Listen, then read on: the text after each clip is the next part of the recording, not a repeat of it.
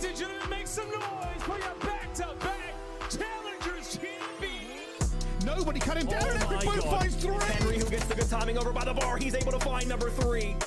Oh, good movement from Mamba. Keeps the killing spree alive. Down low. Whoa, whoa, whoa. Lost for a minute, but I'm back. Now I'm at the top, and baby, yeah, where I'm at.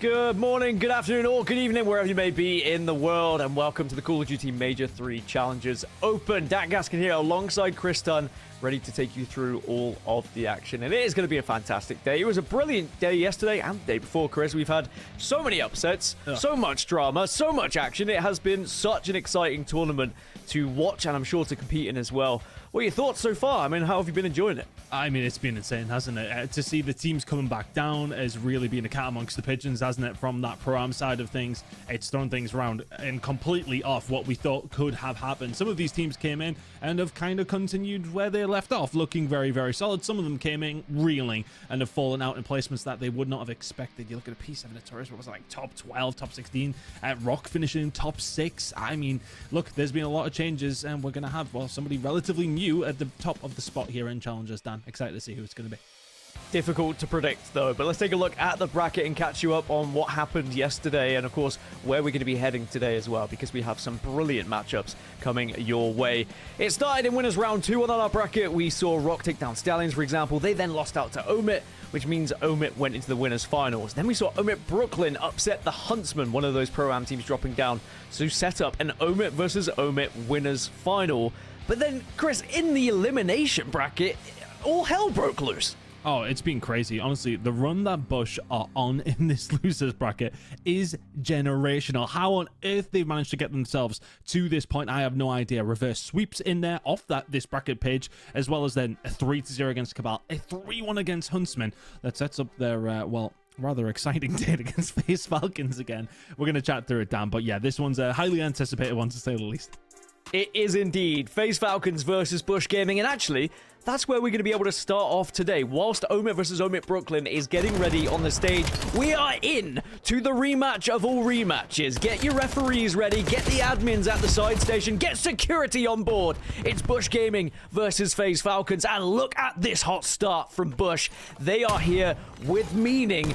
They want to get back into this. Yeah, incredible start. P1 has really been a positive for them every single time we see them on Den. And have they transitioned to a P2? Yes, they absolutely have. This game was played yesterday, also a map number 1 between these two teams that was a Bush win, but I don't think they had this kind of a start. Abe and Co went ballistic. It's nearly 60 points unanswered, and you can already imagine that Jerry and the boys will be behind letting FaZe Falcons know about this. It's flawless so far from Bush. But of course, they do have to remember what happened yesterday. They did go that one up, and then they started to trash talk, and then what happened afterwards was, well, it was cinema, and I'm sure we're going to see more of it now. But the run that Bush Gaming have had has been incredible. There was definitely some shaky moments. Even dropping against FaZe Falcons would have been disappointing for them, and now they're here to try and bite back. And with a 60-point lead, certainly demonstrating they have the ability to really take down the Falcons here. Luca now starting to get himself into this game. 9-7 from him, but Nox and Bodhi will collectively sitting at 4-14. Maybe need to start bringing something else to the table. You'd imagine they will, as the shots start to get warmed up just a little bit. Push over towards this dojo side. They'll be looking for a break, but not maybe too much of a push here. You want to keep all of these spawns, which is where we're heading in 20 seconds or so. Over towards P4, and it's a lovely break. Wonderful stomp from the side of Bush, and they're going to force them away. You got Cammy backing up. He's got the spawns. Abodi and Co still have to get through Abe, which is easier said than done. P3 still under lock and key, though. Bush will get the scrap time and rotation as well. Wonderful start from Telluride Bush Gaming. Yep, they've certainly had their breakfast of choice this morning to just make sure they're on top of things, because they are definitely locked in and loaded. Is Aluka can't even manage to win the gunfight against Cammy. And Aluka was one of the difference makers yesterday for FaZe Falcons, absolutely. But Telluride Bush Gaming are tearing through them at the moment. They're going to get a good chunk of time here. 45 still left on this one. And look at the aggression at the moment from Capsidal. Just trying to take it to them on spawn. Does find 2 before being taken down. But again, more time on the clock. Yeah, and any kill that he finds there is just an absolute bonus, slowing them down as much as he can. 30 seconds remaining here over towards P4, and Falcons have barely even seen it. You've got Cammy on the flank, who's good for 2. Aluka has to push forward. Aluka has to find something, and he does. It's 2 from him, but the rest of the team are not here. Can Aluka continue to hold this down on his own? He's good for 3, but the rest of his team find nothing. Aluka trying his best, sitting at 12 and 12, but it's just not good enough for anything. There for the side of Falcons, and Bush pick up the pieces momentarily. The scrap time will go Falcons' way, but just to digest that first rotation, I mean, immediately, what was it, 60-0 after, what, a minute and a half gone? Bush have rode that wave and continued to dominate. King of Bodhi sitting at 2 and 13 after 1 rotation of Hills. We need to step it up big time. Capsule just got 3, which is going to allow more time here in P1. So just taking a look at Prolute. He's trying to position himself to see if he can catch any spawners, but alas does fall. So we will see the break from FaZe Falcons, but now it is going to be a little bit of a pinch here with Capsidol on one side, the rest of the squad spawning on the other.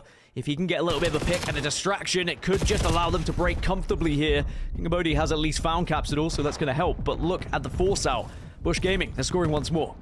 P2 spawns are there for Falcons, though. This is not the end of the world. This kind of score line, it feels a little daunting at times, but we're early in the game still. One good 60 gets you right back into it. But again, these things have not been easy to come by. They've managed 46 points over a rotation plus 1 hill. So finding a full 60 somewhere might be a tall order at this stage. Capsule going to try and find a way through. 16 kills already to his name. He is feeling it today. Capsule on the entry. He'll find 1. Push over towards the rooftops is good. And Capsule snaps onto Nox. FaZe Falcons are being blown out of the water so far. Capsule is feasting, and FaZe Falcons are on the menu. 160 now to 46. We're going to need to see a monumental game from FaZe Falcons if they're going to get back into this one, but the hold looks strong right now. Nox will at least get 1, but it is traded out. It's 2 for 2. Still scoring, though. Someone's going to do something special, and now it's going to be a 1v1 to finish things off, and it's Abe who wins out. The spawns are going to be there for FaZe Falcons, but the damage, I think, has just already been done. It's such a difficult push up these stairs, and they are finding it troublesome because there is always someone there to get that next, and it's Capsidol, Capsidol, Capsidol all over again. That kill feed as he gets another 3k. Oh my goodness. Capsidol has turned up on Sunday. FaZe Falcons have got 0 answers so far. We talked about them needing a full 60 somewhere. Well, they've just had a full 60 stuck on their forehead. They had 46 points heading over towards P2. They still have 46 points. They managed to get themselves in over towards P3, but you're dead to rights again. Everybody from Bush on every single cylinder is firing, and they are running away with this one. They breached 200, and they can end it here at P3. Feels like Bush Gaming just holding FaZe Falcons by the forehead at arm's length, and they are swinging and hitting nothing at the moment.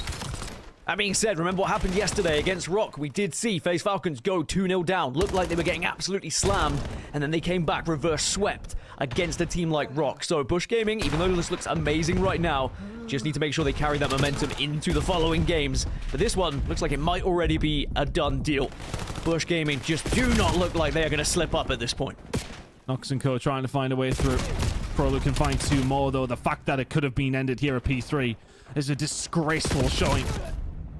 More gunfights falling the way of FaZe Falcons, though, but the problem is that Bush only need 9 more seconds. They've got the rotation.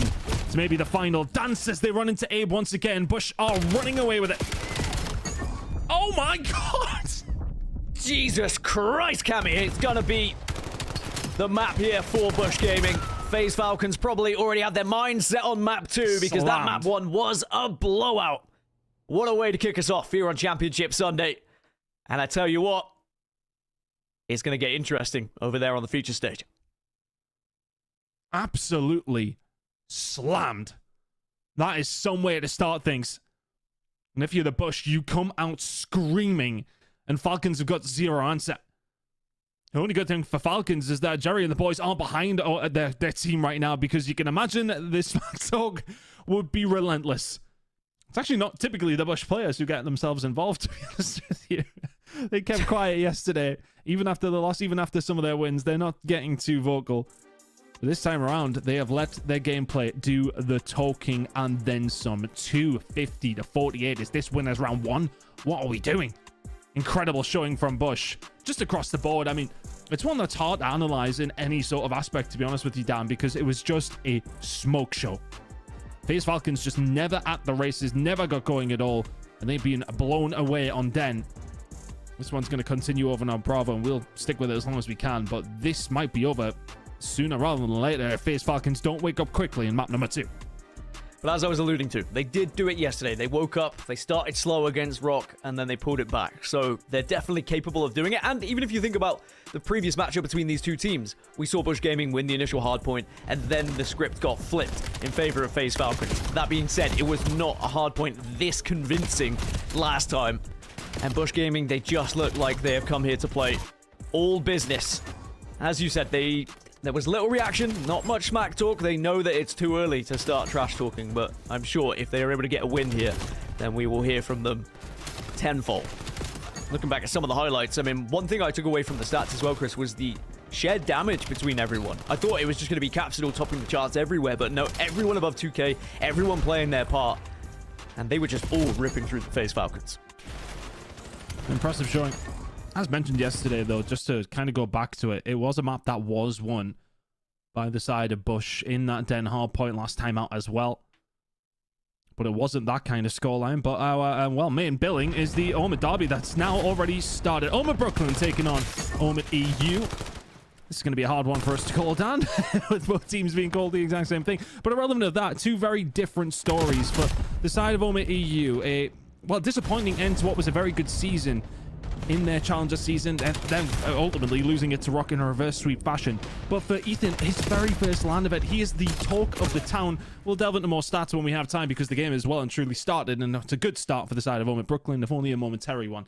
We'll hopefully get back into this one in just a second, but I think now is maybe the time to cover some of the history between these two teams and some of the games that they've already went through. And I did want to touch on Ethan just a little bit here, Dan, because, I mean, as said, it's his very first LAN event. The man was basically playing Rocket League a couple of months ago and now starts getting back into Call of Duty after being pretty much an S&D, a child player.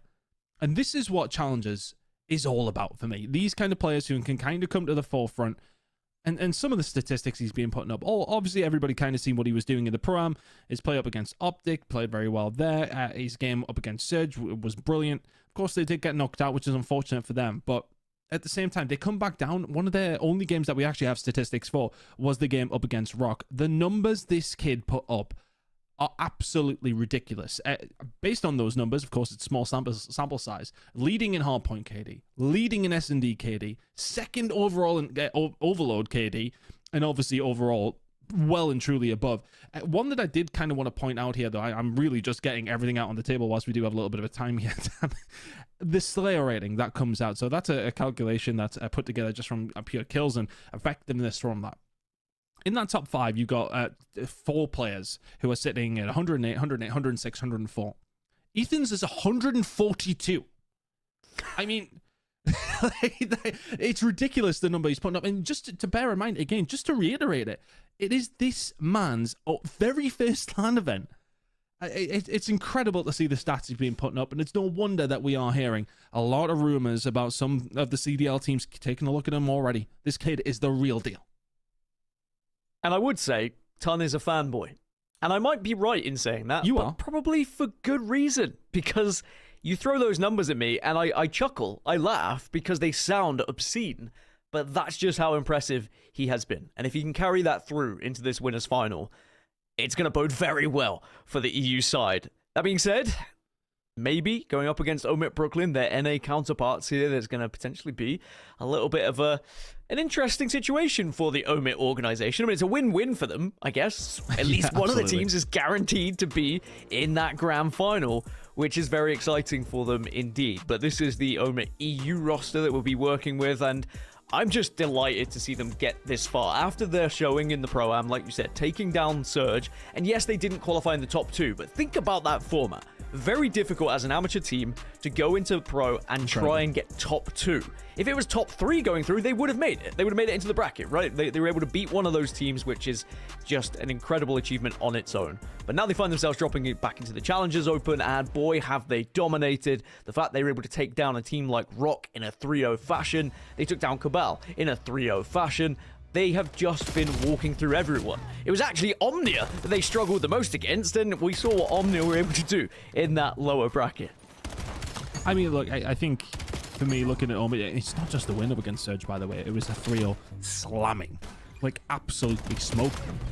I mean, that was a real statement for them to kind of bring to the table, and I think it would be interesting to see where they would lie, and for some of these other challenger teams up against some of the other lower end teams. Obviously, when you have that GSL style format, it's sometimes a little bit difficult to see where you are in the overall picture. Yeah, okay, third in your group might say one thing, but where is the overall? That's always something that is hard to ascertain from that. But what is not hard to understand is their result up against Rock. That was a 3-0 absolute smoking. But OMIT Brooklyn, let's talk about them for a little bit here. It seemed full of players, for me, to be honest here, Dan, who have undersold themselves a little bit this season. We haven't necessarily seen players like this going on to win tournaments, going on to win elites just yet, but they are starting to find a little bit of form as we get into the latter stages of things. And their results over this tournament have been brilliant so far as well. I mean, obviously, they had to go through the gauntlet of Friday. They had to make sure they got to that top 16.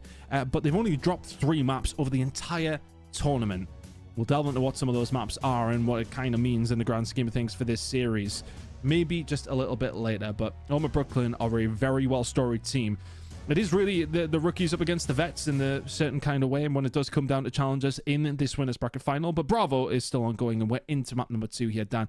We'll keep an eye on how things are going to go over in Alpha. Hopefully we can get that one up and running shortly, but we do have plenty of other Call of Duty action we'll be keeping an eye on whilst that happens. We're over to this Fringe Search and Destroy and a 1v1 to kick things off. We have seen what FaZe can do on a map like this, but it is going to be Cammy who manages to take down a Luca who was just trying to scout round.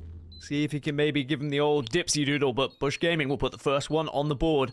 Great way to carry over momentum from that first map slapping into this second. But one thing we learned about FaZe Falcons on this map in particular is just how aggressive they are when they have the advantage. But if Bush Gaming can continuously get that opener, get that first blood on their side, maybe FaZe Falcons will struggle here.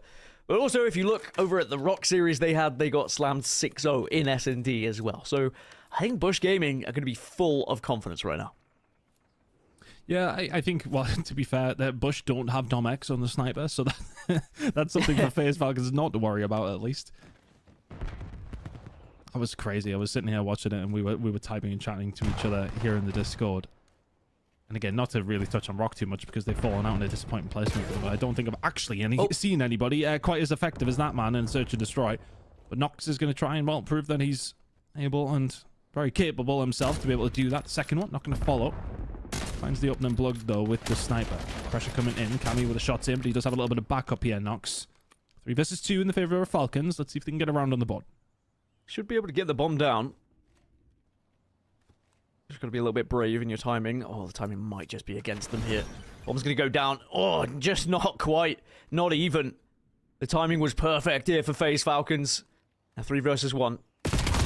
Capsule with a lot to do, but he's instantly deleted, and FaZe Falcons will tie us up.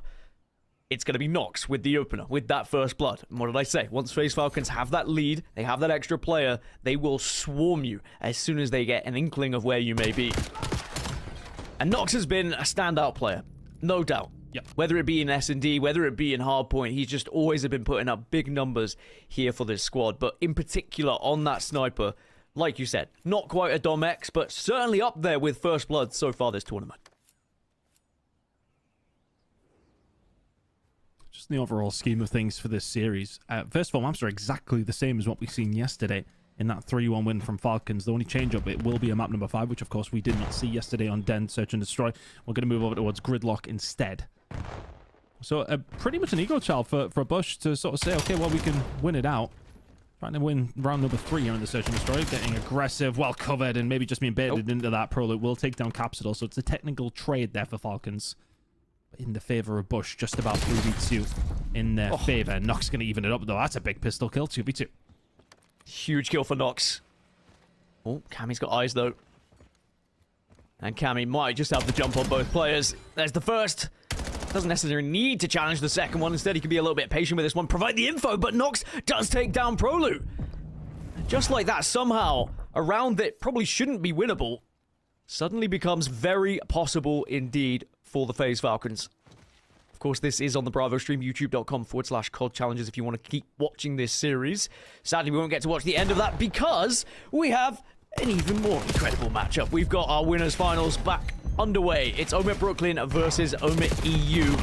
I think I may just go with Brooklyn versus OMIT for the day. I hope everyone can kind of get me with that one, just to make things easier as a commentator. But it's 29-14 to kick us off. Yeah, and for both these sides, I think OMIT Brooklyn coming into this is a very strong hardpoint team. Same for the side of OMIT EU. This is really their bread and butter when it does come down to a map like Gridlock. Heavy rotation, but you've got the SMGs getting up close and personal.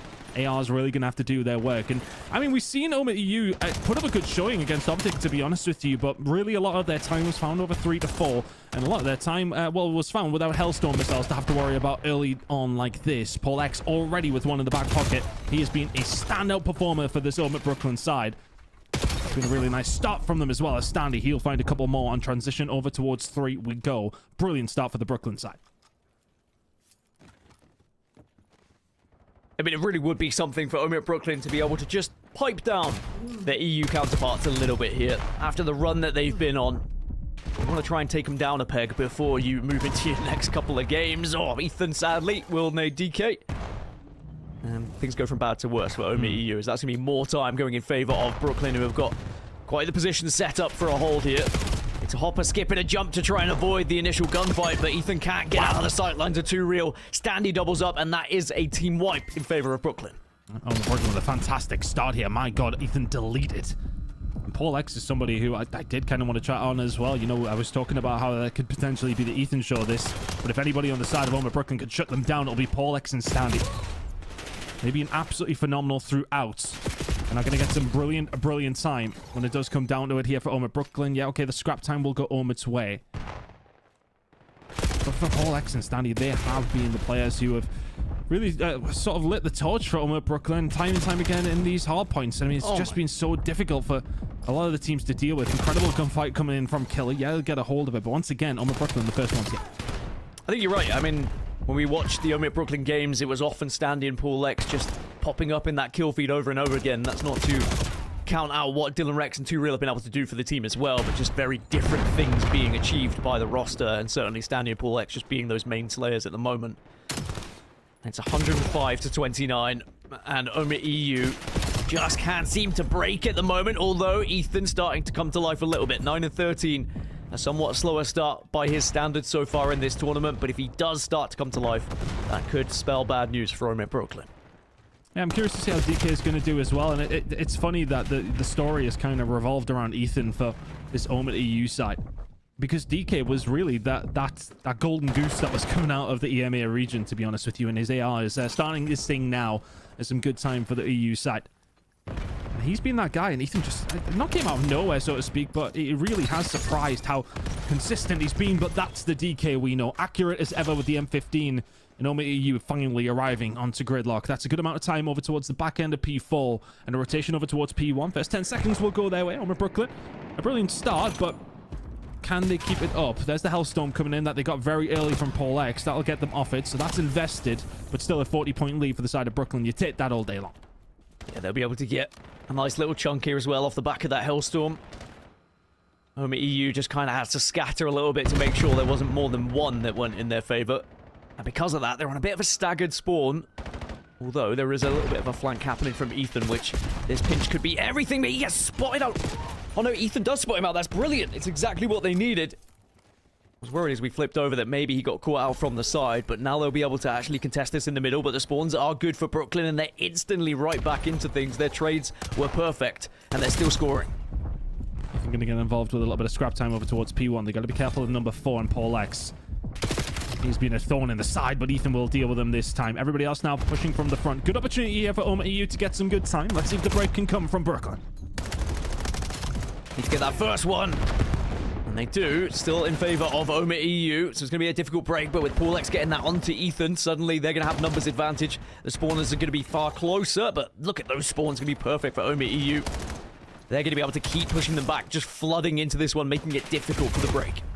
Nice patient play, to be honest, from EU, but Brooklyn just chipping away and doing a great job at it. 25 seconds remaining here over towards P2. EU have closed the gap down. Have to be better on this rotation over towards P3. Ethan having a little bit of a look here. See if he can do anything. If anything, just pressuring the Brooklyn side back. OMIT EU still going to find themselves around 60 or so behind by the time we get over towards P3. Setup's got to be cleaner. Last time out did not work out for them. Telluride would guess wrong. Denza can't find the second. But the setup needs to be better. They had this rotation last time and made nothing from it. They've got to get their money's worth somewhat out of the onsen here. But Telluride's found a way behind. He will be dealt with almost immediately. OMIT gonna have to hold on in a 2v3. Shots from Dylan.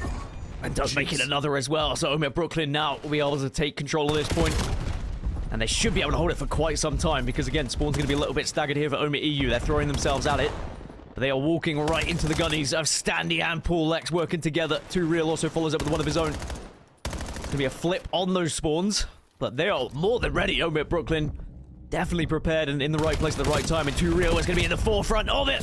Gets one. Almost makes it a double. But he will just be able to relay that information to the rest of the squad as they continue to put numbers on the board. Yeah, I know EU making a rod for their own back here. They've had the rotation again, and it's another hellstorm you're going to have to deal with from Paul X. So you think of that P1 when we get there. All right, OMIT EU will clear out for the final couple of seconds. But the problem is the flank came through. I think it was Paul X who actually did find the flank. It was either him or Standy who got round the back. And that's just 101 break over towards P3 on gridlock. I mean, it's a tale as old as time. The map's been around for quite an amount of years here, Dan. And yet still, that's one of those scenarios you've got to be aware of. The flank comes through, they managed to deal with it. But they found some good time over towards P4 last time. It's now becoming a need that they do that again. Certainly not over by any means at the moment, but OMIT Brooklyn starting to creep towards victory. Killy 8 in 20, having a bit of a struggle at the moment. Standy takes down Ethan as well.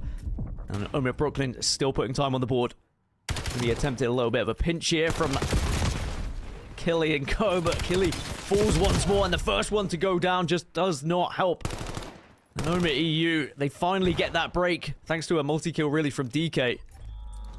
They'll be able to get a little bit of scrap time as we move back to the initial P1. And it is going to be OMIT EU set up and in place for this one, but of course, a Hellstorm now will arrive, just as it did at the previous P1. I think it's going to find a great deal. It hasn't. Has forced a little bit of room here for OMIT Brooklyn to find this rotation, but the gunfights are important. DK inside the middle. He'll be able to find one. Paul X on the flank, though. He's going to cause problems, if only momentarily. So the investment in the Hellstorm comes early. OMIT EU deal with it, and now find themselves around 60 behind, but this has kind of been the gap for quite some time. That P3 was influential, and P3 may well be where things end here. If things keep going this way, Telluride going to have to try and find a way in towards P1. It's a fist fight. Out on the highway, Denza, Ethan combining well. Standy's the only one who can answer. It's 4 dead. OMIT EU have 20 more seconds over towards P1. The rotation to P2 is going to be paramount. They couldn't quite hold on as cleanly as they wanted to last time. They'll have to be better this time around, though. Yeah, that was far better from OMIT EU holding this one. They're going to get these last 10 as well, but already OMIT Brooklyn setting up for P2. Spawn out. They have managed to kind of catch a couple of players in there, and they will be able to surround them. But keep an eye on DK. He might just be able to get the jump on them with the spawners being on the other side. There is going to be a potential for a pinch, but they've got his number. And the car explosion is going to do it in the end. But it is going to be an absolute scrap in the hill at the moment. And somehow, someway, OMIT EU still being able to contest this one. OMIT Brooklyn unable to get on top until now. Telluride and Standy, they link up. And now it's going to be more time here for OMIT Brooklyn. Spawns over towards the other side, looking pretty good. DK calling in the Hellstorm. It's not the easiest spot to land it on. You may be able to force them off it, but you need to be ready for the push that's going to come through here from OMIT Brooklyn. They're 26 or so away. Till he finds one, and this has been, well, lingered around by DK, and it's worked out really well. The break will come through for OMIT EU. 20 seconds remaining here over towards P2. We'll see an extension over towards P3. But this is where the game has been won and lost so far from OMIT Brooklyn. P3 has been monumental for them. It's been the rotation for OMIT EU every single time. The game is a lot closer now, though. And can they manage to finally get a hold over towards P3? We're going to live or die by it. Both teams can win it here, and the gunfight starting to ensue. OMIT EU need to lock this down. Can't allow Brooklyn to just take it freely off you, and there is the openers. And yes, okay, there's going to be a couple going the way of OMIT Brooklyn, but it is OMIT EU who win this one out. And it's a killing spree now for Ethan. Just at the right time, he's finding a pace that he needed to here in this game to keep OMIT EU potentially on top, as we might get a change of leadership here if they're able to hold this one out, and it looks like they will be, especially with those kills still going in favor of them. It's now a slim lead, just by a couple of seconds. Finally, OMIT Brooklyn will break, but Ethan is there to deny. And it's just his name over and over in that kill feed, and they might just win it here. He finds all 4 of them inside of the onsen. They've turned it around. OMIT EU 10 seconds away. Great shots from DK, though. There's the opening you needed. Standy replies, and there will be the kills going in favor of OMIT EU. And just like that, they have flipped the script here in map 1. They were down. They were out. It looked done. And they get up and they let them know. Insane work from OMIT EU to come back there. How on earth? I mean, on multiple occasions, the rotations were belonging to them. P3 was kind of the story of the game. Over the rest of the hills, we were going relatively even. I would say OMIT Brooklyn were maybe just about getting the better of it over towards P2. P4 more so belonging to OMIT EU, but P3 consistently was about the breaks that were coming through from the Brooklyn side. Polex was having so much success in finding flanks. Standy was there with them so consistently as well. But the third time around, OMIT EU have the rotation again, but this time they hold. At one stage, they lost a couple of players in there. DK and Ethan were on their own inside of Onsen. It was looking like a flank was going to come through from the rest of the team as they were coming in off the respawn. And when they did, it disrupted, but didn't stop Brooklyn from finding a little bit of space. But they tried to get through, and the kill feed lit up, and there was only one man from OMIT EU that was finding it. It was Ethan for 4 in a row. Dealt with every single one of the OMIT Brooklyn side. It's 4,000 damage from him and DK, and there is big reasons as to why these boys have been talked about so often in the challenger scene. And there are 8,000 of them right there in map number 1. It's funny, isn't it? Because when you have a situation like this where you get to a winner's final and you have one team who hasn't been on stream as much, but you hear the stories of how they've been performing, how individual players have really been stepping up to the plate and been the difference maker. And it was a slow start for OMIT EU and a slow start for Ethan. But then started to come to life, started to find those kills, started to get into his groove. And once he did find it, sadly for OMIT Brooklyn, it was at just the worst time, right at the end of the game when you needed him most, alongside DK, as you said, back-to-back in the onsen. And it didn't matter if clothes were on, clothes were off. They were finding the kills, and OMIT Brooklyn could just not break through. They would have been feeling so confident, OMIT Brooklyn, when they were up at this point. 70, 80 points. But OMIT EU have shown us why they are in this position and why they have been such a force here in this tournament. And this is where we really need to pay attention to the highlights here. Okay, so OMIT EU do a good job over towards P2. They get the scrap time as well. And honestly, the rotation was probably as good as it has been from OMIT Brooklyn over towards P2. But this is the difference maker. First round of kills, you can see that Ethan and DK kind of get left on their own. And then those final moments come through as Ethan was able to find 4. That pretty much seals the deal. I'm looking to see if one of our observers were watching Ethan towards the back end of things, because it would be nice to see it back. But irrelevant of that, it's a gridlock hard point that will go OMIT EU's way. 25-point game. And this is kind of where I was hopeful for the series for OMIT Brooklyn, was the hard point. Search and Destroy, 2 of the 3 maps that they've actually lost this season, out of this season, this weekend, have been Raid Search and Destroy and Fringe Search and Destroy. They managed to make it through into this map set. Is that indicative of anything?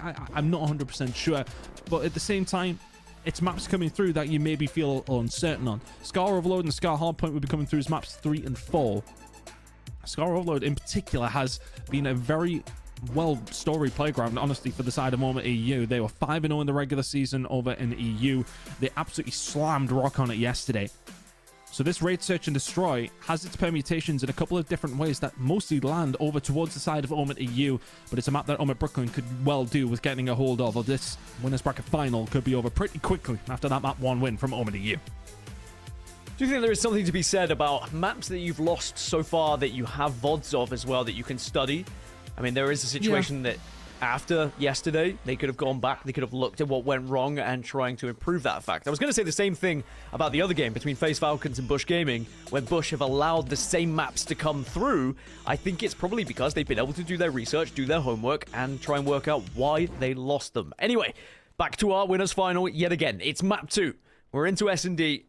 Can OMIT Brooklyn answer back? Or will we see OMIT EU try and make this 2-0? It's going to be an opener from Pool X onto Killy, who had a little bit of a rough game in the first, and Pool X makes it a double. He makes it a triple. Now looking for the ace as well. Denzel will stop that from happening, but I don't think he'll stop the round from going its intended direction. Turo spotting him out. Shots will come through. Denzel got to chow that. Oh, find the gunfight. Oh my goodness. Going back the years, are we... Denzel, not going to happen this time around. The 1v4 was potentially on the cards there, but doesn't go down. Nice start here for the side of OMIT Brooklyn. Curious to see how Polex did find that opening blow, but then after that, those two inside of Zigzag, incredible work. Pretty much seals the deal for his team. Nicely done, though. From Brooklyn, that's always a good round to get back. After map number 1 does not go their way. I want to look how the search and destroy ended between Falcons and Bush. I believe it's 2-0 to Bush over on Bravo. I'll be keeping an eye on that as time does go on, but focused in on this winners bracket final, the OMIT Derby. Currently, OMIT EU up in the series, 1-0 to Brooklyn here in the search and destroy. It was a far better record for OMIT Brooklyn in S&D throughout Elite comparatively to OMIT EU. 7-5 in favor of OMIT Brooklyn, whereas OMIT EU were 3-6, I believe. They were really struggling. So maybe that does bode well for the NA side. As Turiel and Standy are able to get 2 of their own. It's going to be Ethan and DK left until Ethan goes down. Paul X versus DK in a 1v1. Here's going to be Paul X just scattering around here, seeing if he can maybe get the jump. Remember, he only has the sniper to work with at the moment, so he's maybe hoping he can try and find a weapon to work with as well. Yeah, DK doesn't have much range in his current hands either. Or his other hands. Oh, no, he does. M15 on the back. There's NPC there as well. But either way, this bomb will go down. Positive play from the side of DK. Just trying to see what he did actually plan for that side. Okay, he's in a good position for the bedroom hold. And Paul X will presume that. A little bit of timing. Which way is it going to go? DK. Shot in. Shoulder. Out of there. He dips. And he says, Paul X, you're going to have to do something a little bit oh my goodness! Special it will be! Paul reads him like a book. Sends him to bed. Oh my word. Show me this kill cam. Please? Please? That was absurd from Paul X. Reads it perfectly. Sees that he's run away over towards the stair side. The zoom in is just perfectly timed. And we'll see you in round 3, DK. Paul X 5-1 through 2 rounds. That kind of game sense is the difference maker. It had looked so good on the other side. I mean, you've got away. You've forced the other person to get onto the bomb site, and you think you're going to be good. We might look back at that one as being a round-defining moment, game-defining moment here for OMIT Brooklyn, as Paul X again gets the first blood, and it's Ethan that he takes down. That bodes well for Brooklyn here.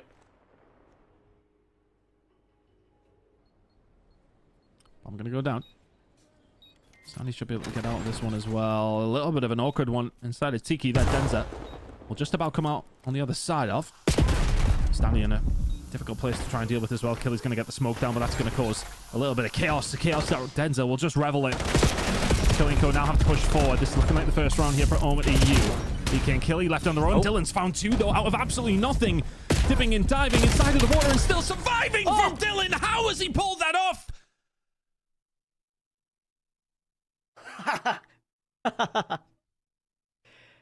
I bloody love it. What a triple.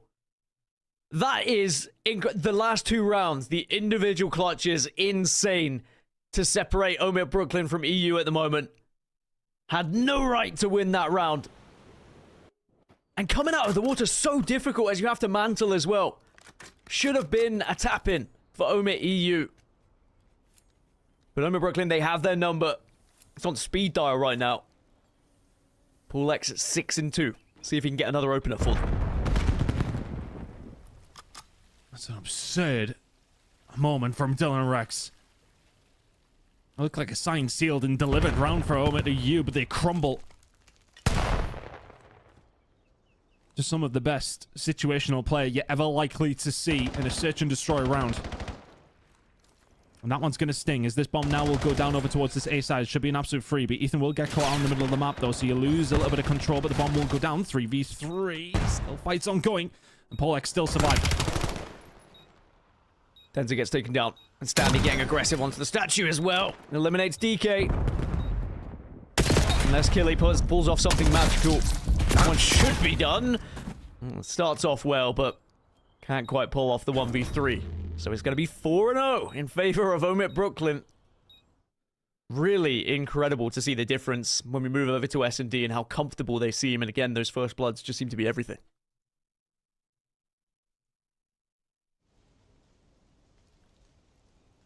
Incredible showing so far from OMIT Brooklyn. Raid S&D lost up against Huntsman as one of their 3, and they lost all weekend. It doesn't feel like they're going to lose this one. That being said, map number 1, they were in control all the way through it pretty much, until they very much weren't. So let's see if they can keep this up. Realistically, 3-1 scoreline would be about right. They managed to coach up in a couple of different situations. OMIT EU have still proved to be a threat here on Raid. Might be able to get a spray down. Only one in the end that converts. So still a 3 versus 3. Pulex might have to jump on them though. Gives away the position. Not going to matter. Gets the first. Tags up the legs as the second. So it's going to be a 2 versus 2 now. Slows down a little bit. Bomb still down. And the move has to be made here as Dylan Rex is just going to watch over this one. And remember what he did last time from this position. Makes it 2 as well. The spray transfer is perfect. And that's going to be 5-0 in favor of OMIT Brooklyn. This one looks like it's going to be signed, sealed, and delivered. It would have to be the comeback of all comebacks for EU. Dylan Rex from this position does well to find the kills, but you would expect him to always so hard for the defensive team to try and get that side back. If you lose it and you don't have any pressure, if your ARs can't find the spots in the shots over towards top bedroom, it's always a difficult task. OMIT Brooklyn answering back to a devastating map number 1 in immediate fashion. 6 in a row from Dylan. Looking to make it a couple more here. A 6-0 would go a long way to helping the confidence of OMIT Brooklyn, and it may well be there. The catalyst this time, Polex. He's 11-3. Turia will find Killy. Denzel on his own. It's a smoke show on Raid. OMIT Brooklyn sweep OMIT EU 6-0. This series is tied up. What a way to respond as well, especially after the initial pop-off from OMIT EU after their first victory. OMIT Brooklyn answer back with domination on the second map. And boy, was that clapback heard around the arena. Ties us up perfectly here in the winners final and a chance for a little bio break. Paul though, 11-3, 11k damage, 8 non-traded kills. Wow. 3 first bloods as well. I mean, that's what you want from your sniper player. You need that. But the fact he's able to do that in the last round, nade into snipe, beautiful. What a search and destroy of OMIT Brooklyn. And again, this was one of the ones I was kind of going into, not worried, because as you say, over the regular season, they are probably a better search and destroy team in their respective regions. But the search and destroys that are in this series are some of the only real holes we can poke, I suppose, at OMIT Brooklyn over this weekend. And, well, those holes have been sealed, seemingly a 6-0 win for OMIT Brooklyn, map number 2.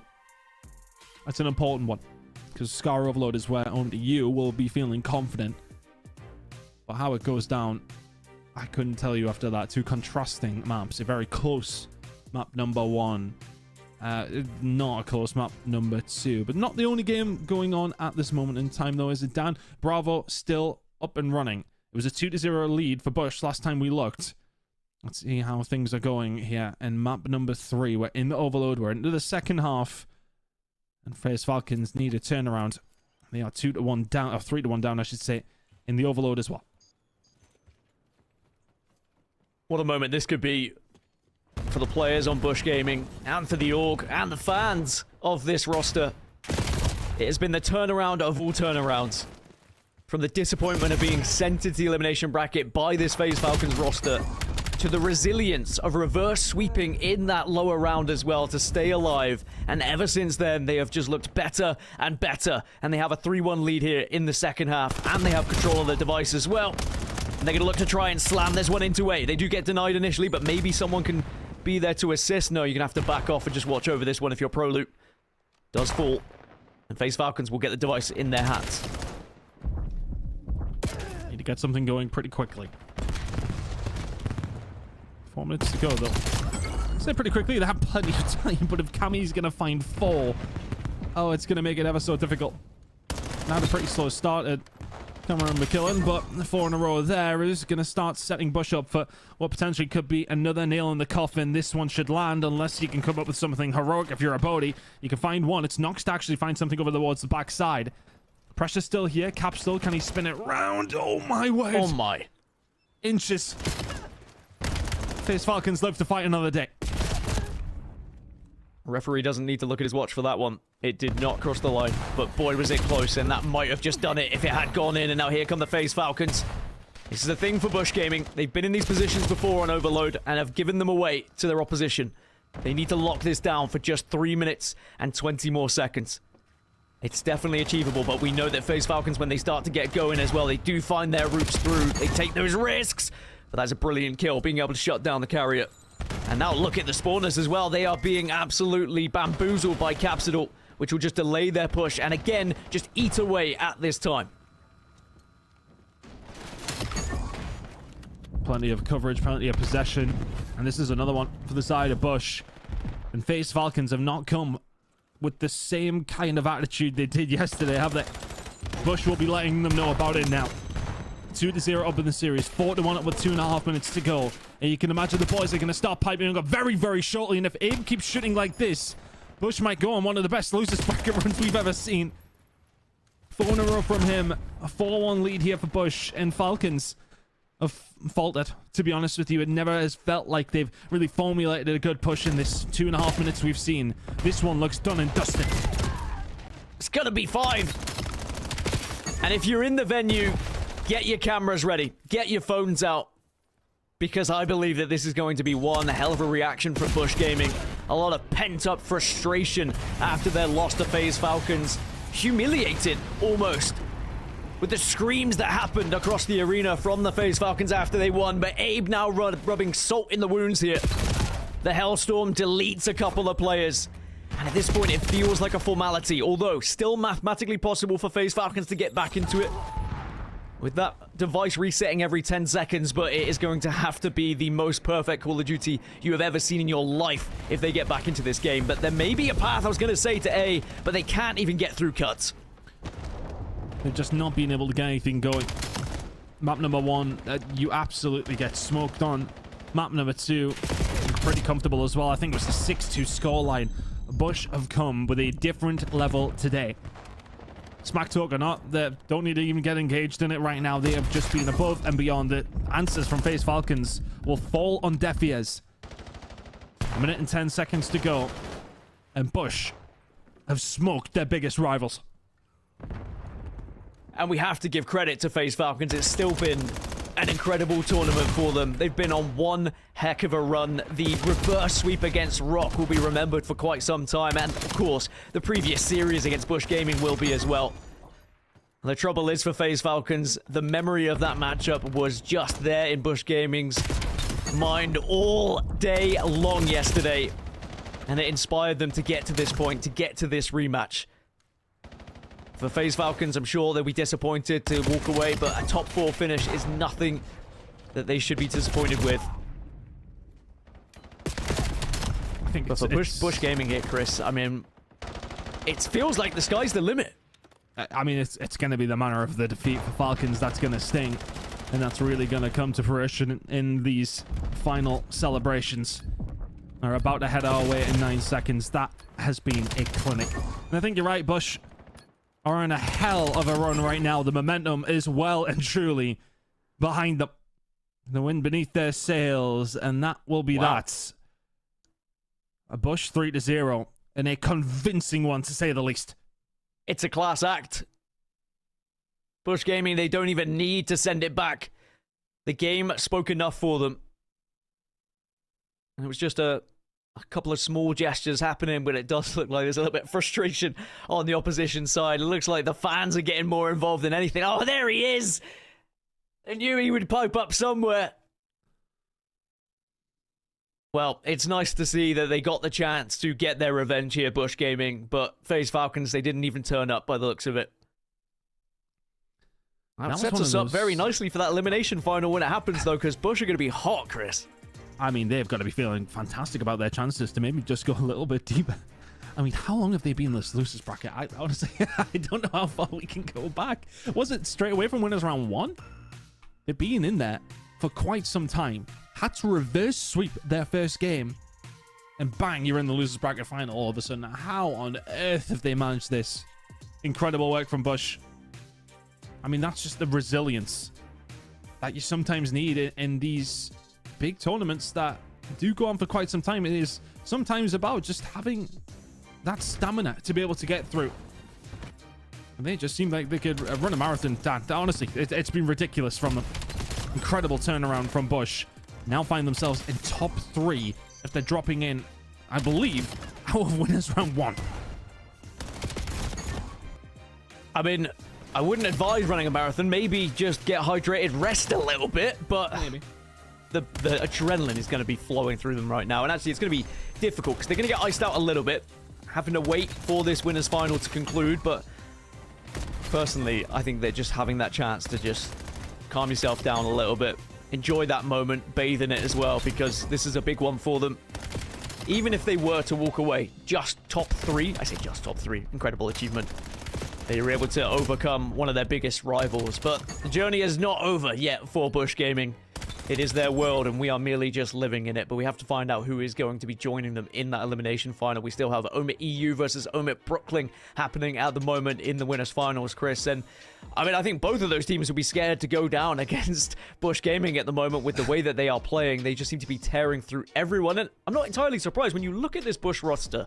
Yes, they had some struggles in the start of the tournament. Yes, they dropped down to that elimination bracket, but you put the pieces together of every single player on that team, and everyone does their job almost perfectly when they're playing at their best, and they are a scary force to go up against. Yeah, I mean, a LAN team, to be honest with you, had a really big struggle when it came down to Challengers Elite here in Stage 3.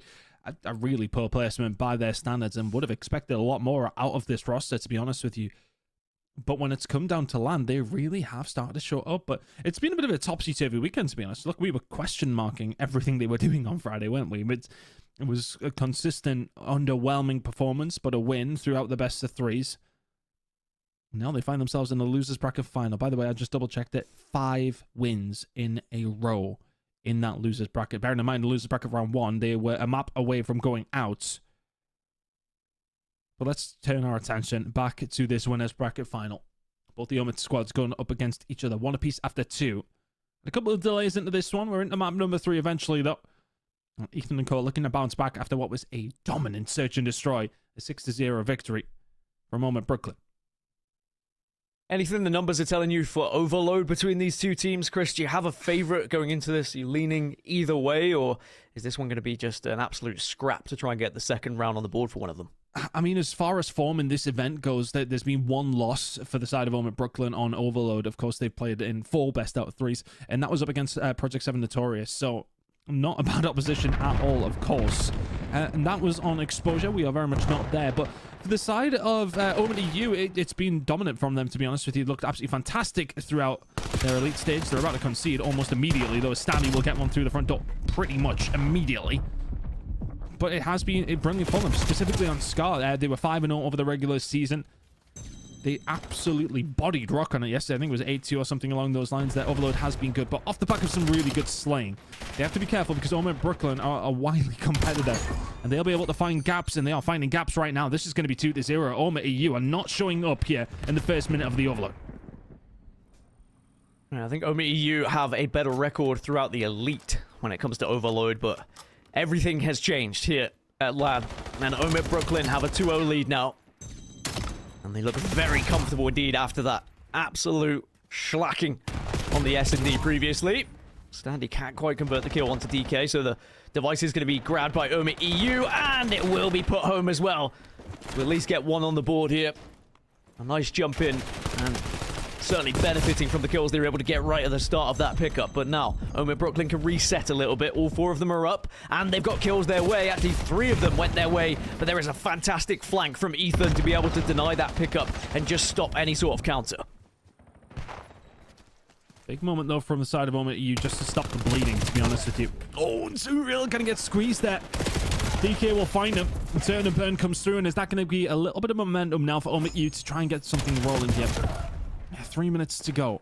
A very disappointing start, especially considering the side they're on. They'd like to see themselves with a lead heading into the second half.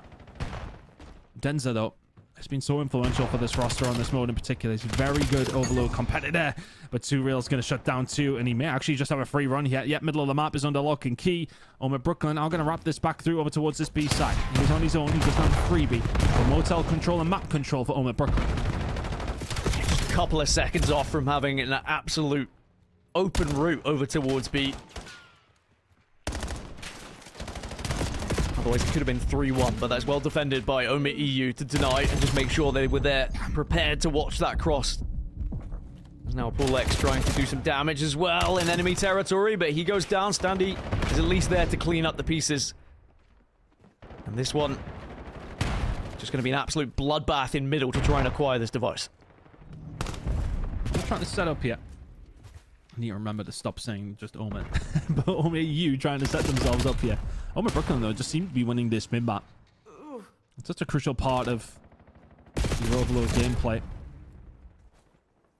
And the focus for OMIT Brooklyn has been, well, very, very quick. Standy is finding a great deal. Paul X to find another.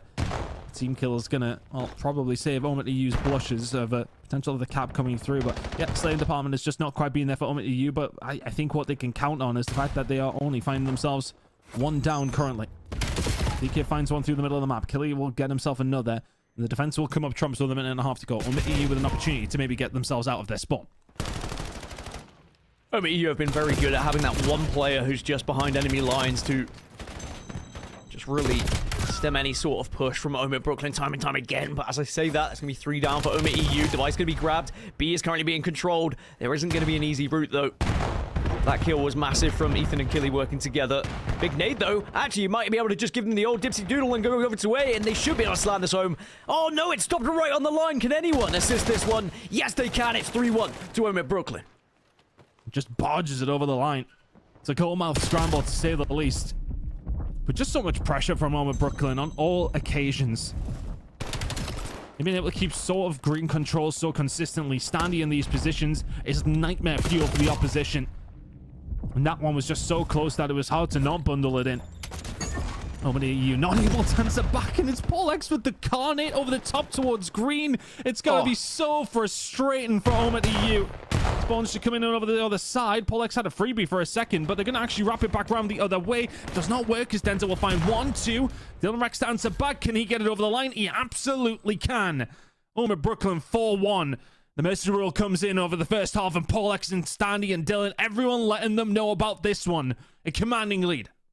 It's always very interesting seeing the minimap and seeing the freebie that is available, but also understanding that players, they don't want to take too much of a risk. It's a calculated decision that they make. There is a chance they could be spawning here. If they do, I'm definitely not scoring. If I go around this route, we might be able to actually take the fight, and then we can guarantee that cap. It feels very well assessed by OMIT Brooklyn, and just playing this one down to a T at the moment. OMIT EU are going to have a lot to do here in this second half. But we have seen them come back in the hard point in map 1. Sadly, we didn't get to see a chance of a comeback in the S&D. That was very much a one-sided affair. But the utility goes out. Nades galore. Is Killy who gets first blood. Ethan had a very quiet first half. We're looking to try and change that very, very quickly. I think the route back here for OMIT EU is, well, control and just trying to get some sort of relay going. Standy's doing so well. I mean, this is just so annoying, the fact that he is able to help out a kill as well. Oh, OMIT EU just can't get it going. A couple of kills going to fall their way, though. Potential opportunity, one that it feels like they have to take. They should be able to, 3 of them, get this one over the line, and they can. They can keep this pressure on as well. It may well result in something else, but the spawn for the overload, or for the MP, I should say, over towards the other side, over towards field. He'll have to gonna try and survive and keep this pressure on all on his own. Dylan Rex gets shot down. Paul X is there to follow up, though. That's something that OMIT Brooklyn have just been doing so well all series long. The trade-outs have been perfect. And now they've got control of the enemy base, and now they can start to move this device towards A as well. And they might have the pinch, and will have the pinch. There's going to be one last remaining play to try and stop it, but not able to do so. Wow. 5-2 now for OMIT Brooklyn, as again, they just brute force the device in and get the detonation. I mean, Ethan has finally arrived on the map. He finds all 4 of them. There's another one that's going to fall his way as well. So at least keeps the pressure off OMIT EU for a potential relay that could have come in. And now maybe can they counter? It's looking like they may have a really good opportunity to do so, and they do. Immediately an answer back. And it just felt as if, like, okay, yeah, Ethan finds those 4 kills. Felt like it was for nothing, but it allows them just to move up the map so freely. 2-point game with 3 minutes to go. Still doable here for the side of OMIT EU. Certainly is, especially if they can pin OMIT Brooklyn back a little bit, but every time they try to, they just get caught out. Ethan is the one who gets taken down. DK is now going to try and make a move, get behind enemy lines. He finds one, just to at least keep it competitive on the map. It's now Killy with the pistol, whips it out and has assistance as well. Is going to start to move this one closer and closer towards B. And actually the pistol doing some damage. If you can find another one at Standy, there will be a chance of scoring here. Needs a little bit of help though. And it's going to be able to... Oh, it's just off! It is so close, a hair away, and DK tries to follow up. But it looks like OMIT Brooklyn should be able to stop this one and will. That's a huge moment. Unless Ethan just about gets there. Off spawn, absolutely sprints through middle, gets the kill. And now it's 5-4. Oh, DK waiting for the knife, not going to be able to get away with it, but they can keep this pressure on. Denza is the one keeping the finger on the pulse right this second. And just finding a little bit of presence here behind the truck. And to be honest, it means they have to turn around. And they're going to turn around and can't deal with it. That's 5-5 in the blink of an eye. How have they turned this around? Ever since the capture from OMIT Brooklyn goes through, Ethan was the one to find 4. They have not let off the necks of OMIT Brooklyn since then. Consistent pressure that OMIT Brooklyn have not been able to deal with, and all of a sudden we're tied up. But OMIT EU are just a terrifying force, aren't they? They just turn up that dial and they turn into a completely different beast. And now they can have a chance to potentially put one more, but that is big kills from Too Real. Otherwise, OMIT EU, it looked like they were flying towards B. Although saying that, is there a chance of a little bit of a steal? I can't find it. Maybe he can now, though. There's going to be one player. It's going to be Paul X in position to try and stop this one. Can't quite get it. Yes, he does. But is there still going to be Denza to actually do it? Oh, it's so close. It is absolutely everything between these two teams right now. Just throwing themselves at this device. But that's just such a good vetting play coming out from Denza. He waits in and around the overload device and tries to keep this pressure on. It's feeling like OMIT Brooklyn haven't been out there spawn for 3 minutes. Spawns over towards the motel side, and this is a hard one to make the move on. Need somebody through the middle of the map. That's a big kill coming through from Paul X, I believe. He's able to find some pressure and a little bit of control for the side of OMIT Brooklyn through the middle of the map. But Killy can't find the third. Dylan Rex is there. DK over the top. And this is the one to find OMIT EU in the lead. It was a 4-1 advantage for the side of OMIT Brooklyn. Heading into this half, OMIT EU have blown them out of the water since then. I mean, they do say it's a game of 2 halves, Chris. And it has been exactly that for OMIT EU. They've looked like a completely different team once we switch sides, but it's still not done just yet. Because OMIT Brooklyn, they grab it, but that is a great denial of that device. And OMIT Brooklyn, they need someone to grab it right here, right now, but there are so many eyes on it from OMIT EU. You need kills. Paul does grab it, does get away. Can he dance? And Paul Legs with the pistol kill is going to keep this alive for OMIT Brooklyn. And it's 6-6 as we head into OT. That is unbelievable from him. Clutching up when they need to, we go into overtime. Both teams with opportunities to try and get this cap on either side. If one of them does, then the opposition has to match it in less time. Oh, how do you feel if you're both those rosters, though?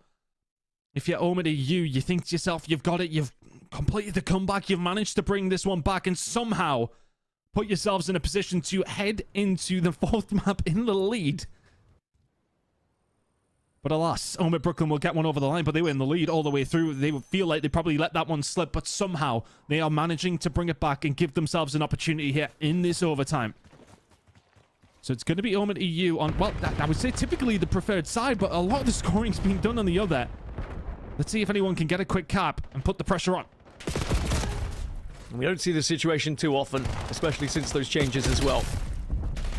It's going to be interesting to see how these players try and do it. Do they focus on taking their time to ensure they get the point, or do they try and do it with a little bit more pace? Rather set the clock against their opposition. Good kills coming in the way of Killy. Standy is now going to be in such a good advantageous spot to just stop those spawners from being able to leave comfortably and start to pin them back, just as they did in the previous, but Denza denies. And Dylan Rex finds a good kill after Ethan in the back spawn as well. He was trying to cause a little bit of chaos. Exactly what Too Real is trying to do now.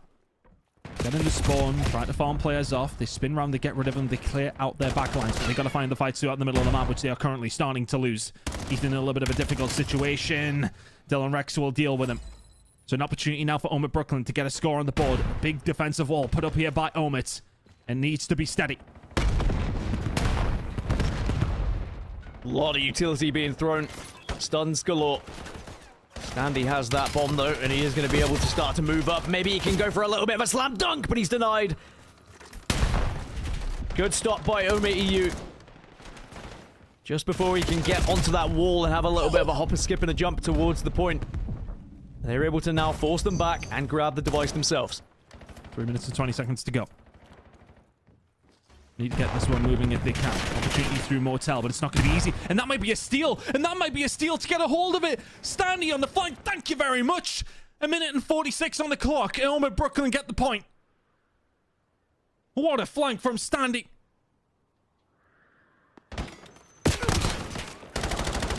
And as Ton was alluding to earlier, if you're not familiar with how overtime works here in Overload, they have now set the pace of scoring. And we would have to see that time beaten by their opposition here. Otherwise, it will go in their favor. Quite a fun way of doing overtime, I will say. And maybe one of the fairest ways to do it as well. So 1 minute 46 is the pace that is set. And our eyes turn now to the switch of sides. And it's just when you least expected it as well. You thought they had control. You thought they were going to be in a position to kind of hold that spot for quite some time. But then just right under their nose, they're able to slam it in. But now 1 minute and 46 is the time you have to beat. 1 minute and 30 remaining. And they find a couple of kills throughout the middle of the map. Dylan Rex will slow this one down. OMIT EU had some success on this side as well, but there's a big gunfight potentially going to happen in the middle of the map. Dylan Rex shuts it down again. Finds more kills. Standy and Co. managed to get a hold of it as well. And they can continue to defend. 1 minute and 10 to go for OMIT EU to potentially try and find a win.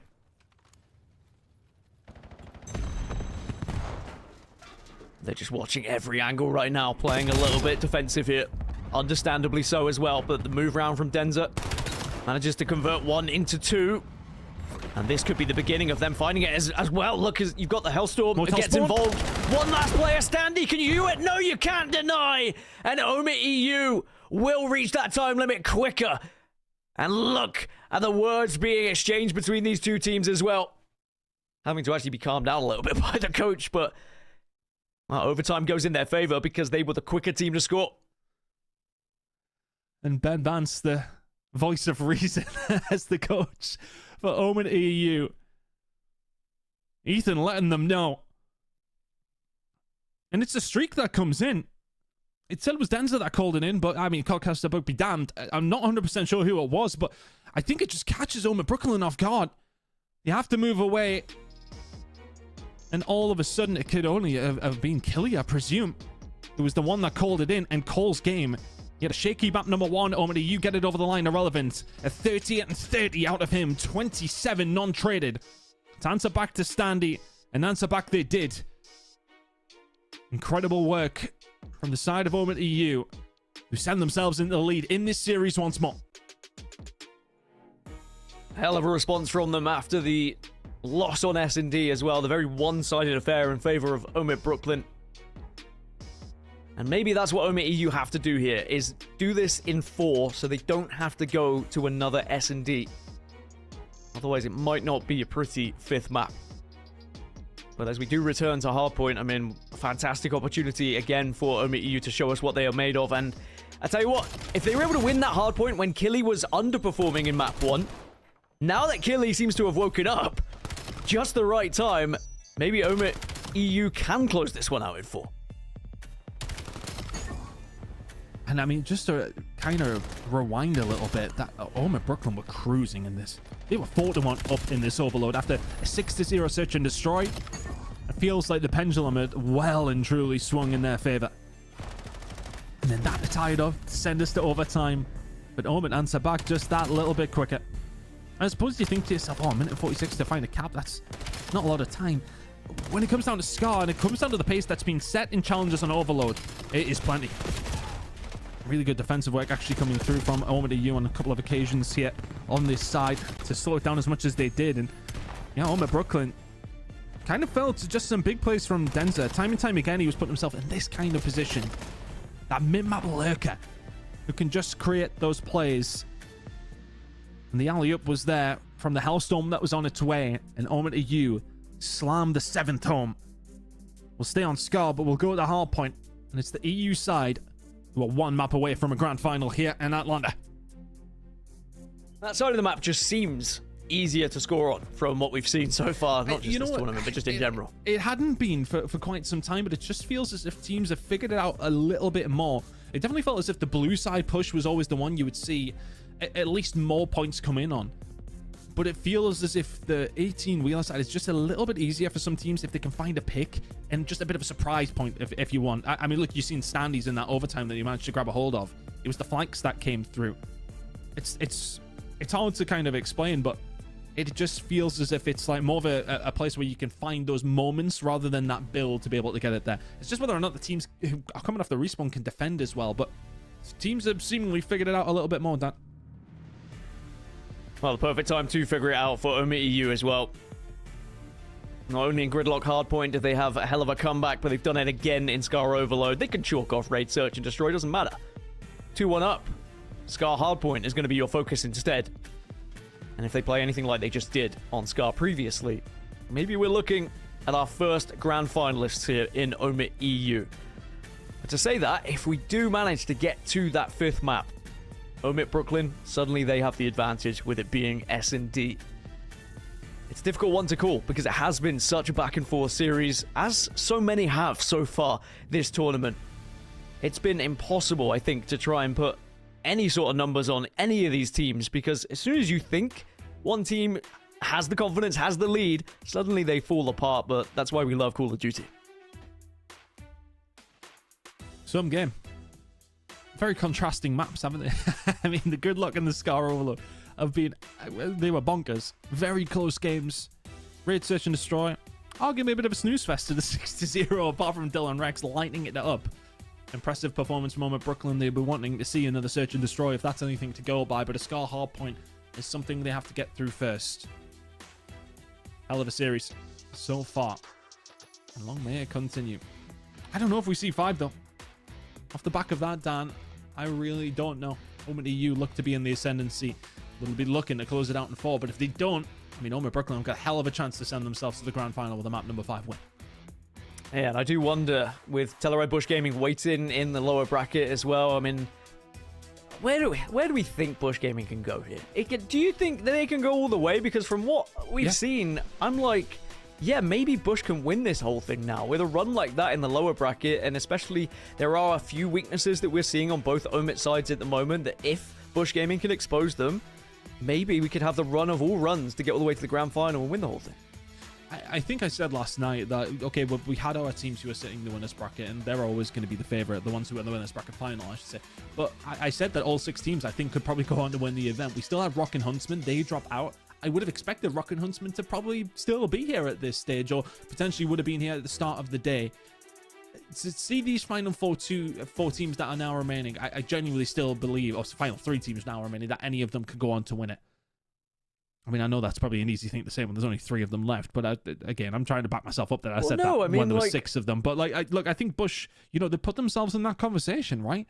I think I would question differently if one of the other teams who had went on to already win here in Challengers was still alive and kicking.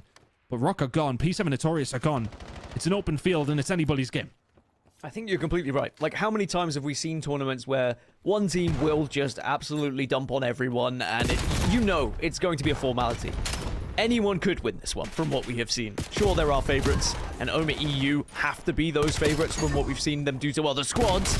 And especially if Ethan is doing this, it's a 4 streak for him to start off the game. Oh, it's a 5 streak.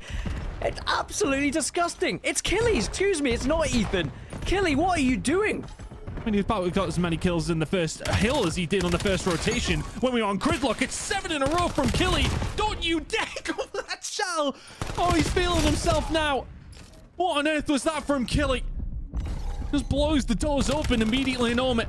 No one for all of that. Only have themselves a 20-point gain over towards P1. We go over towards P2. OMIT Brooklyn are here. But you said it after the overload. If he can start to turn up, it's surely curtains for OMIT Brooklyn. I mean, I'm glad I caught the Codcaster bug halfway through it, because I was about to give all that credit to Ethan. Killy. What a start that is, and that is going to be so difficult to come back from Brooklyn, just getting bullied like that in the opener as well. But now that one was Ethan, and he's able to get 2 of his own. 7-4 and 8-2 for Killy and Ethan, working together to try and finish this series off quickly and get themselves into that grand final. But now we start to see some kills going the way of OMIT Brooklyn, and they can start to put points on the board. Yeah, kills be damned. It doesn't really matter, to be honest with you. I mean, this scoreline is going to change by the looks of things, and OMIT Brooklyn are the ones who are, well, momentarily, we're going to be the first ones there. Denzer can find 2 of his first 3 kills throughout the middle of the map, which might give them a little bit of influence. Polex was on a bit of a spree. That will get shut down. P3 rotation still being forward over. Standy's going to be the big problem over towards this side. Denzer's the only one who can continue to survive, as 2 Real will find him. And now all of a sudden, OMIT Brooklyn can set their stall out, and this is some good time potentially on off over towards P3. Split spawns coming through though. Up in the face of their enemies were OMIT Brooklyn, but in the end, they're not able to convert some of those kills. So it will be OMIT EU to score here, and could be heavily scoring as well, especially with the position at the moment that you see Killy in. He's kind of lying in wait, waiting for anyone to push. And again, Killy just popping off, getting the double. Now we will see Ethan follow up as well. And again, the 2 of them just working together. Communication on point to making sure they're trading out. And it doesn't matter if it's Ethan or Killy at the moment. Whoever they are taking a gunfight against, they are dominating. I mean, he's really feeling himself now. Killy, obviously, a lot of people know as Aspect. Him and Denzer, well, I think Killy more so. I think Denzer, you kind of always know what you're going to get. Somebody who glues that team together, the leadership that he brings, that objective player. But Killy really had, like, sort of set himself off the past couple of years as one of the up-and-coming talents in the EMEA region. Had himself a poor season so far. But since he came over to this roster, inconsistency has still been an issue. But when he pops off, boy, does he pop off. 15-7 to kick things off here, but struggling again over towards this P4 side. Can find another kill over towards the backside, though. The spawns aren't going to be there for OMIT EU. Nice and close, but we've got a tie game through 4. Here's the man of the moment. Killy just trying to make himself a difficult kill. And will be able to escape with his life. DK. That's going to be temporarily. 4 members of OMIT Brooklyn were all dead there, but they have been able to spawn next to that hill, but not going to matter because we're rotating around to next. As OMIT EU can continue to add time. Dylan Rex does get 1. And now they're going to have to move together over towards plain side, but you're going to run right into Ethan, who almost makes it 3.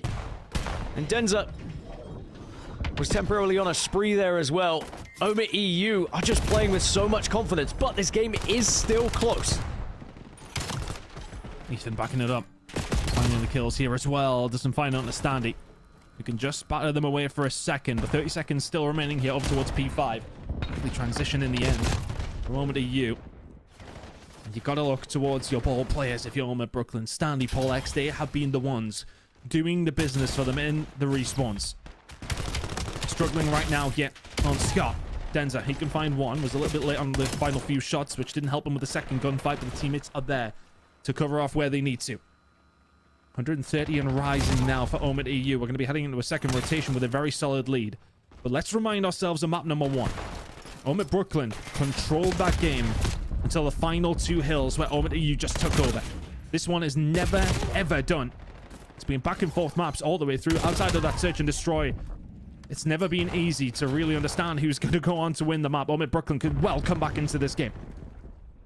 That being said, OMIT EU oozing with confidence at the moment. Ethan going to position himself in quite a difficult spot for the opposition to really catch him out. He's going to be right there in the right place at the right time. You would have thought, but it looks like 2 Real was able to catch him out. And the OMIT Brooklyn swarm will happen, and it will be successful. So they have been able to break this one. 20 seconds left still in P1. And it's more kills going the way of the Brooklyn side. They need a solid hold on this next one. They need to start thinking about those rotations towards next, and that's exactly what they're doing. You can see Dylan Rex making his way over towards that side. 60-point difference, so that's a good hold somewhere along the line, and they are setting themselves up for that potentially over towards P2. There's still been a problem, though, hasn't he? There's another 3. 22 and 11 out of him. Denzer's arguably got his feet up at 12 and 16. He's just sitting inside of the hill. The rest of the squad doing their job. Ethan not able to find anything there on his own. A little bit overzealous in that challenge. OMIT Brooklyn now will get some time. 40 seconds remaining here at P2, and they're well set up. They're going to send Denza around on the flank, I think. He needs to win his one, and he does. So now they're going to have the pinch, and this should be a comfortable break as long as you win your engagements. And it's going to be the swarm happening, but OMIT Brooklyn holding well in the end is not going to be well enough. But off spawn, they can re-challenge. They can at least stop OMIT EU from setting up and scoring here. OMIT EU have just been able to force a couple of players in, so OMIT Brooklyn just not quite quick enough, but Dylan Rex now trying to wedge his way into the hill, but the kills are massive for OMIT EU, who reinstate a nice chunk of a lead here. It's Killy again. Just picking up the pieces so consistently. Ethan not able to finish his dinner on that one. Denza on his way over. Big kills coming through for OMIT Brooklyn. That is a momentary 3 dead at least. Now setting themselves up. They've got a decent idea of where they're coming from. And that's always really the top and bottom of it when it does come down towards P3. Flank coming through, though. They're not going to read 2 coming in around the back. Dylan Rex, though, deals with them, no problem. Killy shut down, and now Denza is here. They're able to find a way through the front side. And the kills still somehow fall OMIT EU's way. For all it looked like, that Brooklyn would hold on. OMIT EU break back somehow. Dylan has been fantastic, but OMIT EU still just been able to get the better of the gunfight to get that last player remaining.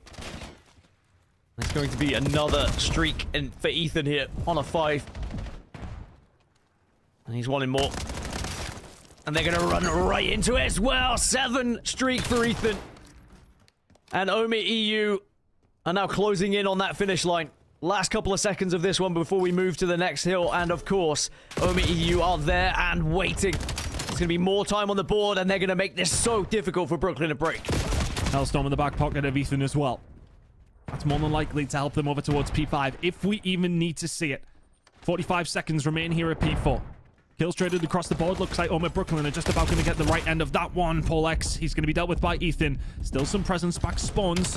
Not going to be there. It's going to be field over for the side of OMIT Brooklyn. Killy pushes the right side. Can you find a way through once again? Yes, you can. OMIT EU in control. 30 seconds to go here at P4. They can't win it here, but OMIT Brooklyn are nearly 100 points behind. It looks like the writing is on the wall here for this one. They're going to set up one last charge here. They can rotate if they wanted to. They just deny a couple of seconds so that it can't be won in this one. Brooklyn do at least get some points on the board, but they really need to start thinking bigger picture about moving and how they stop this rotation. They are going to be the first ones there. So Brooklyn will get the chance to hold, but OMIT EU realistically only need one single break here to win this game.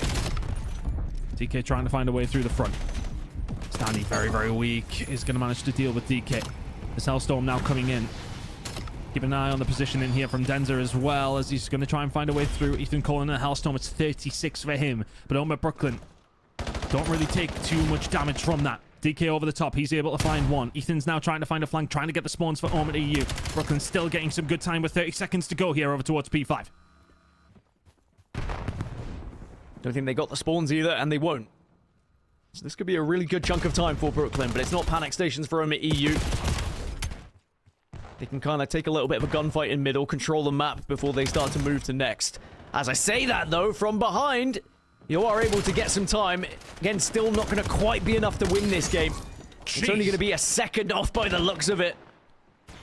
OMIT Brooklyn can start to think about next, but I think this one is truly done and dusted by this point. You only need to step your toes in for a brief moment, and they will. OMIT EU go into the grand finals, and they send their NA counterparts down into that lower bracket where Telluride Bush Gaming will be waiting to try and feast on maybe some disappointed players who have to drop. Incredible performance from OMIT EU. If there is any doubters any longer, I don't know who they are, because that's an incredible performance up against a well-storied team in OMIT Brooklyn. I think there was big question marks around OMIT EU, and they've not won it quite yet. Of course, they will enter themselves into the grand final from that winner's bracket. But the question marks are starting to disappear. We didn't know how they would perform. It's Ethan's very first line. It's only DK's second. Killy and Denza know exactly what they're doing. They've been here before. But to have these kind of moments, to put yourself in this position, unheard of. 250 to 156, they'll get the job done pretty comfortably via the hard points and the overload. Search and Destroy was not enough for OMIT Brooklyn. They will fall, as you say, to take on Telluride Bush Gaming. What will be a cracker of a losers bracket final, but OMIT EU will be feeling immensely confident, whoever does come up from that losers bracket. Is Ethan the next big thing? Is that going to be a name that we hear throughout arenas for years to come throughout the CDL? Certainly is putting himself on the shop window right now. And I'm sure he's going to be very quickly nabbed up. Obviously, always going to be frustrating if you're a teammate of someone who generates that much attention, because you know that potentially next event you're not going to be alongside them. But that's what COD Challenges is all about. Showing face, showing that you can be up there with the biggest and the best players that we have in the scene. And maybe you'll get that opportunity to go even one step further. But it is going to be OMIT EU into that grand final, as you say. Sets us up for OMIT Brooklyn versus Telluride Bush Gaming. And Bush Gaming, I mean, these two teams, OMIT Brooklyn and them, they know each other very well throughout Elite, of course. And which NA roster will be the ones to progress into that grand final to try and take down the giants that seem OMIT EU have made themselves at this point? They've been beating off CDL teams, beating off teams that are higher seed than them. And OMIT EU are the talk of the town right now. Wonderful job from OMIT EU. Map number 4, honestly, I mean, the tone was kind of set. You said it well in the map number 3. If Killy can kind of bring that level again on Scar in the hard point, as opposed to what we've seen in map number 1 from him, then that is going to be a troublesome time. And then he dropped 7 on their forehead in the first 12 seconds. So, I mean, that is always a worry for OMIT Brooklyn out of the gate. But honestly, it's just raw horsepower. OMIT EU do kind of remind me of that very first version of Rock. When the game first started, everyone's still figuring everything out, and then the opposition in Rock were just blowing them out the water in a slaying game. OMIT EU have that, but the smarts alongside of it as well. They've got that veterancy as well as the talent. And that scoreline proves it. 3-1 victory over OMIT Brooklyn. The winner's final is secured. Grand final spot number 1 secured by OMIT EU. But who are they going to meet? That's what we're going to find out now, Dan. And I can't wait. I mean, the day's just going to get better the further we get into it here on Championship Sunday. Hell of a way to kick us off with a winner's final that gave us a little bit of everything. A sprinkle of comebacks, of domination, and then just individual prowess as well.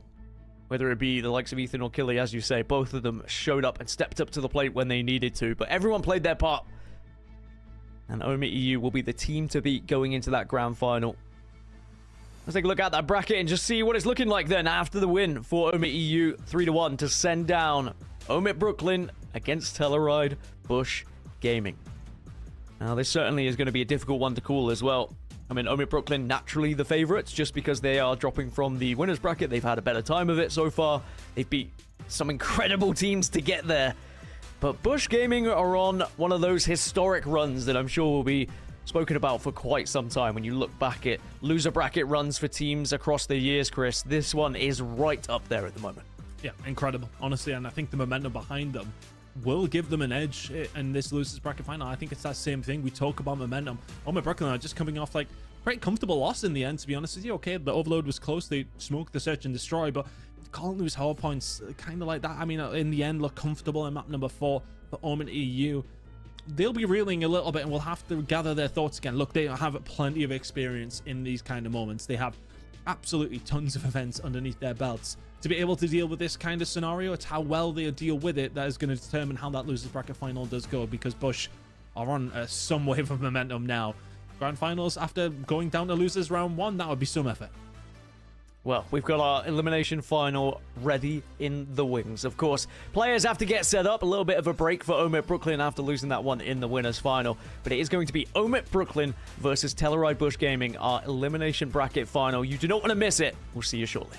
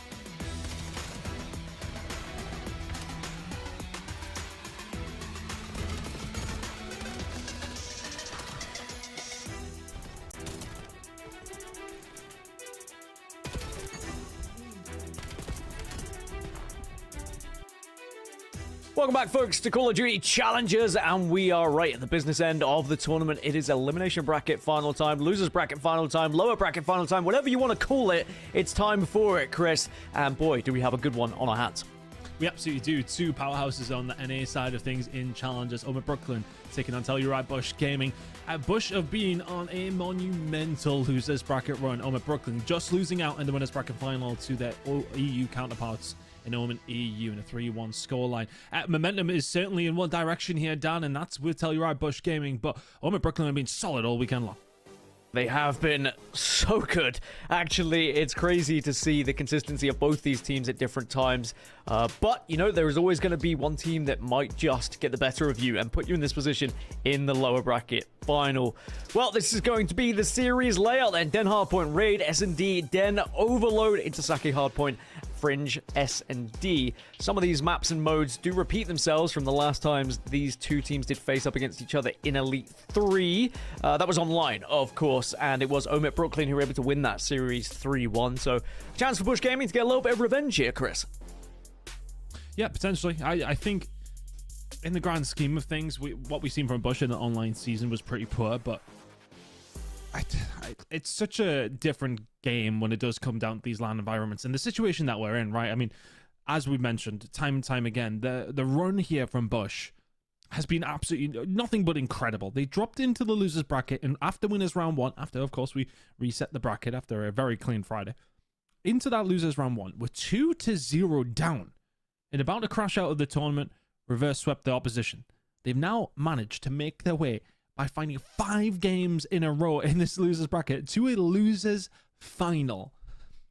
It would be a real shame if they don't actually make it to the grand final, because that would be a hell of a run, wouldn't it? To be able to do that all the way through. And the amount of times that we have kind of seen this, not just in Call of Duty, but just in esports in general, Dan, I think you'll agree.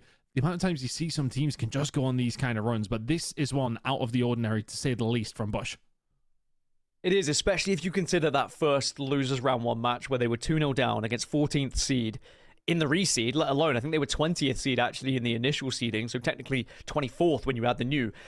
Insane that they were 2-0 down, potentially going to be out of the tournament. They reverse sweep, and ever since then, they have looked like a different team. They get their revenge on the FaZe Falcons after they had knocked them down into the elimination bracket initially, and now they find themselves here in the losers final against an OMIT Brooklyn side who might be a little bit disappointed after their loss to OMIT EU, but they are going to have to try and bounce back here. You can't live fresh on that memory, have to move on, shrug it off, and just hope that you're going to get a chance to try and have another stab at OMIT EU in those grand finals. But series layout looked interesting. I'm excited to see how we kick off here, because certainly both of these teams have proven to be very good at certain maps, but then having a couple of iffy times on other modes as well. So it might be one of those series where we just flip-flop back between the two teams.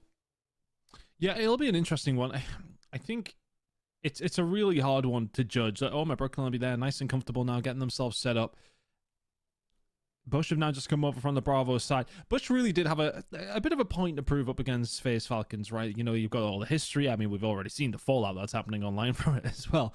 Twitter has been quite the space over the last half an hour.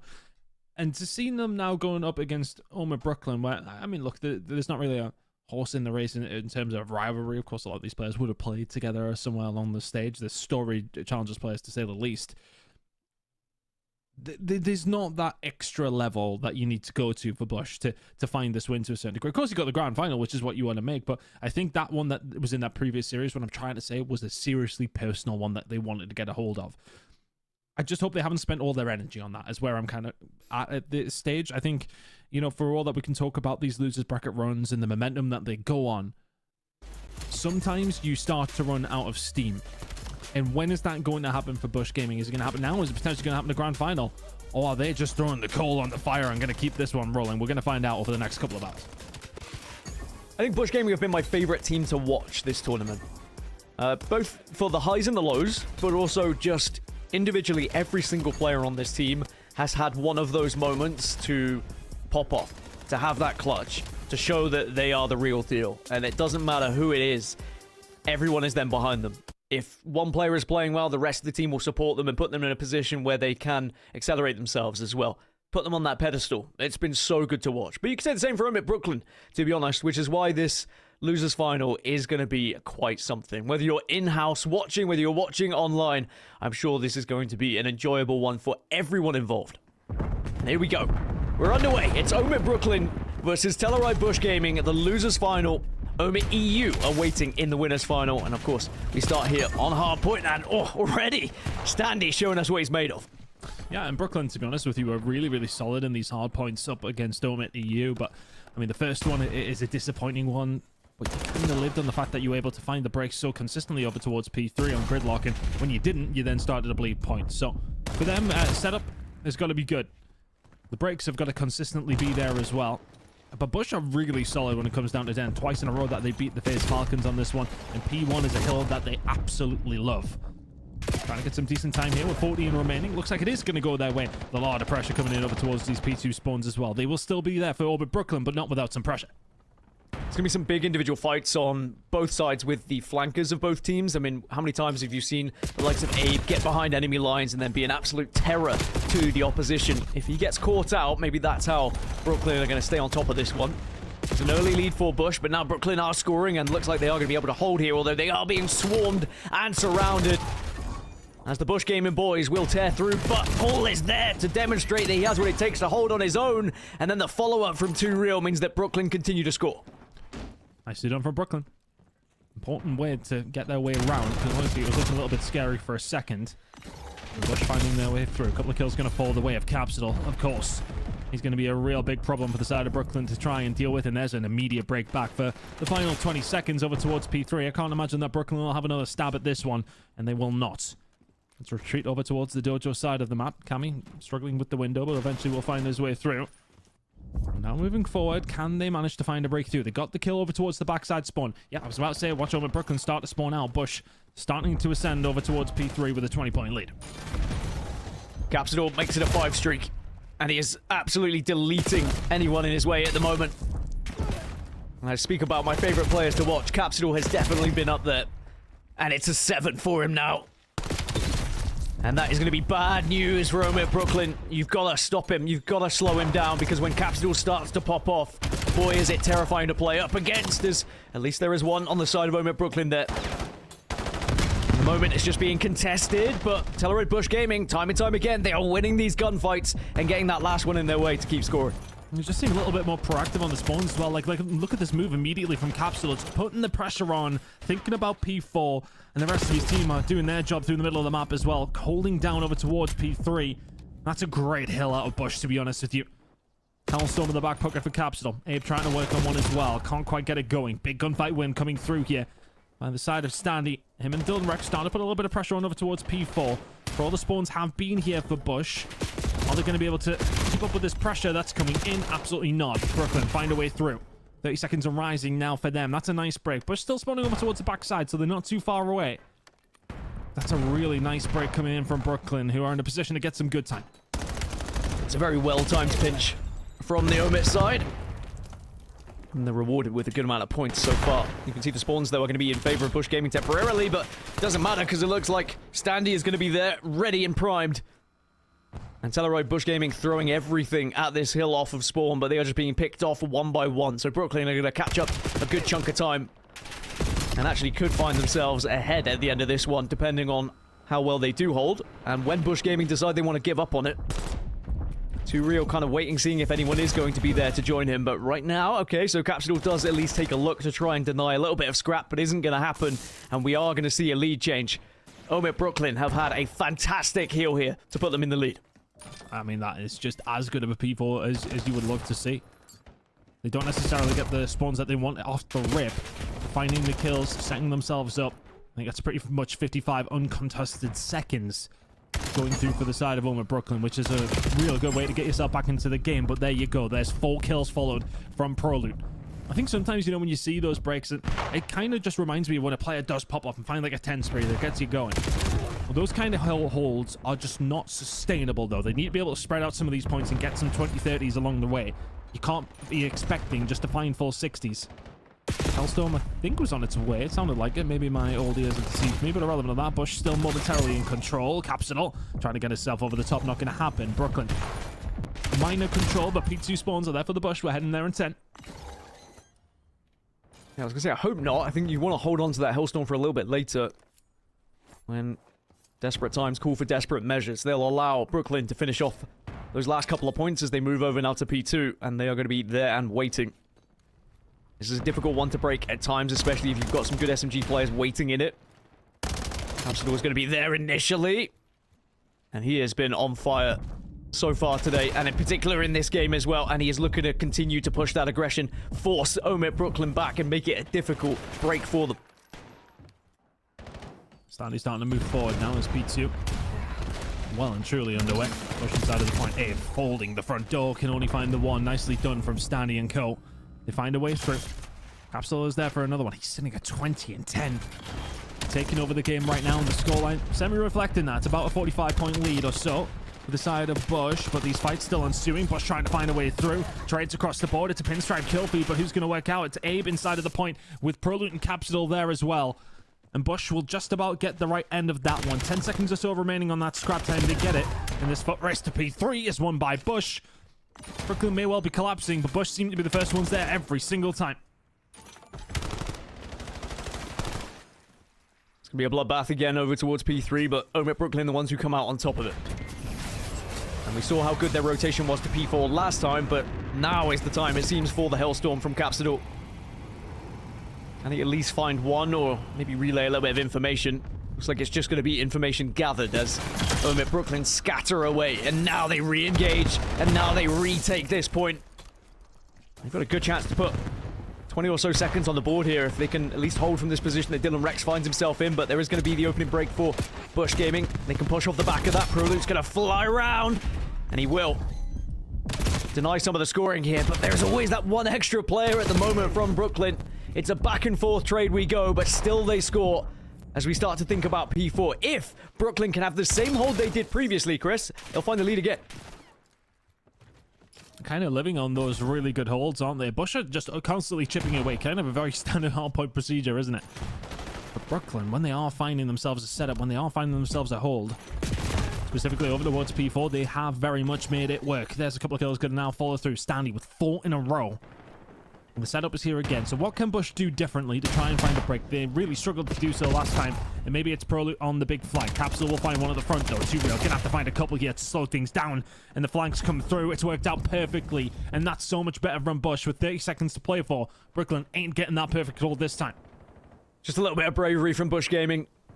Prepared to take that kind of ego challenge and just knowing you've got a teammate there to back you up afterwards as Cammy is able to find one. Make it 2. Tell you what, just have a third. Why not? Make it all 4 of them, but Paul will back off.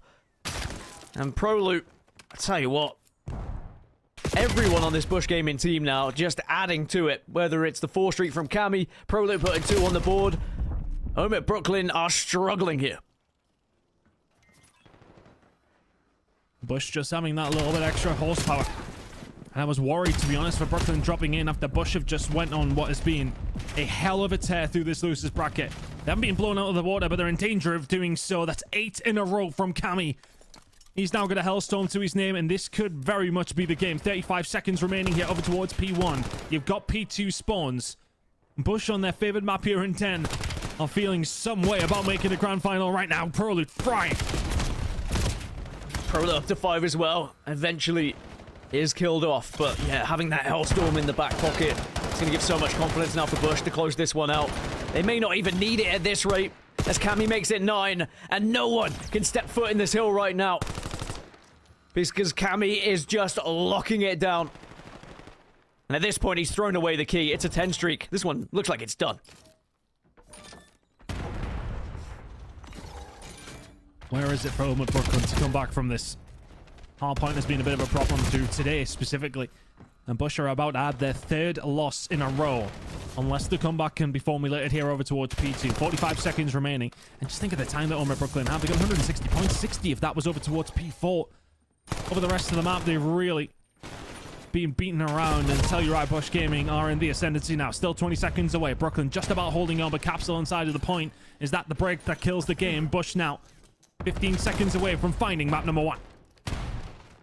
And that's the thing with Bush now. They're so far ahead. They can just play this one so scrappy and edge their way closer and closer to the finish line.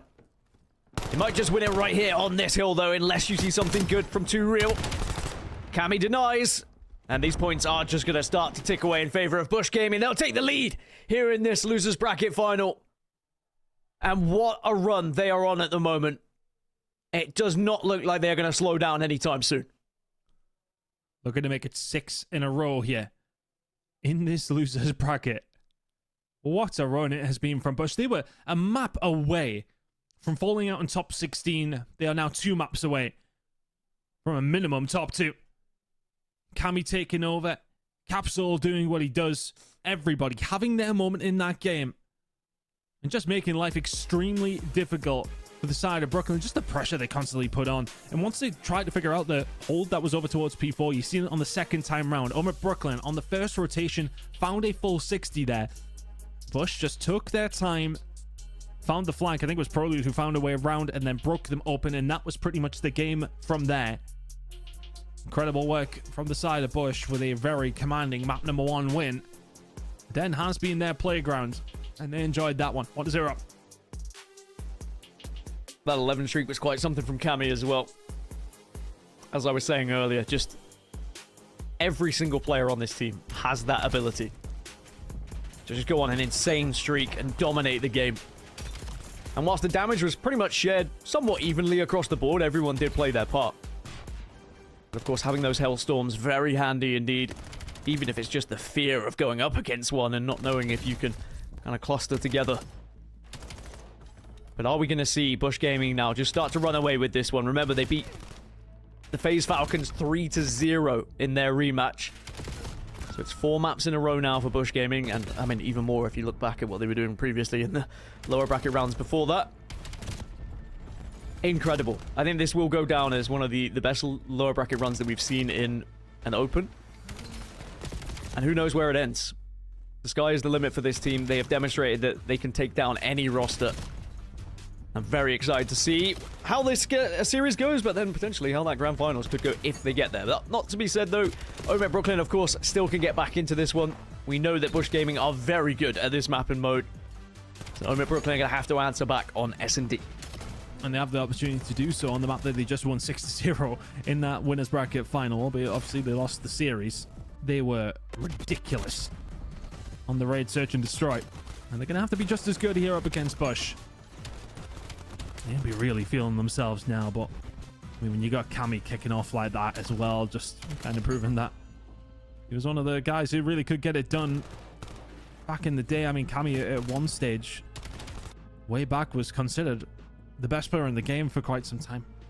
I mean, the guy was an absolute freak. I think it was in Cold War specifically, wasn't it? Where he was just consistently there for what was Toronto Ultra, but well, they are currently, and now, well, now Koi, and in a winners final up against Optic, which is going to be an interesting game over in the CDL. That will be just over the shoulders of these guys on the stage here for challengers. And they're not too far away now from a grand final still. 3 more maps needed for the side of OMIT Brooklyn. Only the 2 for Bush. It's still a hard one to predict because, okay, Hardpoint is not necessarily be going the way of OMIT Brooklyn today. They were very, very close with OMIT EU in that overload. And the search and destroy, they smoked them. So this one is far from done. Map 2. S&D, and it's a bit more of a comfort pick here for OMIT Brooklyn. Can we see the miraculous efforts again from the likes of Dylan, Paul? Well, they're winning those 1vx's. Speaking of Dylan Rex, he gets the opener, but it is going to be traded out by Abe. And Abe can regain that bomb. Maybe try and get it planted at A, but there are players in the middle, so you've got to be careful. And actually, the first player to come across them is going to be in and out. A little shoulder peek. Does spot one, and he's straight right back out to try and assist over towards A. And now the kills will come through, traded out. Capsule and Paul both finding one of their own. Paul trying to make it 2, and he will. And actually almost makes it 3, but Abe just about keeps this one alive, sends us to a 1v1. Oh, and no trade is available. On the side of the map, Too Real was there. He's just going to hold ship. No problem. Backs it on up. It is realistically the move that has to be made by Abe. He's already found 2 kills in this round, though. Looking to find a third. Oh, ships in the night. Over towards B we go. Abe's going to get away with it with 15 seconds to go. Telluride will be here pretty quickly, though. That bomb will go down. I think Abe was just about to be able to get out. Not quite. The timing doesn't go his way in Telluride. The flip of the coin lands on heads for him. And a 1-0 lead for OMIT Brooklyn. Yeah, difficult one once you've got that plan of knowing which way to go. You're kind of damned if you do, damned if you don't. You're just hoping that their rotation was a little bit iffy. Maybe they hadn't read you. That's an important start here for OMIT Brooklyn. Even though it was a valiant effort from Abe. Like you said, ships in the night passing. Sometimes you'll catch them just in that doorway, get a little glimpse of them, and that gives you the advantage. But OMIT Brooklyn continue to win rounds here in S&D. It's their 7th in a row in their last 2. The Bush Gaming have an answer.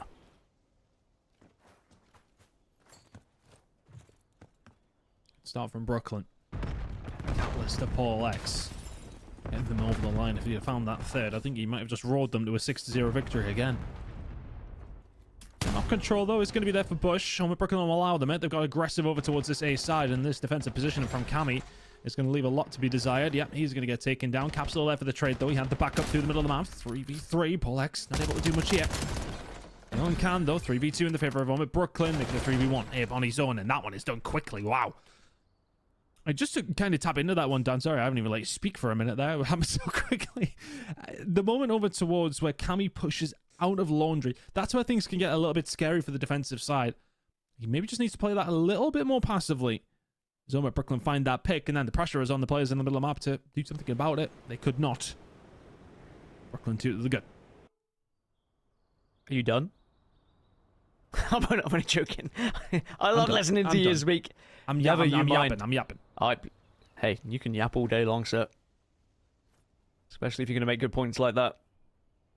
And for OMIT Brooklyn now, can they just do exactly what they did previously against OMIT EU and replicate a domination here on this map? Especially with Paul and that sniper rifle, one of the biggest reasons why they were able to win it so comfortably. Is now OMIT Brooklyn just trying to set up shop here, see if there's any aggressive push, and there was one. Maybe a little bit too aggressive as Standy is going to take on the whole team here. He gets 3 of them. Paul finishes off the last. And OMIT Brooklyn, they make it 3-0. I mean, why? I sometimes... look, Capsule will always have a better Call of Duty brain than me and will always be a better Call of Duty player than me and much more successful, etc., etc., etc. But I don't understand what the plan is. 0 information, pushing over towards block, towards the backside of Laundry. I mean, unless there's a bad comm from his teammate, I don't really get it. Just flies into it, freebie. And then Telluride Bush Gaming are just clutching at straws, trying to be desperate to bring a round back. Yeah, complete A control. Yeah, okay, you want to get a bit of control over towards the Laundry side. Maybe they thought they backed all the way up, back over towards the garden, but strange old push from Cap, and that's going to eventually be straw that breaks the camel's back in that one. That one falls apart pretty quickly after that. OMIT Brooklyn. Raid S&D gods at the moment. That's 9 rounds in a row they found. Trades in the kill feed. Capsule is the first to go down again, but not without taking someone with him. As you said, maybe a pacing issue between the two. As Paul and Dylan work together to take down Abe and Proloop. And Cammy needs to go back to that 11 streak that we saw in the previous to try and salvage this round and potentially salvage this entire map at this point. We're at 4-0. OMIT Brooklyn cruising here. They just look like a different roster when we get on this map mode, Chris. It's actually insane. I mean, it's just absolutely raid search and destroy 101.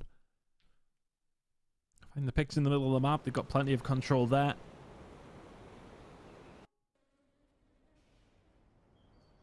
It's just, I mean, look, it's one of those that's hard to pick apart, isn't it? Working on winning their gunfights, holding control of the map. They are doing everything right, and Bush have got 0 answers. Mexico going to find themselves and set their stall out over towards the Laundry side, but it's looking like I tell you right, Bush Gaming B plan. That's going to go down, so this is going to be a good opportunity for them to get around on the board here, but OMIT Brooklyn already on their way. 2 real fans first. So already Bush Gaming at the disadvantage. If it wasn't hard enough already.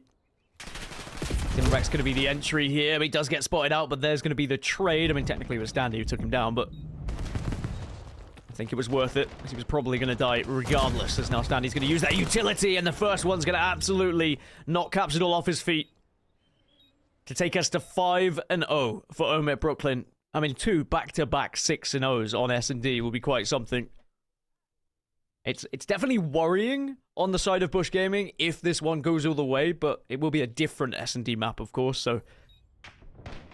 But still, it just seems like Telluride just can't really find anything, and all these entries are just going in favor of OMIT Brooklyn right now.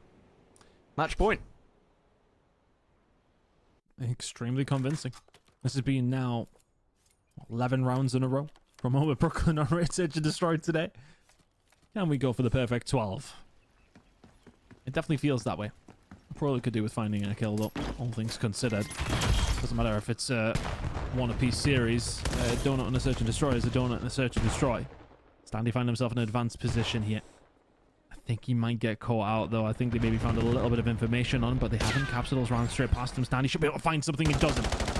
Able to find the first blood there for the side of Telluride Bush Gaming. OMIT Brooklyn able to answer back with 2 real. 3 versus 3, plenty of control over towards A, but they don't like the look of it. Cammy this time is inside of Laundry, and this is where he's put up some career highlights, to be honest. 2v2 though. Dylan Rex will find it. Abe answers one back. 1v2 for 2 real. Surely this should be the round for Bush Gaming and stop this insane run for OMIT Brooklyn on S&D. Bomb does go down though, so at least that's job 1 achieved. As 2 real's going to reposition. He's a little bit worried about the flank at the moment. Someone is already on the bomb. It's Prolute. Do you have eyes if you're 2 real? You can kind of see the legs, but the spray is not quite there, and the defuse is going to happen. Oh, so close. Yeah, stretches it just so he has enough cover. It was a plan for that side, so it would have been an easy enough read for Bush. But the stretch was just enough, and not quite enough time for 2 real to send himself up here with a line that could actually stop that from happening, but it was a very possible 1 versus 2. Isn't able to get it over the line. So Brooklyn still 5-1 with the good, but Bush get themselves on the board at least. Do really cool look to try and close this one out, or is that the start of the full sale? That may well be on its way. Bush get this bomb down. Prolute just about surviving. Should be very, very weak, but is not going to be pressured from mid-map. 4v4, if only momentarily, as Dylan will find Prolute. 4 versus 3 in favor of Brooklyn. There's that first blood. Will Bush Gaming have to try and do this in a 3 versus 4, make it a 2 versus 4 now. Cammy and Abe. Can they keep this map alive? Oh, 2 real on the flank is just going to kill this one off alongside Pool. Defuse is going to happen, and it is going to be the map. 6-1 for OMIT Brooklyn. They are right back in this series, and we are all tied up 1-1 here, Chris. And just like that, in the blink of an eye, Raid Search and Destroy. I'd like to think it's probably not going to be in the map set for a grand final if OMIT Brooklyn are going to be involved. What a turnout for them on this map in particular. That was as simple as you could possibly like. Controlled it from the get-go. The pressure came in where it needed to. And Bush didn't really have too many answers with it, to be honest. Poor showing, and, well, is that going to halt their momentum? That was truly behind them. Incredible performance in map number 1, absolutely. But map number 2 is a one to forget. 6-1 victory for OMIT Brooklyn as we head into a map number 3. We're all tied up, Dan. 0-6 for Prolute. As you said, the no-kill game is a no-kill game. It's going to be a disappointing one for him, but you've just got to shrug it off and look to next. And actually, I think as teammates, your responsibility is to make sure that your teammate knows it's fine. It's whatever. Like, one of their best maps. They've been absolutely destroying people on it. Forget about it. We're going to dump on them in the next. Like, keep morale high. Move into Den Overload with a lot of confidence. And I will say, the upgrade that we've seen from Bush when it does come to Overload throughout this tournament, they've clearly been putting in a good amount of time, and they look like a completely different team to what they did online.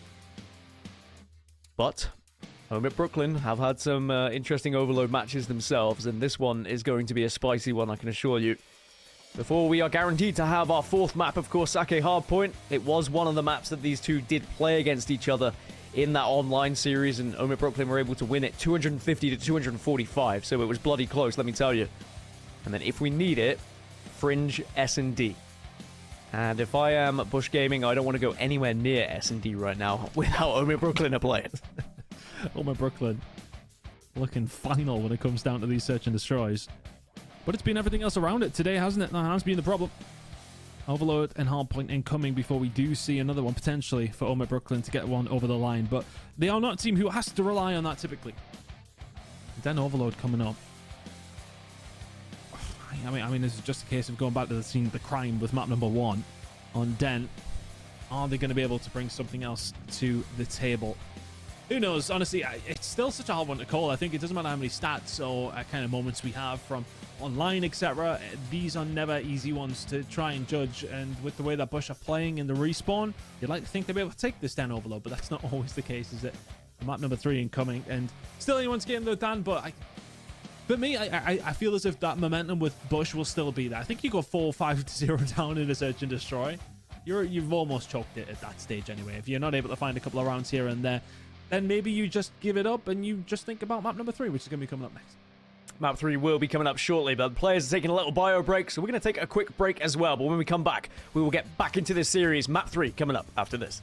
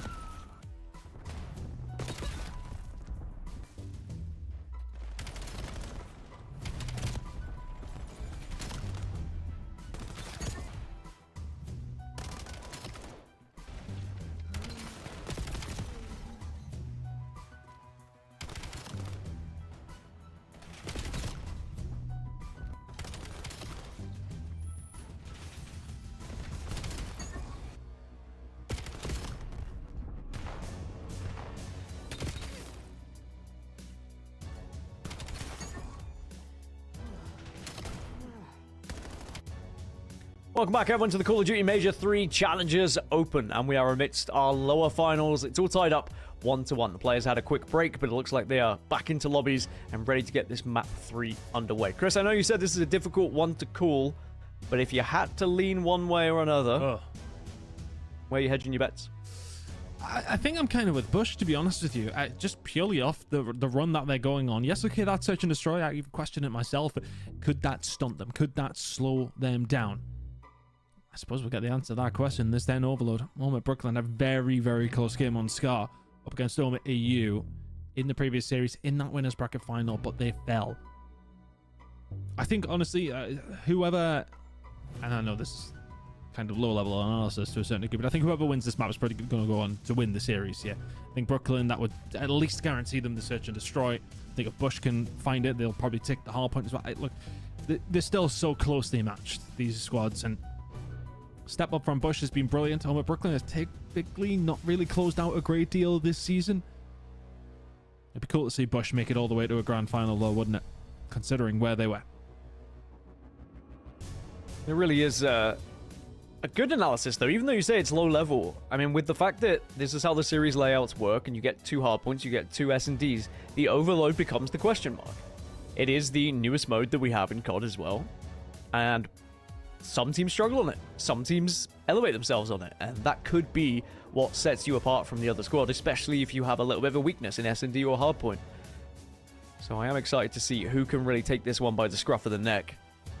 Certainly if we see similar playstyle from Telluride Bush Gaming into this third map that they were able to absolutely dominate in the first on hardpoint, like just flying around corners and deleting anyone in their way, going on the kind of streaks that they were as well, OMIT Brooklyn might struggle. But, as we've said, it's a game of 2 halves. You might start well, and then suddenly there's a huge comeback, which you have already seen so far today. It's very easy to throw it away. Even though you feel like you're in a comfortable lead on Overload, they can start to fly in, score after score, and then suddenly it's all tied up. So you have to be careful who's going to have the minerals going into this one. There's a lot riding on it. As you said, if you win this one, it puts you in such a good position, not only because you're 2-1 up, but then you have your better mode still to follow at some point. Who's going to take the third? It's Bush Gaming versus OMIT Brooklyn, and we are live into Overload, and it's going to be Cammy who gets the first blood. He's making his way forward. Yeah. It's always the wave. It's always the wave. Just going to stop looking at the kill feed at this point. Yeah, no, I mean, It's now, dead yeah. to me. It is indeed. Kills coming through, though, for the side of OMIT Brooklyn. That's very apparent. A little bit of mid-map control, and it's just about trying to get this initial bit of control here for one side, as Dylan Rex now just trying to find his way forward. Too real, though, making the way over towards the Dojo side. All alone here, and we'll get shut down. Cammy may be able to run this one, but a little bit of backup here will come through. Standing over towards the Dojo side. We'll keep this one nice and tight throughout the middle of the map. Both two teams just jostling for position still.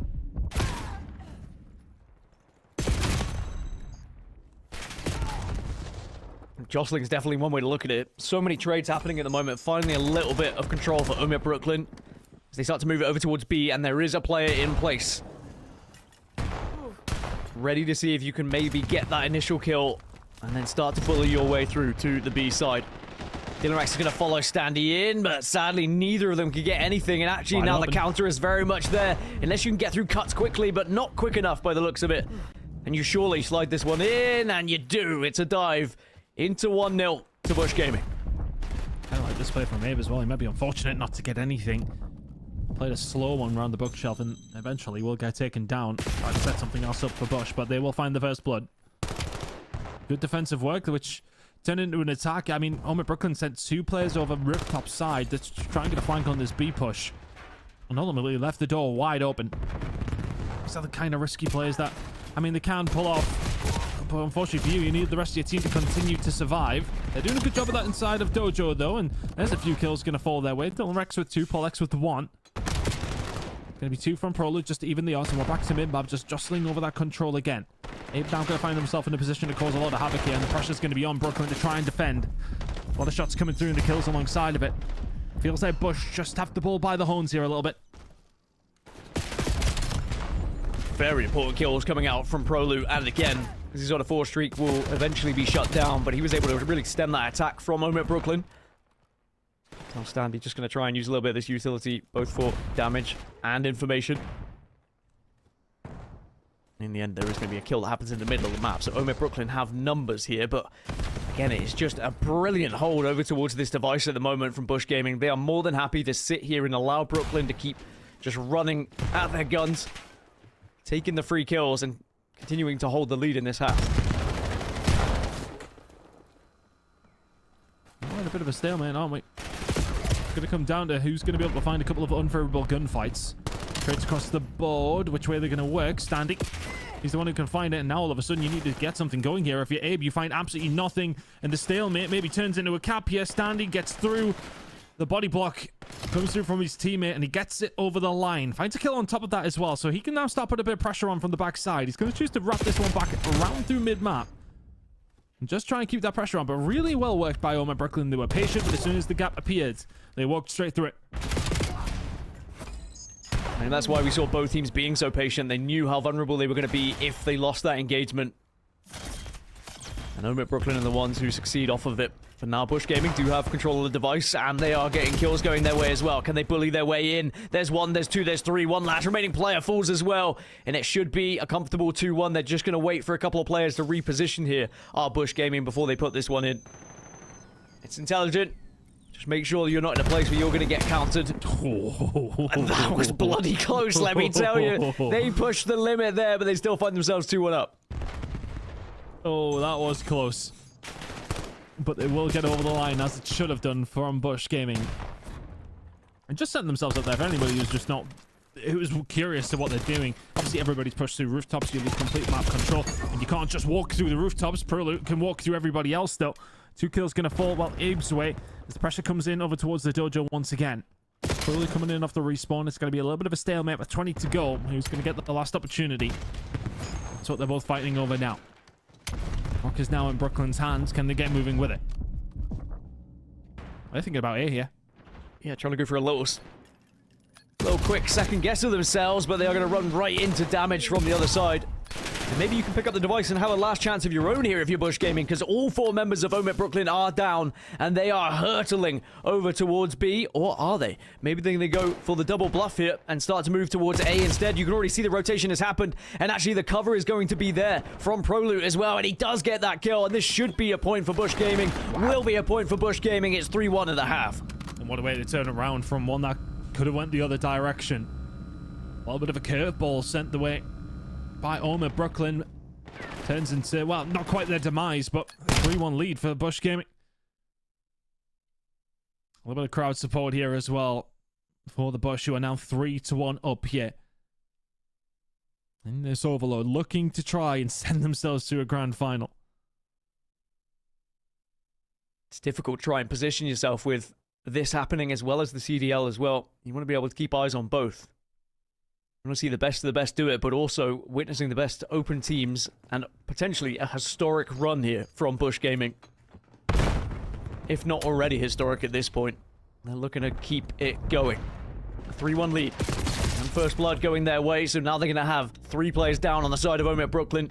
Going to gain control of middle of the map. All 4 were temporarily dead there, so the device is going to be theirs first. Lead blocker is here in the form of Proloot. He's not be able to find a great deal. So just going to wrap this one around, and I think, you know, Bush now have that luxury of a lead-in overload where they can really take their time on these attacking rounds. Standy going to take an extra couple of bullets to deal with that kill in the end. Finding their way through, and they're picking apart OMIT Brooklyn here. Stone will come through. That will slow them down. It's going to be backs against the wall here for Brooklyn as they just try and hold on. Bush going to try and set themselves up, but not going to work out in the end. Good defense from Brooklyn. An opportunity that may well fall their way. Standy with the device now. Going to, again, try and go for a little bit of a bluff over towards A and then move towards B, but the shots were there. There is going to be the pickup, though. And they are finding kills. This should be a score in less. Hold on a second. Yeah, they just about slide it in. I thought maybe there was going to be a last-ditch attempt at saving this one, but we're at 3-2. So OMIT Brooklyn, they answer back pretty quickly into the second half here. And now with the reset of the device, Bush Gaming are going to be there and waiting, but they are dropping. And OMIT Brooklyn starting to find some momentum behind themselves here. Throwing some blood in the water. Good utility usage coming through, though, from Bush, and that will back Standy down. Defensive reinforcements are absolutely there. They can set their stall out, no problem. Cap still pushing forward, trying to cause some issue. 2 real will be dealt with. Feels like Bush just got a slight edge here, but Brooklyn starting to wake up into this game. Overload carrier should be dead to rights here from Cammy, and absolutely is so. Teammates got the rock, and we get this one moving. If going to hold over towards the mid side, he's going to make a push as well. Big gunfight that's going to go over towards that side. Stanley's going to be the one to find it, so he'll be able to find a flank that will pretty much stop Bush in their tracks for now. They find the kill onto him though, so 2 reals try to push the advantage. Cannot find anything as Abe and Prolute starting to work well together. This is a big opportunity for a cap to come through, but Standy, Dylan, Polex all enough to respawn. It's a big moment. Can you get it over the line? Not going to happen. Big defensive wall thrown up, and Bush cannot get it over. That's a great hold for a moment, Brooklyn. Bush Gaming were desperate to try and reinstate that 2-point cushion. And now they hand things over to OMIT and say, all right, well, suddenly we've got to put in a defensive shift here. 2 minutes and 18 left on the clock. Plus, of course, the added on time once that device is held. There's good kills coming out through the middle, and they're going to try and send this one over towards Abe, but actually it's going to be a great hold by Abe. There are players that are waiting, and there's a flank that's happening as well. The pinch is definitely on here. There's a huge chance of getting a goal. It should definitely be happening. No one is going to be there to stop it, and Bush Gaming will reinstate that 2-point lead. It's all about Cammy. Finds 3 all on his own. One of them unawares, the next 2 needed gunned. One of them the EMP carrier, and it's a free gunfight for the Scotsman. 4-2 lead down for Bush with a minute and a half to go. They're looking like to take the lead in this series once again. Tried to send it over rooftops quickly. But very, instantly removed from the map as well. 23 and 18 at the moment for Prolute. Just putting up the numbers. And he's making up for what was a disappointing S&D, of course. 3 in a row, but there is going to be a response on the other side. Back and forth they go at the moment as they try and just really wrestle control for the device. That's absolutely incredible from Abe. He had no right to find the second, never mind the third as well. And now they can just try and keep them off it. Bush Gaming playing keep away. Capsule trying to get aggressive. He will get caught out. Stanley with another kill though. That's big. OMIT Brooklyn with 45 seconds. They're actually going to wrap this back round. They've got a little bit of a map control, and that's what lured them into doing this. Found the gunfights there as well. Over towards the dojo is potentially the route. You got one more player leading the block as well. This is a lovely move from OMIT Brooklyn, sweeping across the other side of the map. Can't get it over. Cammy, Abe, all there to defend, and that might be game. Bush hold on. OMIT Brooklyn worked it well, but not well enough. And now Bush Gaming will just hold on to this and play keep away. OMIT Brooklyn need to just try and steal this one away, see if they can get a grab, but with 10 seconds passing, that is not even going to be time for it to respawn. So this one's done. It's dusted. Telluride Bush Gaming will win it 4-2 and take the lead going into this series now at 2-1. Of course, they get the extra 30 seconds of added on time, but at this point, it is just a victory parade. So is it going to be a case that Bush Gaming win this one out on hardpoint? Can OMIT Brooklyn maybe, just maybe, steal that one away to take us to a map 5? Either way, the change in tone for Bush Gaming on Overload has been incredible to watch throughout this event. And now they lead in the series. Incredibly impressive. It just felt as if, like, as you said, the tone has changed, but it felt as if the control was there pretty much from the get-go. The team with the onus, the ones leading the dance. Not really a great deal that OMIT could do to really keep up. There was a couple of occasions where it looked likely they would get a point, and it gets shut down. Great defensive work coming in from Bush when they needed to. And moments like when Cammy finds that 3-piece on the flank to change things around and get that 4th one over the line, or the difference maker here. It's a 4-2 scoreline. It's still a relatively close game, but there's only one team winning that one. And it's the team who are now back into the lead in this series. Bush find themselves 2-1 the good. Will we see OMIT Brooklyn drop from the winner's bracket and then straight out the other end in 3rd place? As the dream losers bracket run just seems to be continuing here for Telluride Bush Gaming, and they'll have the chance to close it out on hardpoint, where they have looked far more comfortable. That being said, if It is won by OMIT Brooklyn. We go to that S&D, then it'll be certainly nervy times for the Bush Gaming side, but it's advantage on their side now.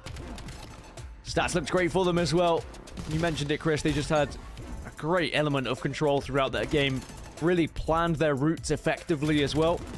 Sometimes they would grab that device. It looked like A was open, but they recognized that was naturally where the spawners were going to start to head to. So they bluffed it a little bit and were able to just force their way to the other side. It was a pleasure to watch. It's a really good performance once again, isn't it? Just feels like these respawns, the momentum is with them. Their eyes won't quite be on the prize yet of that grand final. They'll not be far away. They'll be thinking about just every step that's in front of them now. And the next step is going to be a hard point on Sake. They'll be feeling so confident heading into this one. It was such a close game online, and it's really when Bush win performing at their best. And they'll be taking a lot of confidence from that into this map number 4. I'd like to think they have been electric in Atlanta. And can they keep it up now? Can they keep this losers bracket of dreams going? This will be 6 in a row in the losers bracket if they can find it.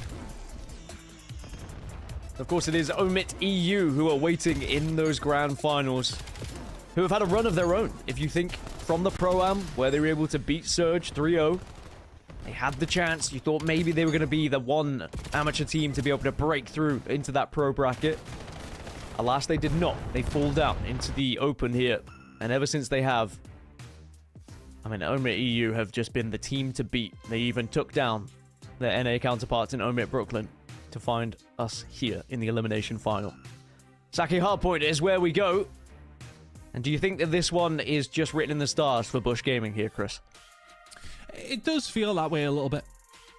I said I thought whoever would go on to win the Overload in map number 3 may well go on to win this series. And that is how it feels. Sake Hardpoint is on its way. And the respawns have just been a little bit haphazard for OMIT Brooklyn over both these two last series, haven't they? Found the Search and Destroy, have not found a respawn all day. What, that 12-1 Search and Destroy on raid record sounds great, doesn't it? But if you can't win any other maps, then what's the point? Let's see if they can try and turn it around here on Sake. Well, fist bumps all around as we're loading into the map then. As I mentioned earlier, they did play this map and mode against each other in Elite 3.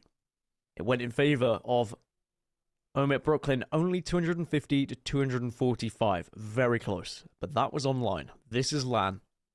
And Bush Gaming are on a run of all runs at the moment. And with momentum on their side, they look to try and make it into these grand finals. And it could all happen here on Sake. Let's get into it.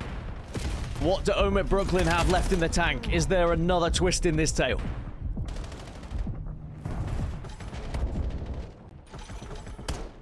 Can Bush clean this one up and find themselves in the grand final? I do wonder. Oh, do Brooklyn have something? As you mentioned, very close game last time these two teams played, but that wasn't the Bush we're seeing right now. Brooklyn kind of lingering around where they really have been, within the top 3, 4, 5, 6 players, or teams I should say. But they have yet to really found their way to the ball. They have not quite met the expectations that you think a roster like this, with the names that they have been able to achieve in the past. They have not been able to convert that into a great deal here. And it's come down to Black Ops 7. Capsule, though, is going to be on his own over towards P2. These rotations are heavy, and they are important. And it is going to be OMIT Brooklyn, the first ones here. Bush not too far away, though.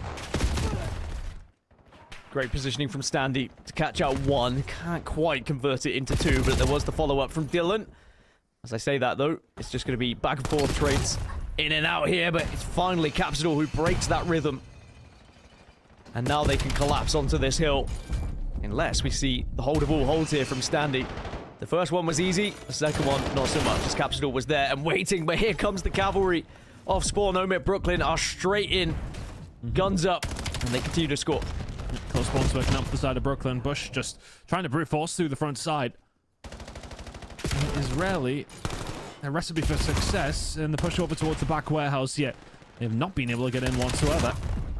And Brooklyn have defended well enough. All you need to do at that moment is trade. The spawns are better. And now you're going to spawn them out over towards the backside as well. That just works out so badly for Bush.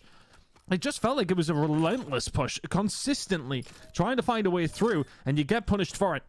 P3 rotation now going to be the side for OMIT Brooklyn. Mid-map fight's going to have to still ensue, though, so they may not be able to defend it in a 4v4 scenario.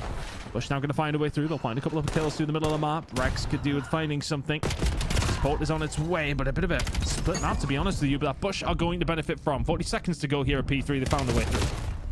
Yeah, Standy was the player they had to kill, and they did manage to achieve that. Stop him from holding that position and keeping the spawns, but now the spawns are going to be in favor of Bush Gaming here. They should be able to take that fight. As I say that, though, Dylan Rex and 2 Real working together, and they were able to get a couple on the board and make it even more. 4 of them for OMIT Brooklyn as they continue to get into this point, continue to add points on the board. And Bush Gaming are going to be so far away now for this one, so they're going to already have to start thinking about next. That is the thing with Sake is, if you don't get those spawns, it's just a hell of a distance to travel from point A to point B. They can really struggle to try and rescue points back. Opportunity now for Bush to get some decent time. This feels like the first time they've really had themselves set up throughout the first 4 hills that we played. And the setup is working so far with 15 gone at least. Well, it's got a big job to do on the outside of the garden here. As Bush now going to start coming through. The collapse is inevitable to Real Rex. They can work it well. You've got the back spawns if you're Bush, so you're not going to be too far away. Cammy, there's no way you should find 2. It's nearly the 3rd. But Brooklyn find a way through, and it just seems as if they are finding a little bit of luck in these breaks. Rotations have mostly been theirs as well. Bush have yet to really get the read on that. And Perlu now just trying to add further fuel to the fire. Can he keep this one rolling?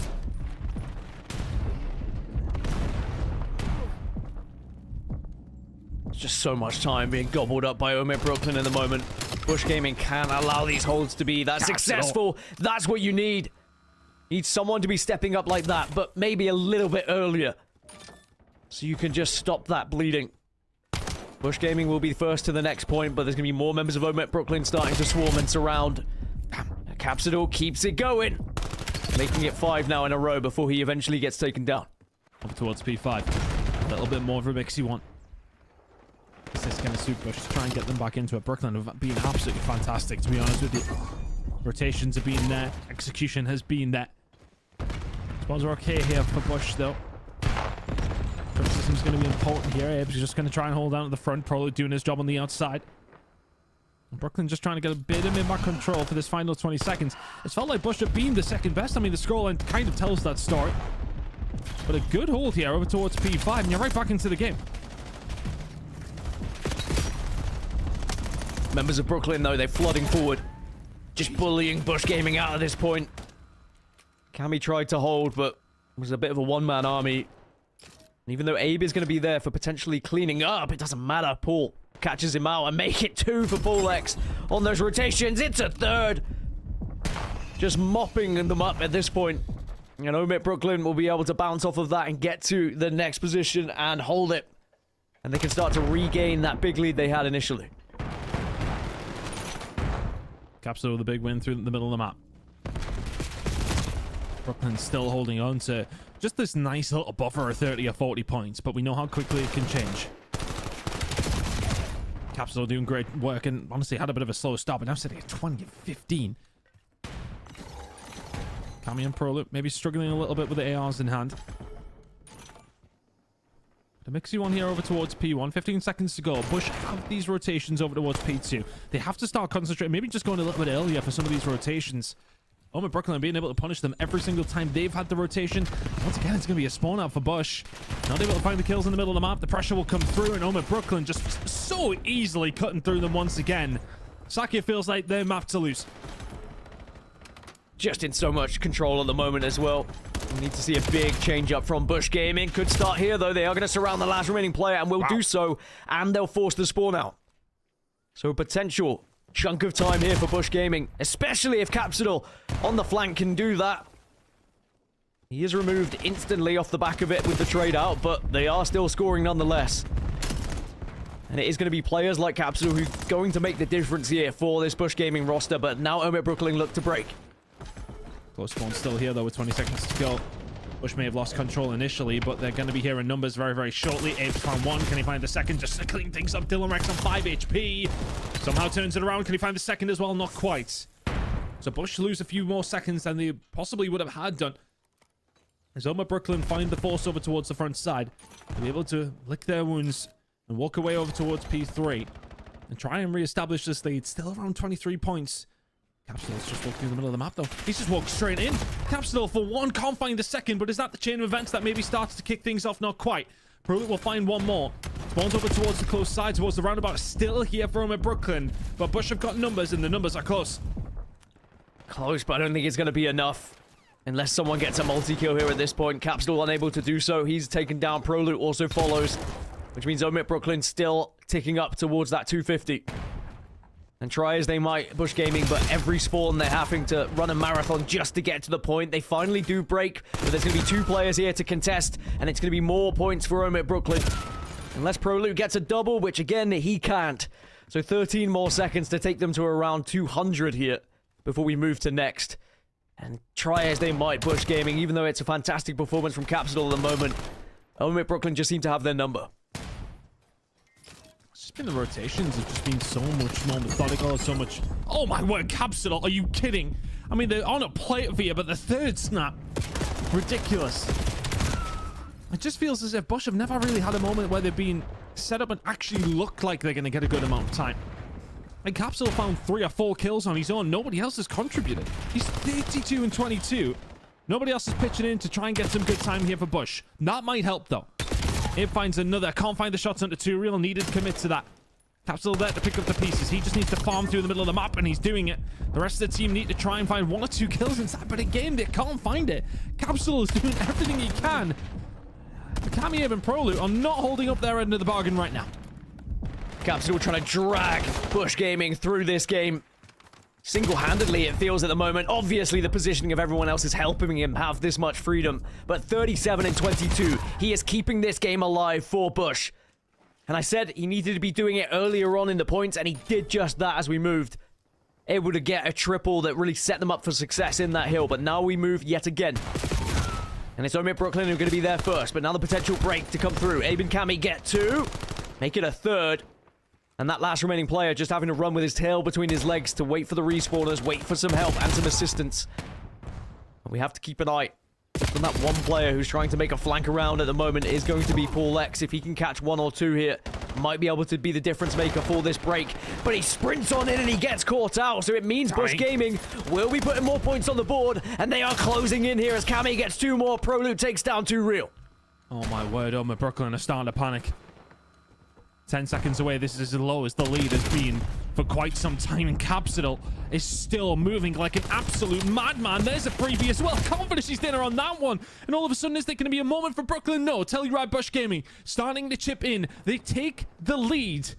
As we head into a 3rd rotation, it's been OMIT Brooklyn's game to lose all game long.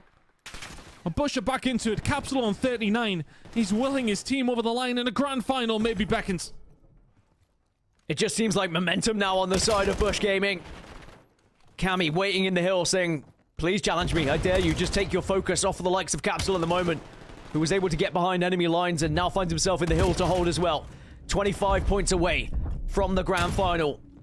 A last-ditch effort maybe from OMIT Brooklyn to try and break here, but they are falling as they go. Paul X at least gets 1 onto Capsule. That might be what they needed. Dylan Rex gets 1 of his own, and there is going to be the break. So it's not going to be job done just yet. At least Abe finds 1 to make sure that they're going to have a little bit of a numbers advantage off the spawn, but Dylan Rex is right in there too. The problem that they've got, though, is Bush need to find a way through. OMIT Brooklyn have got the right side of the spawn right now. 8 seconds is going to be valuable if you can get it here if you're Bush. Brooklyn can win it over towards P2, and that has got to be the objective. The setup over towards the warehouse is there. The spawns are there for them. This has been their bread and butter. Rotations and hold. Can Bush find the break 1 more time? Smokes go out as they try and push in, seeing if they can hide anything, but the hold has been perfect for OMIT Brooklyn. All 4 members of Bush Gaming deleted.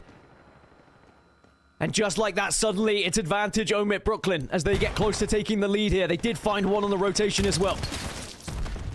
And for Telluride Bush Gaming, this is where you need someone to step up, be brave, push in, and go for that multi. because OMIT Brooklyn are within touching distance of taking us to a map 5 here, but Capsidor gets the first, and here come Bush Gaming now. Capsidor makes it another, does get traded out, but they have broken here, Bush. Where are the spawners for Brooklyn? At 249, they've been stopped. Someone needs to dip their toe in here, and it's going to be one last-ditch effort. Here comes the cavalry.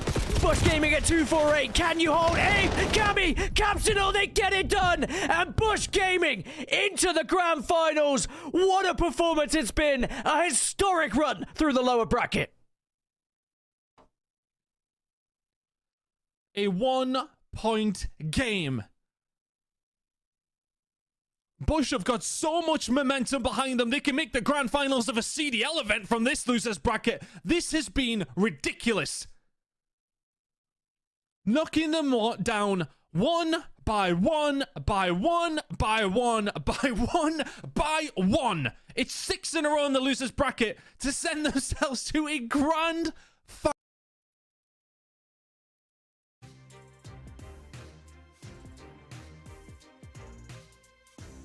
The Grim Reapers of the tournament do it again.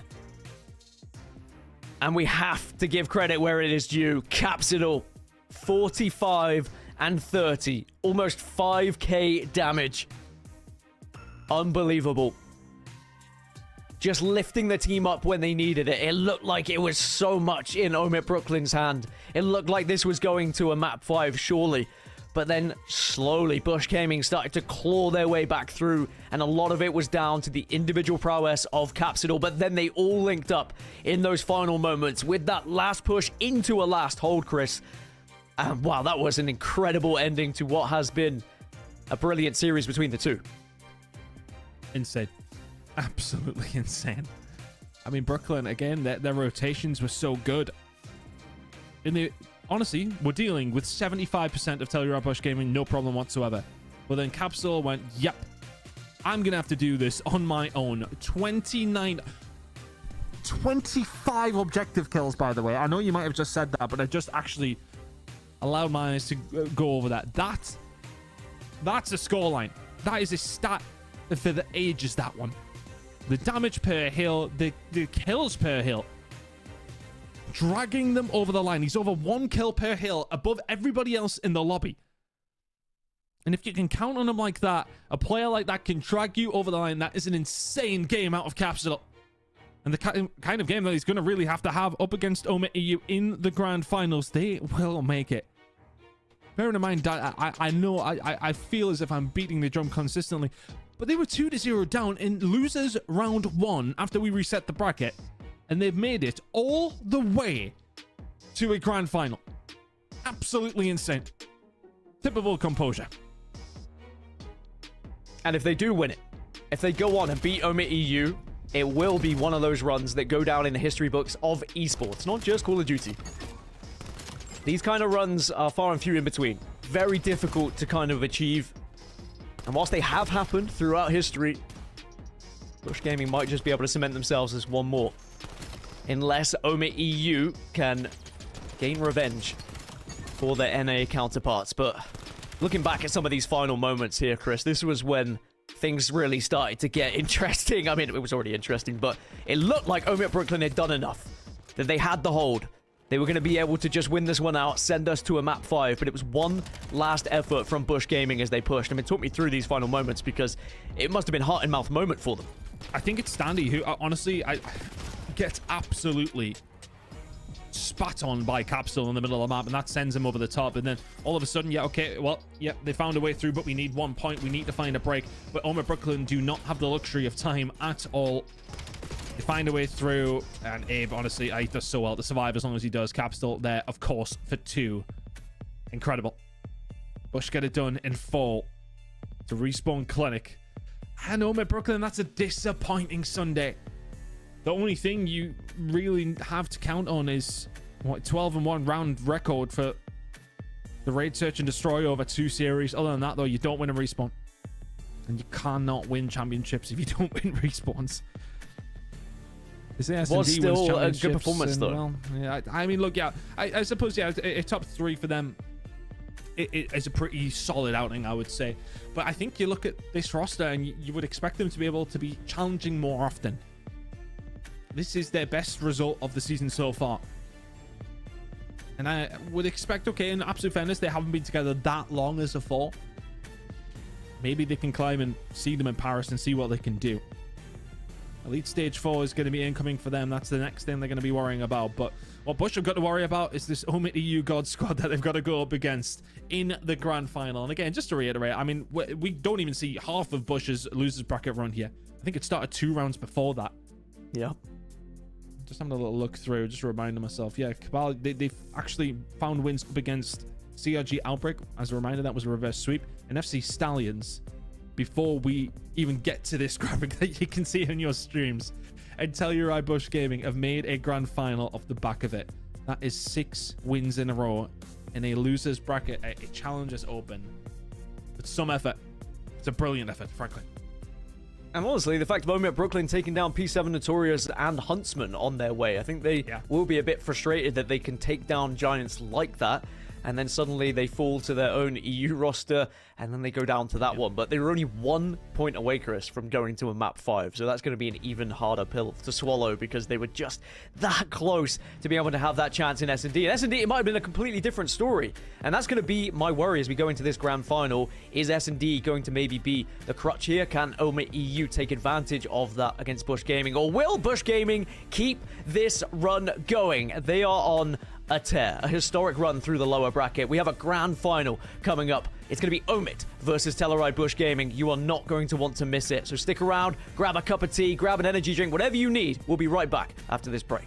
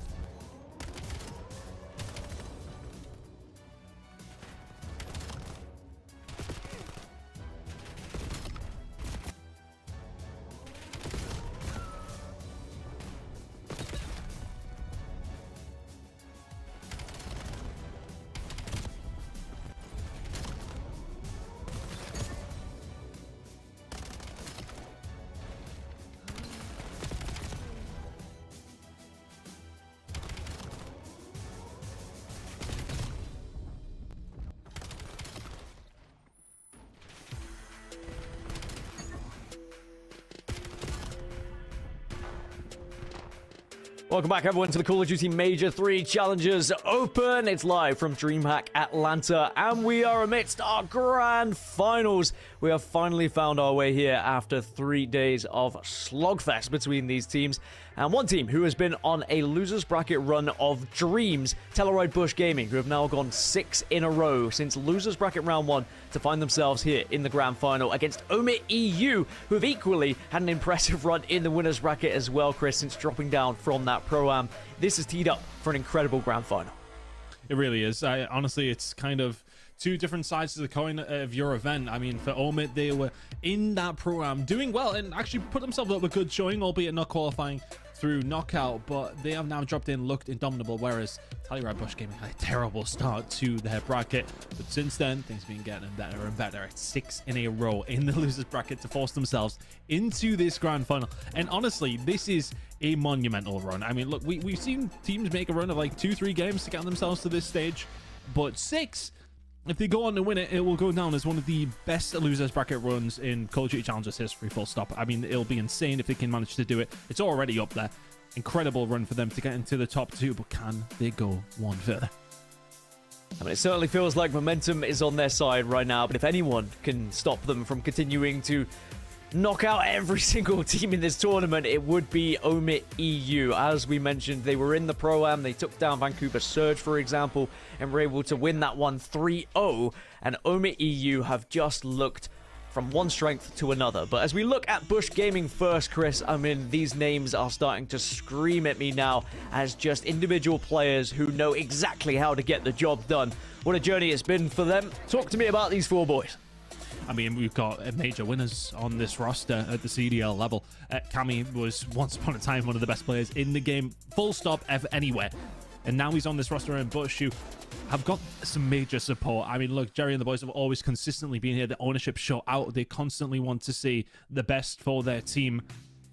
And the best for their team has been a hellish loser bracket run. Kind of fueled by that Falcons FaZe matchup where the rivalry can sometimes maybe go over the line. We've definitely seen some of that, but relevant to that, you know, the passion that is there is for all to see, isn't there? And I can tell you, right, Bush Gaming, they have rode that wave through this losers bracket.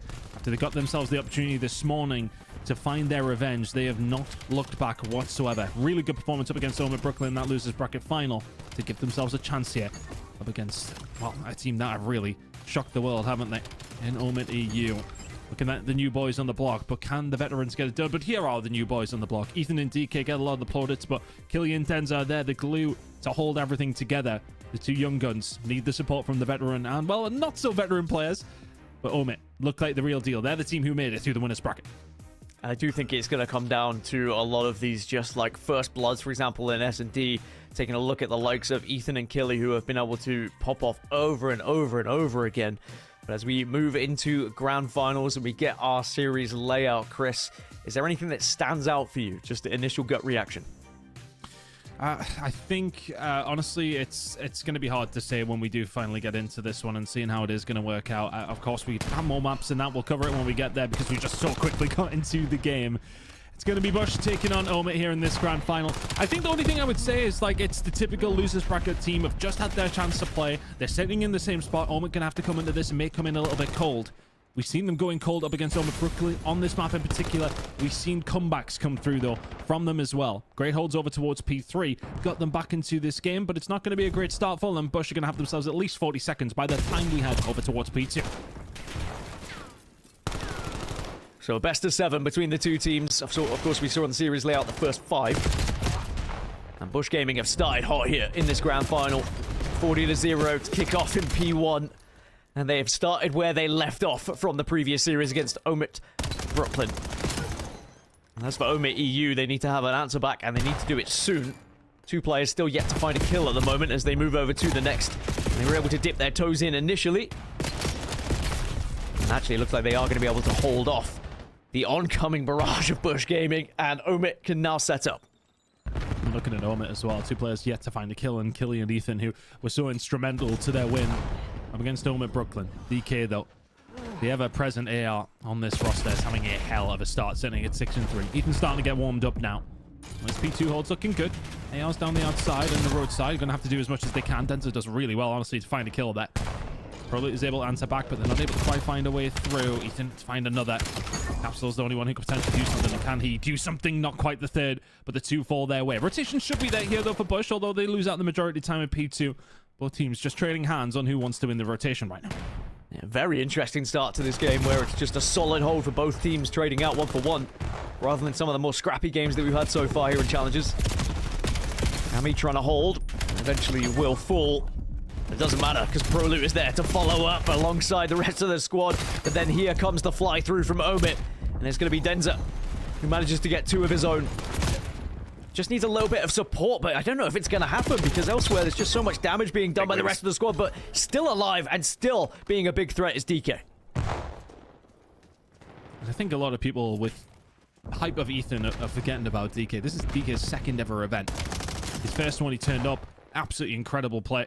And he's been given a chance on a really good roster who have just sparked into life, and he has been that main AR that is really just anchored this team down to put them in such good positions. And not going to be able to hold out for the final 10 seconds there. Bush will be able to get a hold of it, but OMIT on the right side of things for the P4 rotation. Which is typically a hill that they do relatively well on. But Capsule and Cammy going to make that difficult when nobody is alive left on the map. Good play coming out from Bush. They need to force their way out. Bit of a split spawn coming through. Some close, some far. Ethan's not going to be there for a couple of seconds, but the rest of the moment here to defend. Just about winning the side of these trades. And Kidley's the last one remaining. The respawns and reinforcements are on their way, and they are here. It's a slight OMIT lead as the start up towards P4. Such a good response from OMIT considering the start of this game. And it looks like they're going to be holding this one successfully as well. There's one player who's trying to dip in and make a difference, but not able to do so. Denzer again in the kill feed. It's just being a real thorn in the side to Bush Gaming at the moment. Denzer's going to be able to escape out of dodge as well. Reposition. And again, just wait for Bush Gaming to make that push and then try and poke him in the back. And he's going to be right there. DK with 3 now. OMIT just tearing through Bush Gaming every single time they try and break. Just feels as if they've woken up a little bit. I mean, DK 17-7. Incredible start in P1. Looking very, very nice for it as well. SMG in hand now from DK.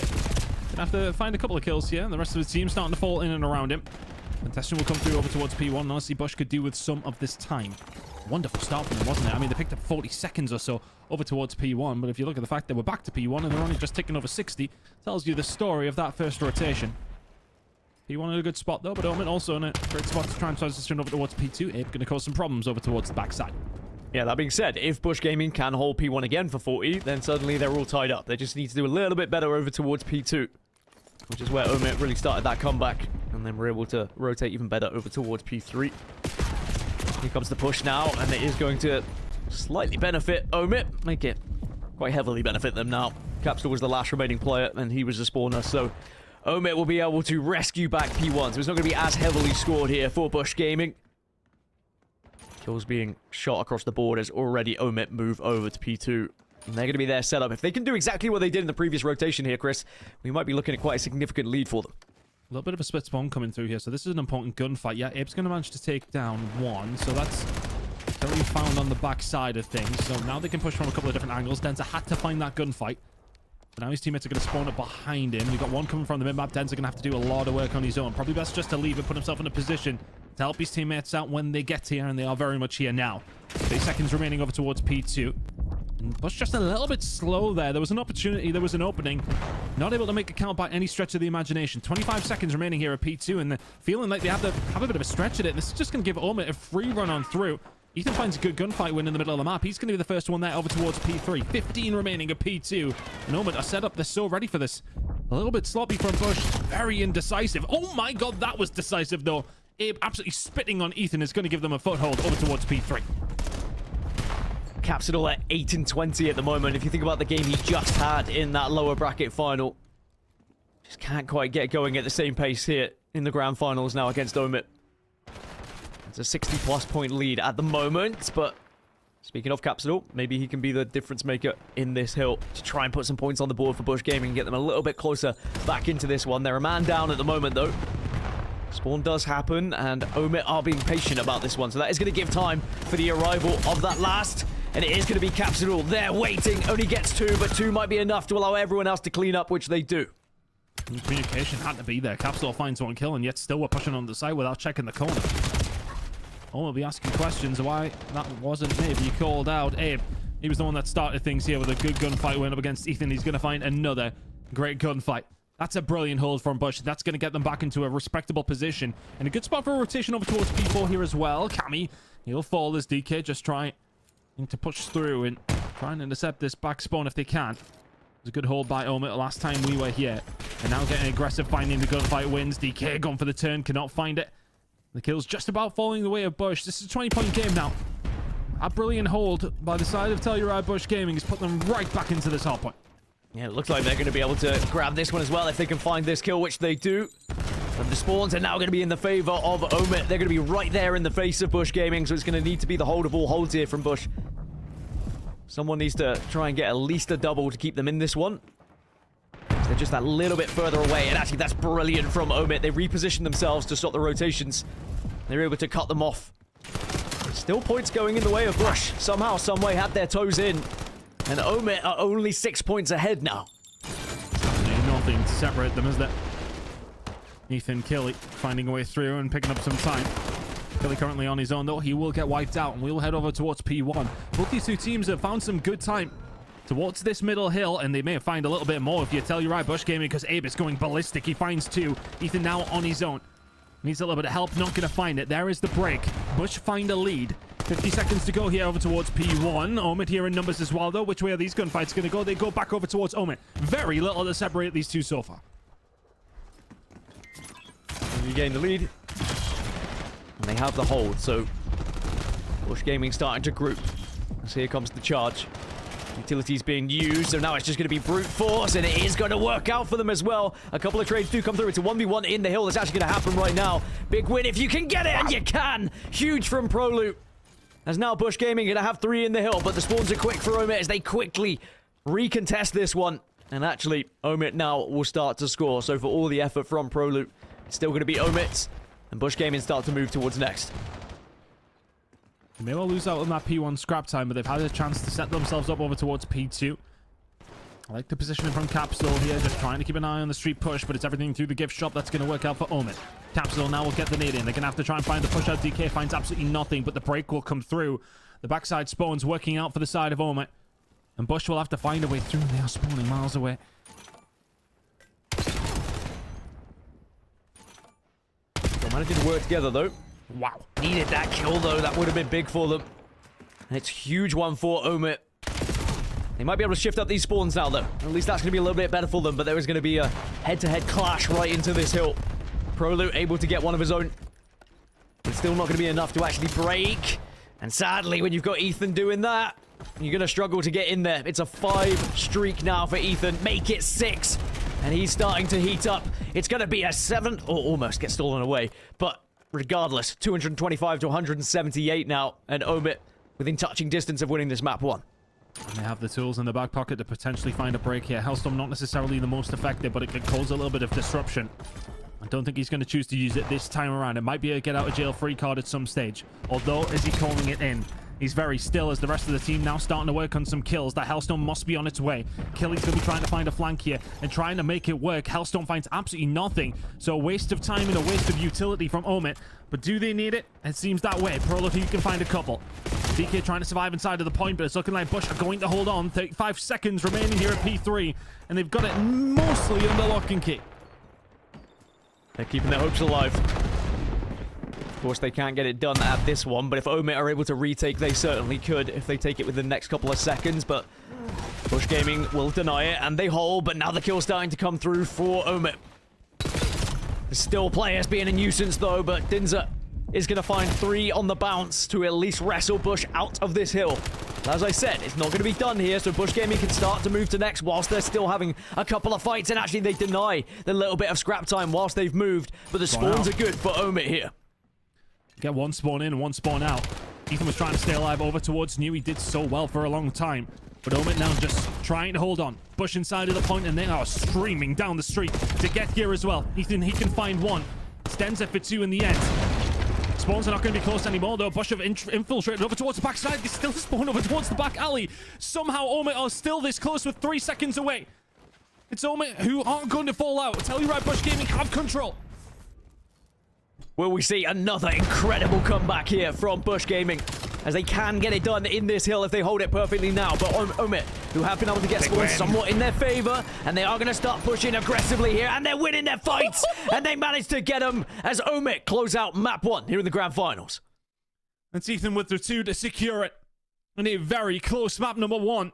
It was so back and forth as well. It felt like OMIT were the ones leading, and the dance was really in their favor. But Bush kept chipping away at that lead and threatened for a second. But it's OMIT who take it away. It's Ethan to find 2 over towards the backside of P4 to secure it. But a big map number 1 out of the Europeans. One step closer to gold. But it's going to be a long old road in a best of 7. But at least you put your best foot forward here. And not only that, you shut down the momentum on the side of Bush Gaming after their incredible run up to this point. As you said, it kind of felt like it could have gone either way towards the end there. Just some big, important engagements won. Had maybe Bush Gaming had a little bit more control in the mid-game, then perhaps they wouldn't have had to be as desperate in those final moments, but doesn't matter. It's all in the past now. 250 to 232 is where we land. Pro 36 to 28. Ethan 34 to 26, the standout players across both teams. And it just kind of gives us an inkling that this series is going to be a pretty spicy one here, Tom. Oh, that is of no doubt. That's a big map for OMIT to win. Everybody dropping a 30. They kept Capsule quiet, and I think that is an important thing. You seen last time when we see the Sake hard point in that winner's bracket, loser's bracket final, I should say. When he was able to take over, he can drag a Bush through games. And they pretty much shut him down. And that's going to be a lot of props over towards Ethan and Denza, who are doing a phenomenal job. They're just trying to stagnate as best as they can. Really close end up. Went far away if you're Bush. That's a rotation here or there. Just felt as if like the flip of the coin always seemed to go OMIT's way. That little bit of scrap time or that first initial break. They seem to be the ones just with that proactiveness to be able to find those sort of moments. From then on out, it was really difficult for Bush to try and claw it back. I mean, you find yourself 70-80 behind at one stage. And to lose by 20, that's one that'll sting in the consideration that you had such a poor start. So impressive, some of the holds as well we're seeing just throughout the highlights as well. Positions that you have to take to try and stem some of these pushes, very difficult ones to hold. But if you get that first, it just makes such a difference for the rest of the team. And look, at one point, what, 179 to 171? Bush Gaming were able to bring it back, but then it was at this point where OMIT just started to create that bit of a gap again and force Bush Gaming to take a few more risks than perhaps they would have liked in those latter stages towards those later hills. But sometimes it does just come down to hitting your shots in those final moments, those individual gunfights that can be the difference maker between winning map 1 or not, which was evident. As you said, those couple of kills from Ethan just made a huge impact for OMIT EU. I'm sure they're going to be delighted to be able to walk into map 2 now with their heads held high, winning this first one. And maybe, just maybe, starting to think about being champions here. Even though it is a long old road, it's difficult not to think about it when you're playing this well. Close game in the end. It's the 2 from Ethan inside of the point that just about secures it towards this latter stages. And DK was the one that found his way through. And then the 2 from Ethan seals the deal. Well, Raid Search and Destroy for both these two teams is not against OMIT Brooklyn, so we're likely to have a very good game. Both of them getting smoked on it. Might be paradoxical and ending up with a very good game. Den Overload will be coming up as map number 3. Colossus Hardpoint for 4. Need to see it. Fringe Scar Gridlock will close things out with Search Overload Search. This is still a very difficult one to call, but that's the kind of start OMIT you would have wanted. Bush coming off that, well, not just the momentum of the losers bracket run, but the momentum of that losers bracket final. You are still in the same spot. You've been there. You've just been playing merely 15-20 minutes ago. OMIT EU come in there and shut that down immediately with a map 1 win is a massive, massive win for them. Who has learned the most from OMIT Brooklyn here on Raid S&D? That's going to be the question as we are right into it. Into the thick of it as Kami and Abe are down. And DK's just fallen as well. So Prolute in a 1 versus 2 to start us off.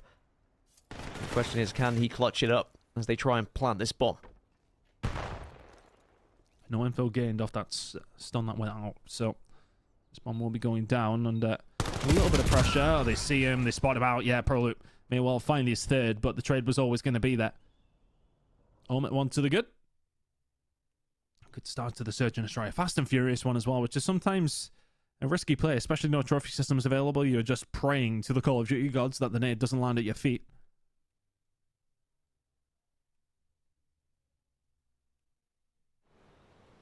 Love the quick challenge, though. When you get an inkling, when you know where they are, make sure you send it together, 2 guns up, and it's very difficult to try and win that one. Not impossible, but it's difficult. So good aggression coming out of OMIT EU here to kick us off. As you said, a fast-paced start here to raid. This time it's going to be a push over towards A for Bush Gaming as well.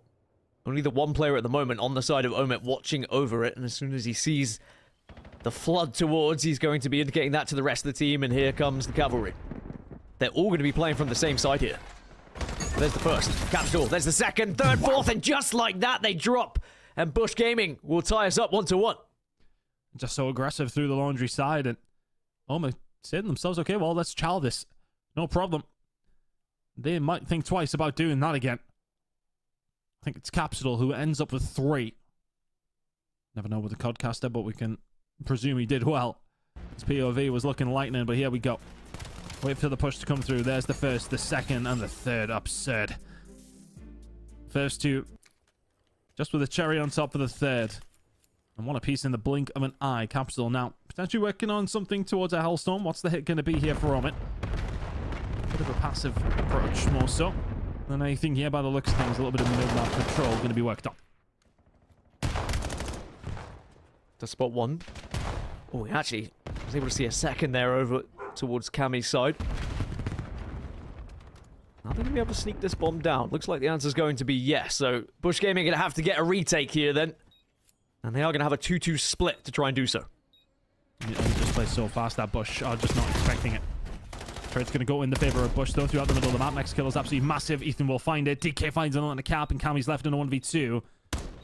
Has eyes on DK. Oh, the shot out, though, is just going to waste some time. DK dipping, diving, chowing, and all of a sudden just opening things up for Cammy. Don't think Ethan was expected to get ripped like that. DK goes for the chow. Cammy takes him down, and Ethan is not there for the trade. It's a big round from Bush and a big round from Cammy.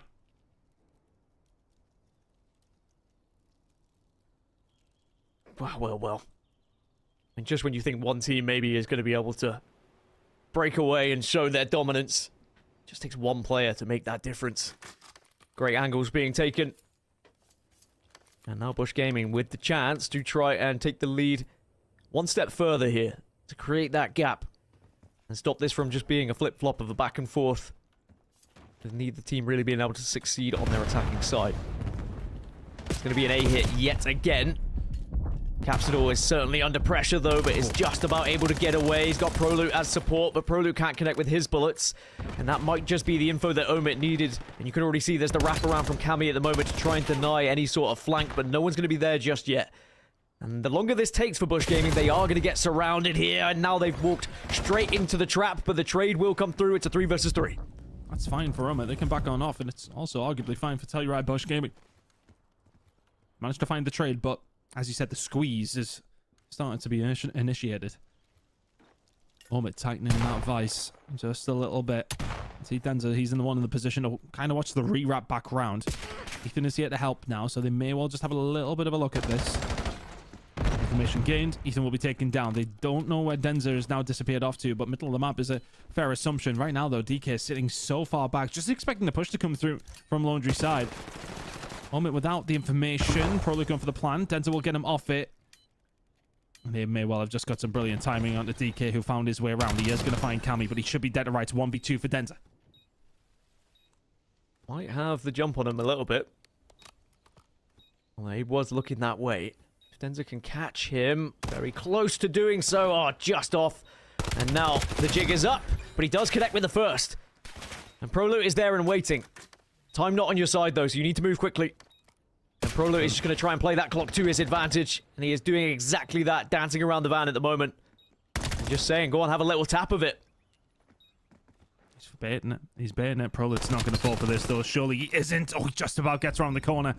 Denza would have had time if he was right on top of it, but Prolut just playing cat and mouse at this stage. Denza will take him down. But Bush Gaming will find themselves with another round. 3-1 now. Nicely done.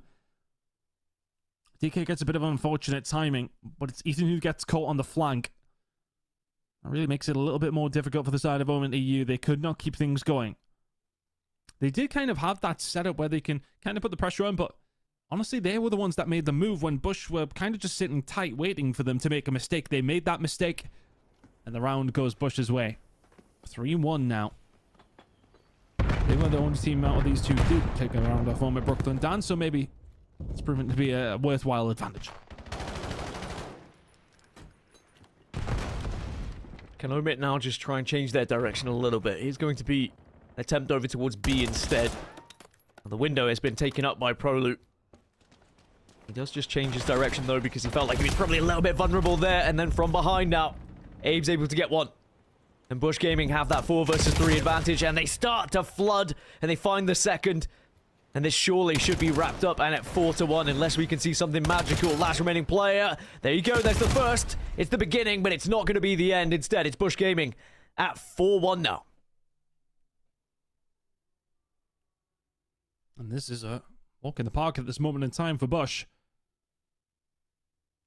Seem to be finding these first bloods on so many different occasions and just using that advantage every single time. It just seems to go into a bit of a trade fest, but one that is always going in Bush's favor. Number advantage, winning your gunfights. It feels like they're the ones like kind of just pulling OMIT around the map to a certain degree. They are the ones waiting. OMIT played so fast throughout the couple of rounds. I think Bush have made some good adjustments just to slow things down ever so slightly. Quick to find position, but slow to make their move after that, whereas OMIT are just quick. Once again, falling into that trap potentially, but not this time. Ethan will find 2 off the bat. So using that raw horsepower that they really do have to try and get them around. It doesn't always work, but that time it has. Yeah, been able to escape with the bomb though.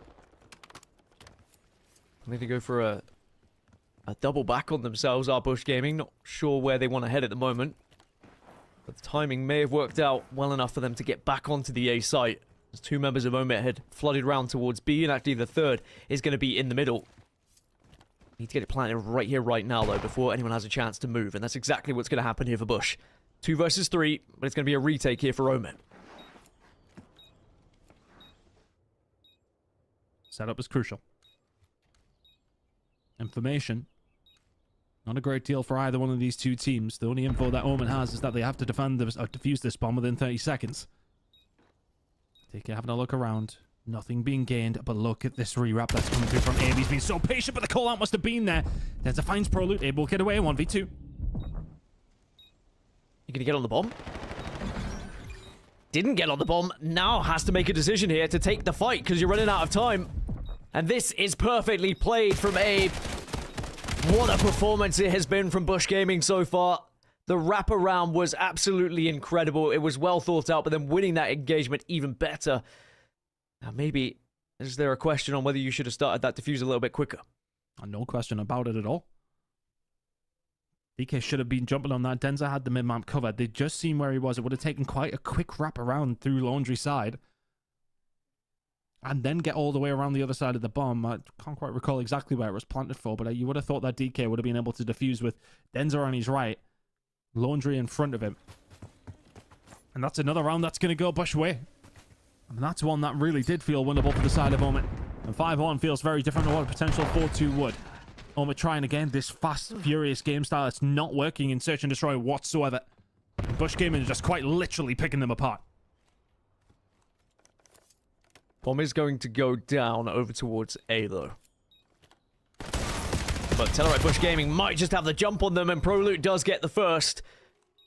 Dinza is going to try and follow up, see if he can get a trade out, which at least he does as well. If he can get second here, maybe there's a chance, but no, now it's a 3 versus 1.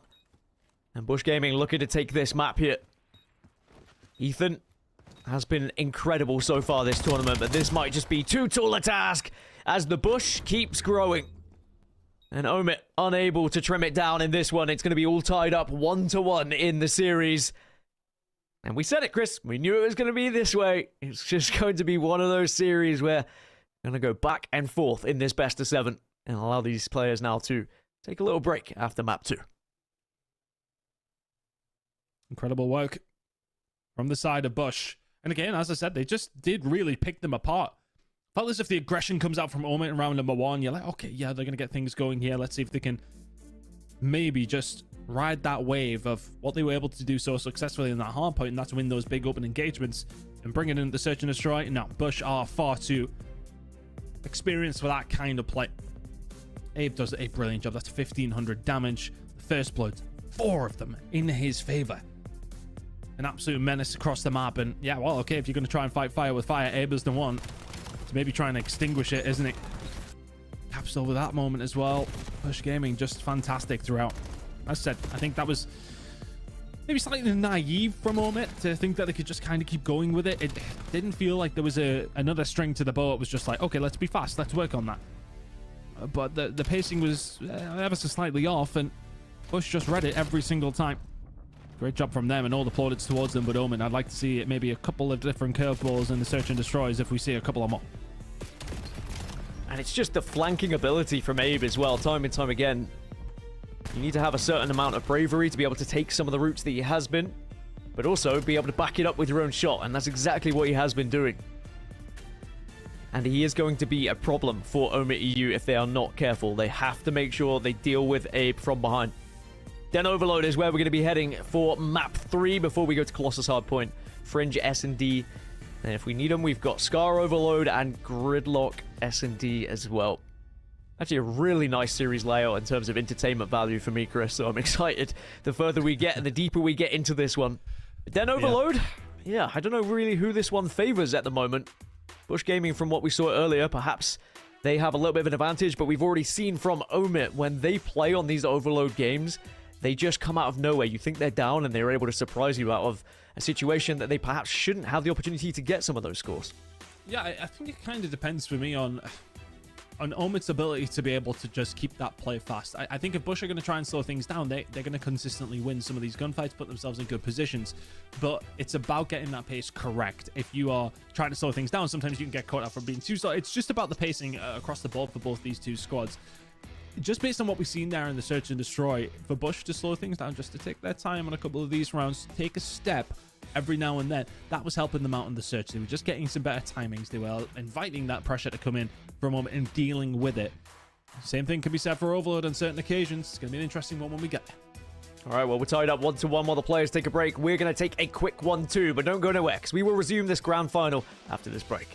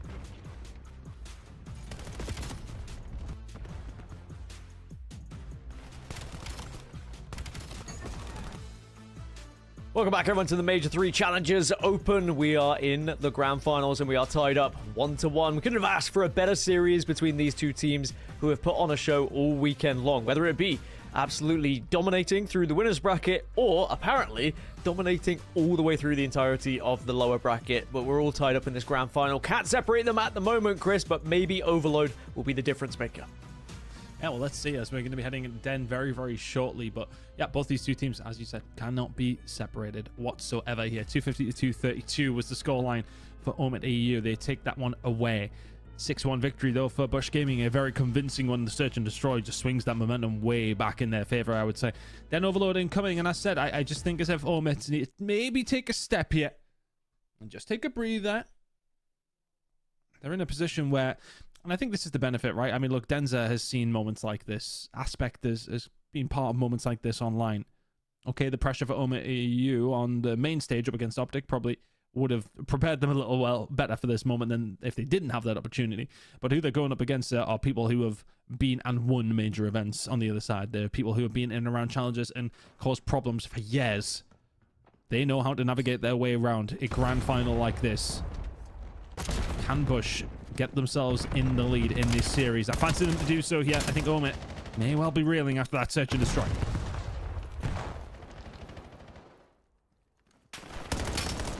Proloot happy to hold this cuts.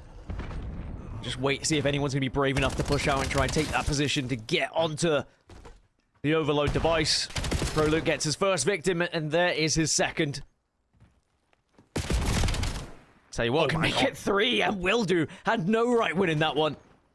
And that's going to give a lot of room and freedom here in the middle of the map, but then straight off the bat, OMIT right back into the middle of the map to deny. DK is going to clear out the spawn as well here, so a bit of a counter-attack potentially on the cards. Map control crucial there as Proloot able to put some good shots down. Down Ethan, stuns over towards the EMP, just slowing it down. 4 minutes to go in this half. Good shots coming through from OMIT though, starting to create a little bit of a problem throughout the middle of the map here for Bush. Remember, control is there. Abe is ready to, well, jump on anything over towards this dojo side, but the kills are coming in through in the middle of the map, and there is a gap that is wide open. As soon as this pressure is going to be seen, Denza's going to be calling at least 1 or 2 here. Wrap it around, and that's exactly what they're going to do. Should land this one and do so. OMIT, well worked around the map. Very well worked indeed. Abe going to be the last remaining player temporarily. But now the spawn has come through, and he wins his engagement, which is just going to help them a little bit break out of said spawn. Ethan's trying to make his way round, but he will be removed from the map immediately as well. So now Bush Gaming trying to take control of this side. They are just losing players in uncomfortable positions at the moment, which is allowing OMIT to get into pretty powerful angles to stop their push whatsoever. Yeah, that mid-map fight has well and truly been won by OMIT here. They're going to take down his teammate though, which is less than ideal, but they can keep this going over towards the dojo side. Feels like they are the ones putting that pressure on. Bush happy to defend though. They're in a fighting spot. It's no big problem. Yes, okay, that EMP control is absolutely there for OMIT, but they'll have to find something quite special to break this open, and they cannot. Quick respawn's going to come in though. OMIT will not be far away. It's their turn to defend. Can they do as well as Bush did? Proloot trying to give support. Need someone just to press in first though a little bit. They've not been able to create the kind of angles they want to, Bush Gaming. And OMIT just winning some huge individual battles at the moment. And they're going to get control of this Overload device first, you'd imagine, on this side. And they are able to just nip it through middle. And actually, if you can make the right run here and the right route, and they go for a little double back, they've got enough control over towards A that this is going to be an easy point. And it's going to be 2-0 now to OMIT. That was wonderful from Denza. Absolutely enigmatic. As soon as he finds that kill on his spawn, he is just moving forward through the middle of the map. He knows he's uncontested there. Gets over the top of blue side, has it cleared out, and he can just manipulate whichever way he wants to. Chooses to spawn it over towards the dojo side, spawns out the players from Bush, and they wrap it back ground. It's been so fluid from OMIT. Bush have never really had too much of a chance, to be honest with you. It's kind of been trying to barge through more than anything. OMIT, surprisingly, have been the team with the heads-up plays more so than not. DK in position just to clear up that last remaining piece. Okay, up. I mean, just over and over and over again, we're seeing players step up to the plate. And OMIT are denying Bush over and over again as well. Although now they're going to try and force this one over towards A, but they need numbers. They need someone to try and break in first. Not going to happen. And now actually OMIT with the counter potential now. They know there's one last player remaining, though, and they are able to pick him out. But the spawns have gone over towards B. So at least Bush Gaming will be able to hold here. There was a moment there, just all of Abe's doing, really, wasn't it?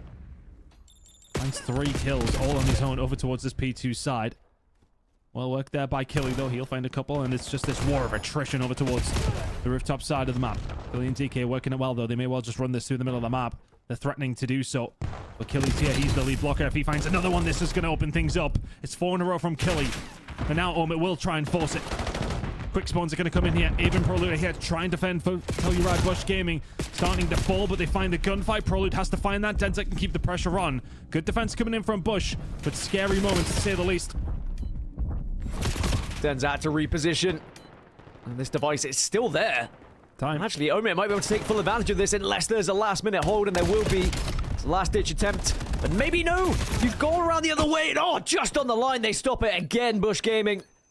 Trying to make sure that they go into the half only 2 behind and not 3, but they also will have the opportunity here, holding the device to get a last-minute score themselves to make it 2-1. But it's not going to be easy. There's already players set up shot on the side of OMIT. They take it down, and it will be the half as OMIT lead 2-0. I was about to say it would have been a big boon if they could have got a hold of that final play. If you Bush, you've, well, kind of being pegged back a little bit throughout the majority of the round. I always felt like OMIT were the ones taking the onus. They were always the ones in a little bit more control in the middle of the map, looking to try and find those kills to find that next step. If the side of Bush had been able to find something there, it feels like a very different half, doesn't it? 2-1 down, you'd be like, okay, fine. But 2-0 down, you really haven't got anything going. Smiles all around on the side of OMIT EU. They're feeling good about their chances here. I mean, as they should. They've no reason to really doubt themselves after their tournament run so far. And they find themselves up again here in this third map with a chance to try and take the lead in the series. Just beg the question again of Bush Gaming of how deep can you go in this best of 7 before we start to just overturn you map after map after map as Killy's just put 3 in a row and now can grab that device and start to march over towards B because he does have players there, but there's going to be a last-minute hold from Cammy. And the rest of the squad are going to be there. This shouldn't be possible to put in, and he's going to have to just back off, see if he can pick up a kill or 2 whilst holding that device. Wait, sorry? No way you put that through! You had no right to be able to squeeze it in, and somehow, someway, OMIT are 3-0 up. Just heads up, please. They move to get aggressive and they win the gunfights, as they so often do. DK will get taken down as he tries to keep that pressure on, but just means that Bush can't move through the mid-map quite as easily as they would have liked to. One player trying to make the plays, that's going to be Abe. Denza's going to just back it on up, make sure they can get a hold of it, but they've lost a little bit of map control because of that. Bush going to slowly make their way out of their shell here with 4 minutes to go in the second half. They're 3-0 down. This is still more than doable, but it hasn't felt likely. Denza, he's found 1. Second is going to fall as well, and there you go. Is this going to be the third potentially on the cards? Is Cammy to be taken down? No, he finds 2. Answering back here for the side of Bush. Cammy trying to get it over the line. It's huge from Cammy, but is it going to be enough to get the point? The answer probably not at the moment because there's already a defensive hold set up by OMIT. Shots going down from both. Can you somehow squeeze this one in? Yes, you can. So again, Bush just learning from OMIT, really. Sometimes it's worth just shoving it in and hoping for the best as OMIT now still have a lead, but it's only by 2. Bush Gaming very much still in this game. 3 minutes to go. Haven't necessarily had the opportunities that, well, maybe says they'll be able to get back in this game, but here's another one. There you go, straight over the line. You lose that control over towards that rooftop. And it just takes a couple of missteps for Bush to get themselves back into this game. OMIT maybe a little naive on a couple of occasions, thinking they could just overextend, and they're trying to do that here now. Big gunfight in the middle of the map is going to be won here by Ethan. This one's a free ride home as well. OMIT going to counter exactly back how they would have liked to. And can they keep this pressure on? No, Abe with a big gunfight. Ethan keeps it going, though. There's a 3 spree for him. Can he keep the pressure on his own? That's 3 in a row from Ethan. And OMIT now have a free run through. Middle of the map control is theirs. More defensive work needed from Bush, and Killy's just going to try and run this one home. Cannot get it over the line. Prolo with 2 huge kills. If that goes 5-2, it may well have been game. It was a massive stop for them, and they needed it. As you say, that might have just been wrapping it up if they had conceded another. But now they keep themselves at least within touching distance. And there's some big kills coming. Actually, you can grab this one and start to move over towards B. If you get one kill here, you don't, but maybe there's the follow-up with the pistol and the device. No, it's a quick shift of plan. Over towards A now instead. You go back through middle. And Bush Gaming trying to see if they can get this one in. It is a dance. It's ring around the rosies at the moment. And it looks like OMIT are wise to it. They are sitting, they are waiting, they are prepared, and they will be able to deny here. Moving this one forward. Gunfight still happening on the back side of things, but they've just left him to it. Prolute on the flank. And he's going to be able to set up now, though. They left him because they thought they could win the gunfights on the front, but Abe with two massive ones, and Bush will answer back. 4-3, minute and a half to go. Anybody's game, and it's the spawn over towards the rooftop side. OMIT need to win a couple of gunfights here. Or there may be another one going over the line. Capsule, Prolute all working so well together. Abe there is the lead blocker, can't find another. Killy had to shut him down. The defensive walls are up. OMIT are behind them. Massive kills from Killy. Huge. Links up with the rest of the squad, and if they can put one more in, then maybe they can just get over the line here and stop this pressure from Bush Gaming. But it is a big amount of damage that's done on that side. Device going to be in the hands of Bush Gaming, though. Give themselves the chance to potentially just sneak one in and send us to overtime. They haven't picked it up just yet. A little bit reluctant to. Instead, they're going to let it reset. Try and win some of these gunfights and make sure they have it more secure instead. Oh. They felt they were under a bit of pressure, as you can see. Mistakes made. And here we go. Device grabbed. One last chance maybe for Bush. Might have another with the overtime as well. 30 seconds to go. Ethan will find a gunfight. Prolute will fall. The capsule lingering in around weapons. How is this so free? How is this so free? It's just got a freebie over the line. OMIT not in a position to defend that.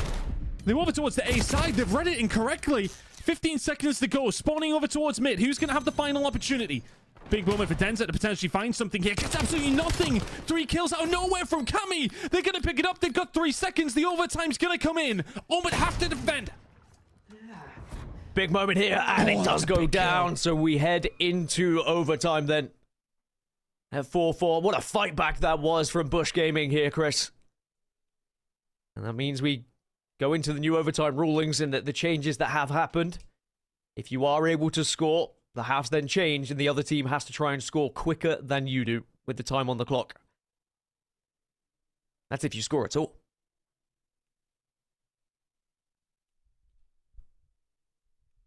Into the overtime we go.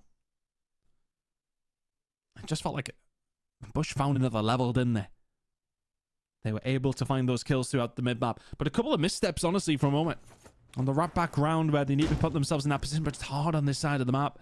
If you commit, you've got to commit fully, and if you end up committing incorrectly, it's not a quick line to find your way back. First blood, though, will go over towards the side of Denver. Moving this one forward. Wants to get something done quickly, and well, what he get done quickly is find himself back in the respawn screen. You have to be careful here. Could be a route available, especially with the flank that's happening at the moment from Abe. Again, it's Abe, the flanking master. And now they've got the pinch. And Bush Gaming might just be able to slam this one home so quickly, and they will. They have set quite the time here against OMIT. And OMIT are going to now have to be out of the blocks as hot as you can be to try and win this one. It's going to be near impossible because we're just going to see, surely, Bush Gaming just set up shop here.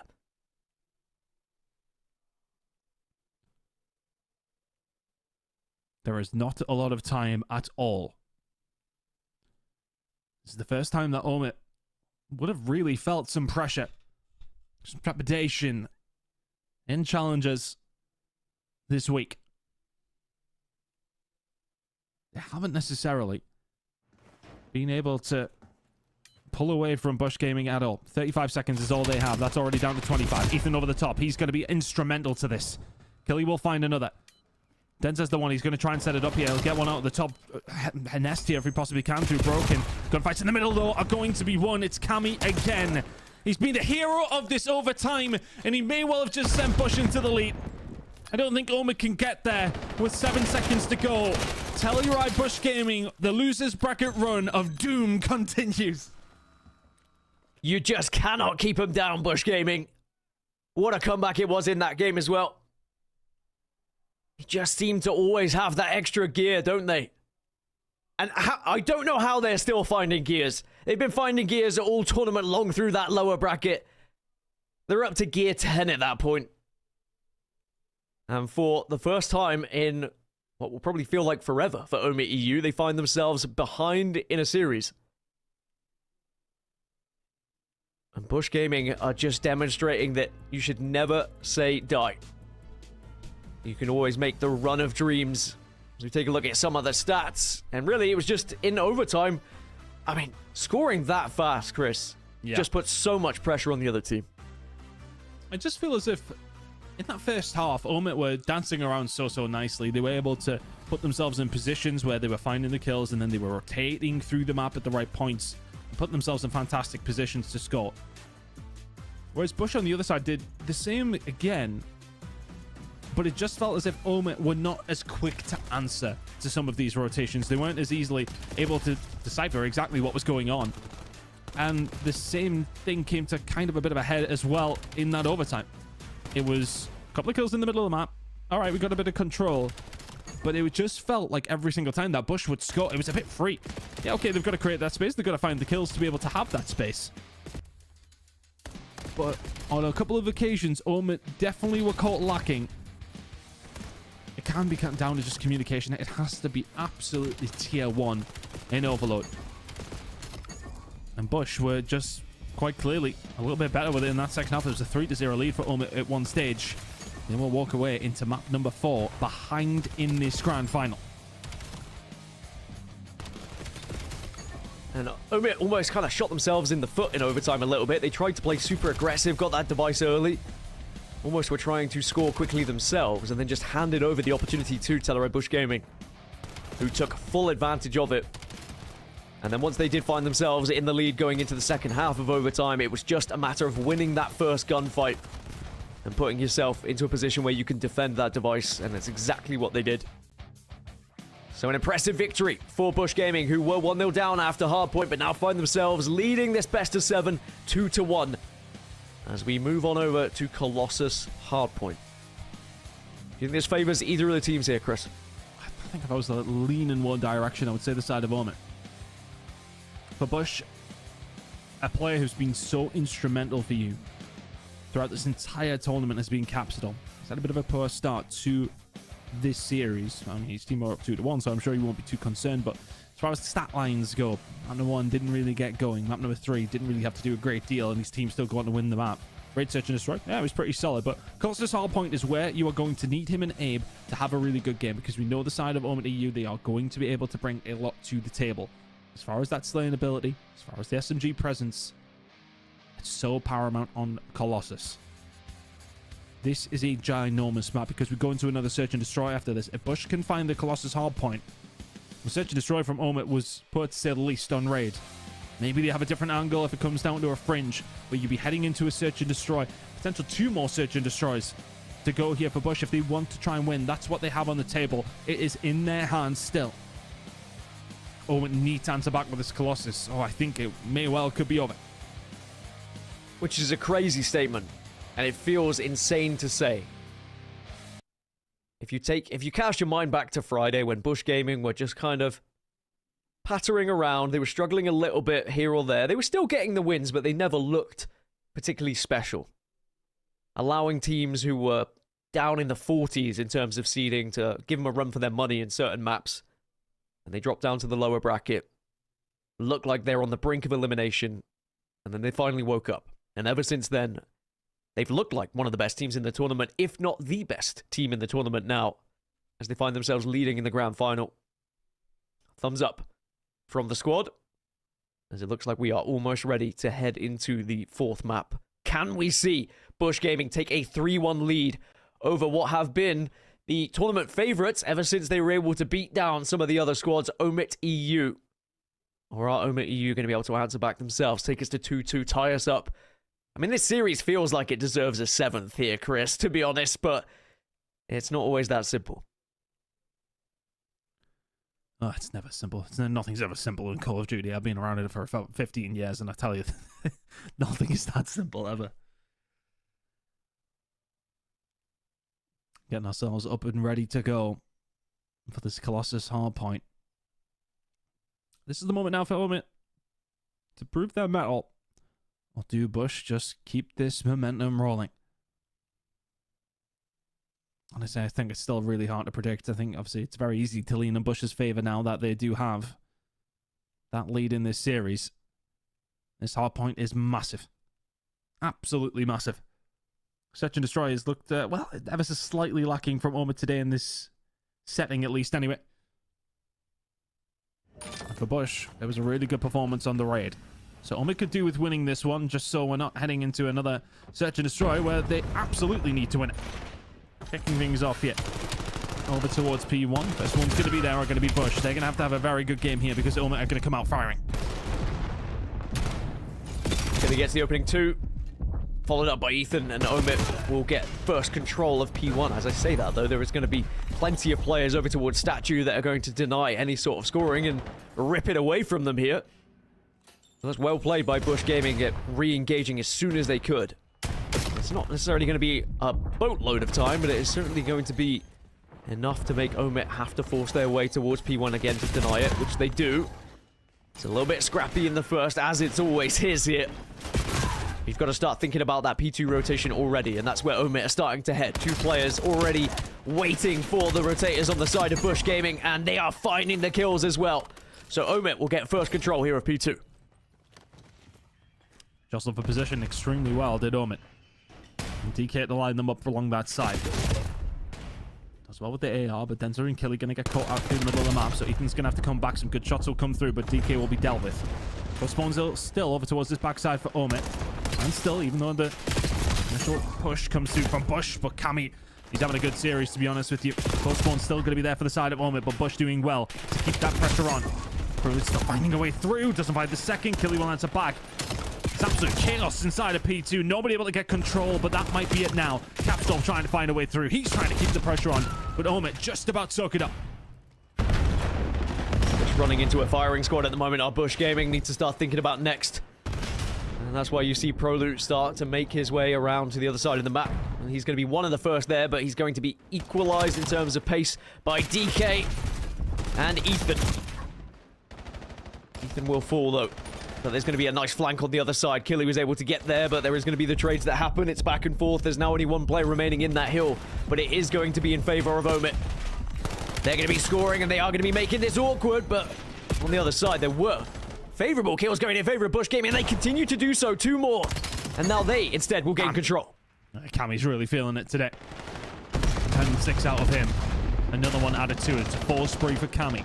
P3 control is absolute here.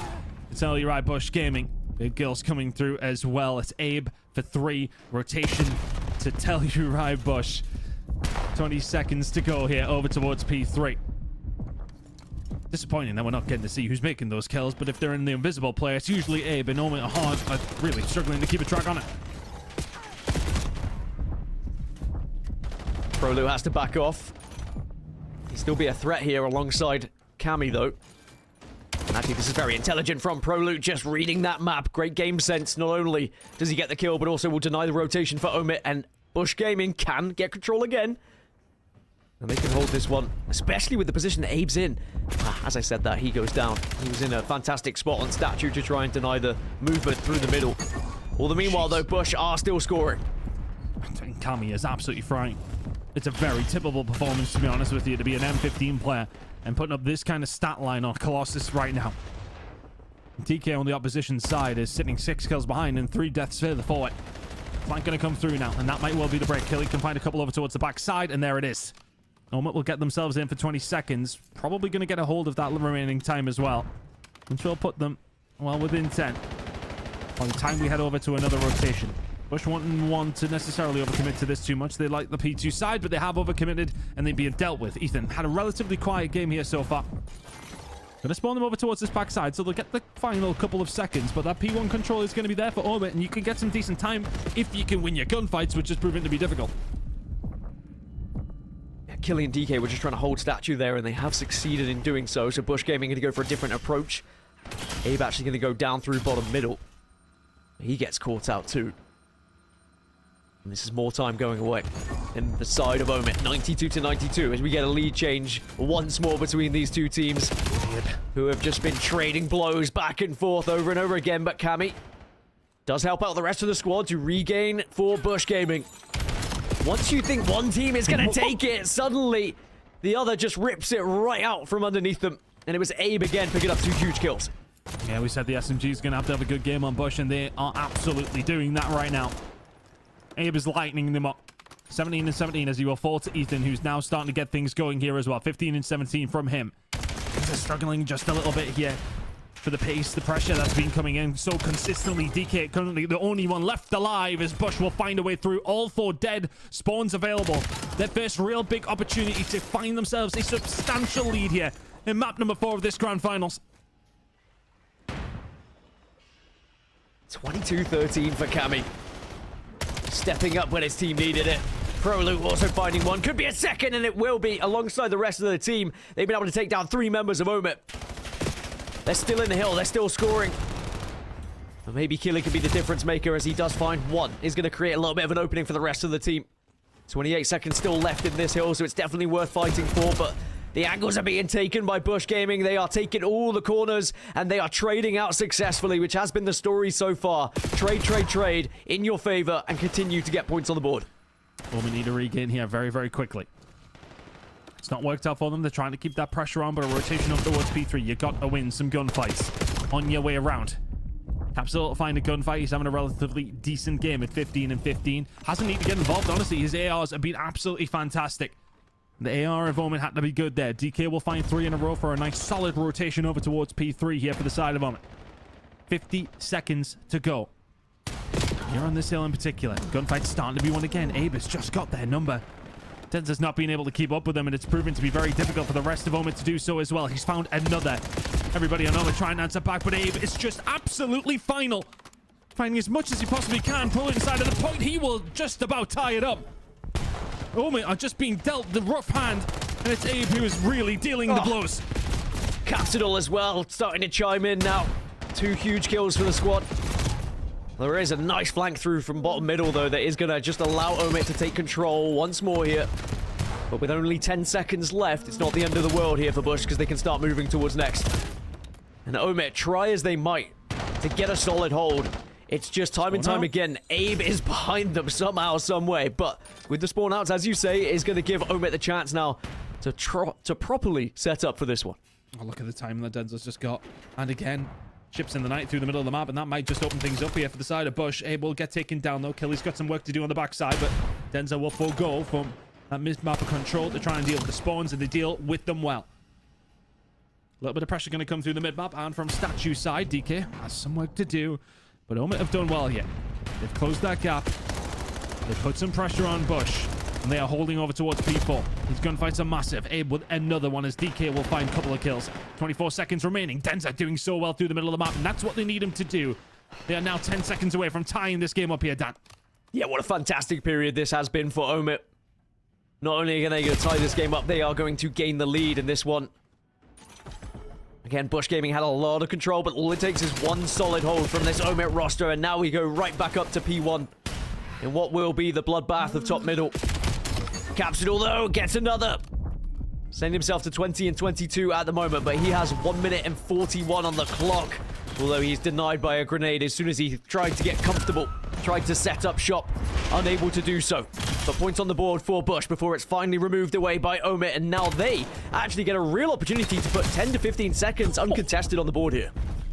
I was worried for Denza, honestly. I think he was sitting at 10 and 21 or something. He's 19 and 25 now, so he's turned this on its head. And he needed to. Abe really did have his number, and he has slowed down considerably. OMIT have now broken 200 points, but it's Bush to find a way through. P2 spawns are going to be influential. The gunfights inside of P1 for 20 seconds are absolutely massive. DK can't survive. Cammy is there again. Can Killy find the second? He's got some backup here from his teammate as well, but it's Killy for 3, and he's broken it open pretty much on his own. 10 seconds at P1's going to go their way. Rotation over towards P2 has fallen their way as well. Bush are now finding themselves 30 behind. They were about 60 or 70 in front of one stage. Not only good scrap time, but also, as you said, just allows the rotation to be a bit more comfortable. But there is a spawn out on the side of OMIT, so if Bush Gaming can work their way together, they will be able to gain control and gain those spawns as well. So despite OMIT looking like they were going to be in the lead again, we're about to flip over potentially one more time as they find that first. They're going to now have a 4 versus 2 going into this next engagement. You could not call which way this one is going to go. It's flipping back and forth. And Telluride Bush Gaming, they try and hold, but now here we go. Here's the potential break from OMIT, but they're going to walk straight into several players. They are able to be the beneficiaries of the trades, though. Last remaining player not able to do so. Wow. 19 seconds left on the clock. OMIT cannot win it here. And that's such a clean break as well, but you are right, OMIT cannot win it. Bush are going to just have to rotate here and count their lucky stars that they still have an opportunity to win this game. Killy on a 3 spree. He started to light it up in this final rotation of hills, but by the time we get over towards P3, OMIT need 12. Bush can, of course, win it here as well. Cammy's setting up shop. He's been so influential, but they need everybody to be digging deep. That's 3. 4 dead now. It's Telluride Bush Gaming. Put themselves in a position they can do it here at P3. OMIT going to be spawning miles away. They may well have 1, maybe 2 more looks at it. More kills falling in the way of Bush. They are just about locking it down. They're 20 away. You said dig deep. Well, they are digging as deep as they can right now into OMIT. And OMIT are going to have really one last chance, and they do find the flanker. And that might open things up unless the hold is going to be strong. Gotta go. Gotta push, and you've got to go now at 2-4-3. They do dip their toes in, but it is not going to be enough. You get removed. And are we going to see Bush Gaming do it again in the final hill? One last chance is denied, and Bush Gaming take a 3-1 lead here in the grand finals, and they are 1 map away from winning this whole damn thing. What a comeback that is. And what a hold. Over towards P3. Cameron McKillen sets it up. And the rest of Bush around him just dance around and find the kills. Panic stations for OMIT, to be honest with you. They knew the rotation. They needed to find one good break. But sometimes that moment, the amount of time you have to set up, the amount of time you have to find that good break, it can sometimes play with you. And Bush find themselves now 3-1 in the lead. They were 1 map away from crashing out of this tournament in a top 16 placement. They are now 1 map away from winning the whole damn thing. I mean, you talk about a roller coaster of emotions for players and for fans alike. This tournament has had so many ups and downs, but in particular for Bush Gaming. Proloop, 4,700 damage. Cammy with 4.3. I mean, Abe 4.2 as well. Everyone playing their part. And I thought in those final moments when Abe had made the flank round and he got picked off, maybe that was going to be the chance for OMIT. But the hold was incredible from Bush Gaming. Set up their angles perfectly, set up their crosses as well. And they were prepared to trade if the kills did come through from OMIT. And that was the story for me. The battle of the trades where often Bush Gaming were able to come out on top. I know we don't have the chance to have listen-ins, but you can imagine the communication absolutely on point for both of these squads, to be honest. But that is going to be a difficult pill to swallow for OMIT when they had the amount of control they did at one point. They were so close to being able to tie up this series. And now they have to win every map from here on out if they want to call themselves champions.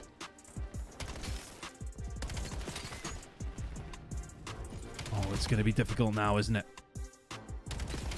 But they have to put themselves, maybe, in the shoes of one of their former opposition in Rock Esports.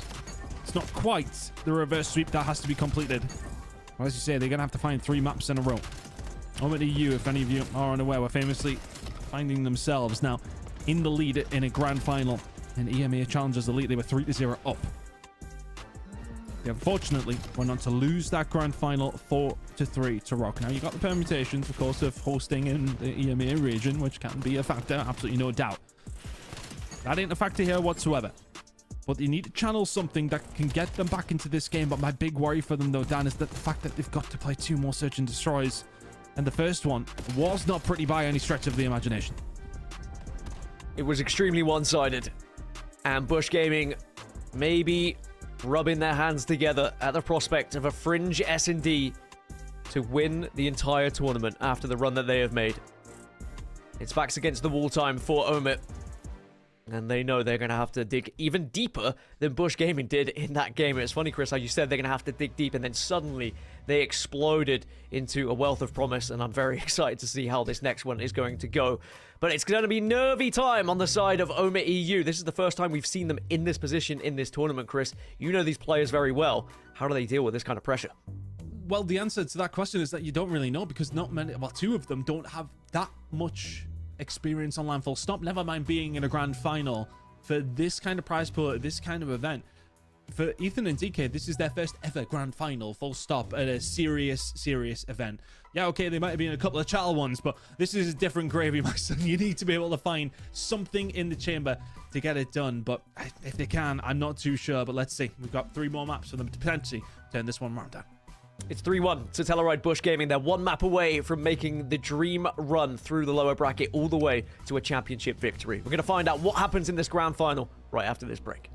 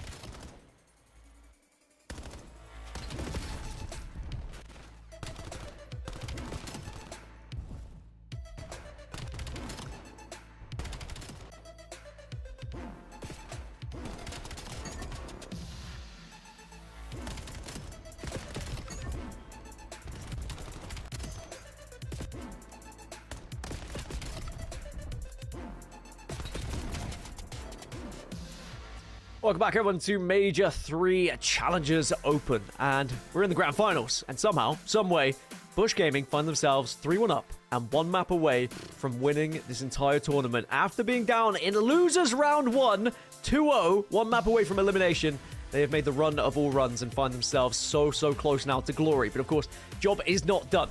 OMIT EU still have the chance to come back into this one, Chris, and they definitely have the potential to do so. They do so. My worry for them is the search and destroys that are going to be coming up. Let's have a reminder of how things are going to play out for, well, what could be left of this grand final. It will take a Fringe, Scar, and Gridlock win if OMIT want to get it done. Those 2 search and destroys could potentially be their downfall. But a Fringe search and destroy, I don't mind for them, to be honest with you. They can be aggressive. They can use that, well, yeah, aggression to their benefit. They really can. It's interesting to see how this is going to play out, though, because Bush read them so well during that raid. And they may well be able to read them again here on Fringe. Scar Overload is incoming if they cannot read them and OMIT can get one back. But for me, it does not feel likely. Look, OMIT were all the way there. I felt as if they needed to find that hard point. They didn't. We're feeling a very different way about the rest of this series. If you're heading into this tied up 2 apiece, but a 3-1 lead for Bush. For me, the writing may well be on the wall for what will be the greatest ever Challengers Losers run we've ever seen. They are not far away from it. It will be 7 in a row if they manage to get this grand final done. It'll go down in history, that's for sure. It'll be one that I'm sure the entire Call of Duty community will be speaking about for quite some time, if they can get there. I'm sure the run will be remembered regardless, even if you weren't to win it, but it would be the icing on the cake and truly make it a historic one if you're able to go on and then win this championship. And of course, win all that money alongside it as well. Especially if you consider, all those Pro-Am teams that were competing on that main stage dropped down into this competition. And Telluride Bush Gaming have just been able to battle their way through that lower bracket, no matter who was thrown at them.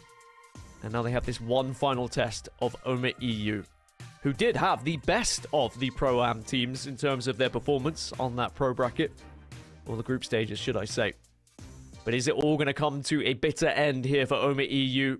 As Fringe S&D is where we head. And it could be the last map of the day if Bush Gaming have anything to say about it. But OMIT EU, this is where we need to see them step it up and see how they fare under pressure. Because as you were saying, Chris, we haven't really seen them in this position. A, because they've always been ahead in this tournament so far, but also newcomers to LAN. This is where you can really make a name for yourself. What a time it will be to do it. There'll be plenty more events for players on this roster where they can maybe go on another run like this and they'll be a threat all year long. But they'd love to bring something to the table here in the Search and Destroy. They're on the attacking side to kick things off here. With Bush on the defense and an aggressive defense push. Starting to get a little bit of control. Capsule holding tight, but this is where OMIT are typically very, very good. He's up close and personal fights, and they start to get aggressive now over towards the side, but Capsule ready and waiting. Nelly finds a second. Killy is there for the trade. 3 versus 3. It's going to go the other way. 3 versus 2 in favor of Bush, but oh my word, it's just continuously exploding. Ethan left in a 1v2. He's been the man that everyone's been speaking about at this tournament, is Ethan. And for good reason. Statistically, has been an anomaly. Has been unbelievable, and has made the difference for this OMIT EU roster. Can he pull off something special here in this 1 versus 2? It is a big ask, as Bush Gaming have situated themselves together. It looks like he might have just been able to get the timing to get the plant down, so at least it's going to be objective 1 complete. But now you have to put yourself in a position where you can actually win this 1 versus 2. He's giving himself an angle through the middle of the map if he can transpire over towards that side, but I don't think that's what he'll be playing for. Tried to have a read on Cammy and Co, but he's just completely backed off the side, but he goes for the mid-map round. Prolut's on the defuse. Ethan has to be quick here. He has to be extremely quick. He can check it just in time. Finds the first one in for the 1v2. Not going to happen. Cammy will shut it down. 2 big kills coming in from Cammy. And the trade was there, and it was there in lightning speed. He was so close, wasn't he? I think he might have felt that he had done the job once you get that initial kill, and he had the shift over to the second player. The bullets were there, but just can't quite finishing him off. And now, that might be a round we look back at as a very important one here for Bush Gaming and their chances of winning. They stayed calm. They played it correctly. For OMIT, they just don't want to find themselves in that position. Again, really, they can't allow those trades to go in that way, so they just are in a 1v2. They tried to play a little bit more aggressive from the rip. But they did avoid the sightlines of the sniper. That's what's important.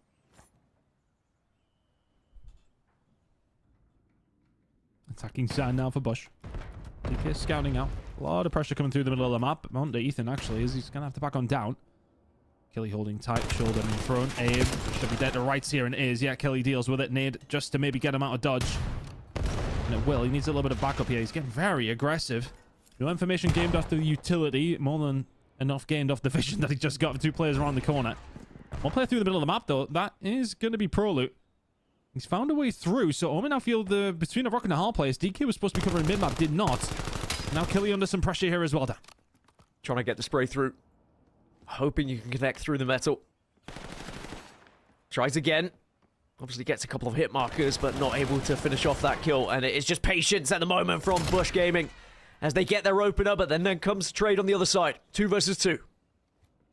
It's Bush Gaming. They're being surrounded at the moment, but they managed to spot the flank.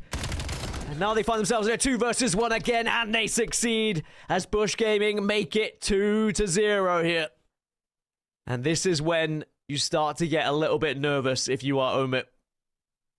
You have to stop this bleeding sooner rather than later. You can't afford to keep losing these rounds and going further and further behind and putting more pressure on yourselves.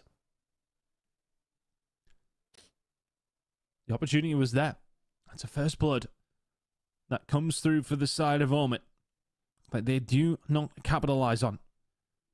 I think DK is too busy worrying about the push that maybe comes through Barn, but it's the push through middle of the map from Prelude that really breaks things open. It's Cammy for a few kills. That, of course, does help them out. But it's Prelude that threw a cat amongst the pigeons. Now OMIT getting aggressive over towards this tin side. Ethan will find one. He takes down Capsidal. So 4 versus 3 for OMIT. Another first blood will fall their way. They've got complete A-side control. And the kills are being found as well. Killer, he's found one. He will again taken down. 3 versus 2. Ethan could be there for the pickup on the Prelude and is. Now in 1 versus 3 for the side of Cammy. This is a tough one to find, especially sitting at 4-0. So maybe just play for a kill or 2. Never mind. Never mind, no kill to be found. And that's exactly what OMIT needed to do, though. Couldn't really afford to go 3-0 down, you feel. And you would have gone into danger zone territory, but they are right back into it. You can only imagine the pressure that these 8 players are feeling at the moment. Especially those who are a little bit newer to the land. Such quick rounds right now. As both teams just trying to get this one done, whether it be the speed of getting that bomb down or just getting in the faces of their opponents. There's been little room for snipers to play a part in this S&D so far, because everyone's just been guns out and running towards the enemy line. Let's see if it's going to be the same case here as Bush Gaming looking to try and plan. The pace has been extremely high. The pace once again heading over towards the A side. OMIT here to defend, but Bush starting the posture. And now we get the dance.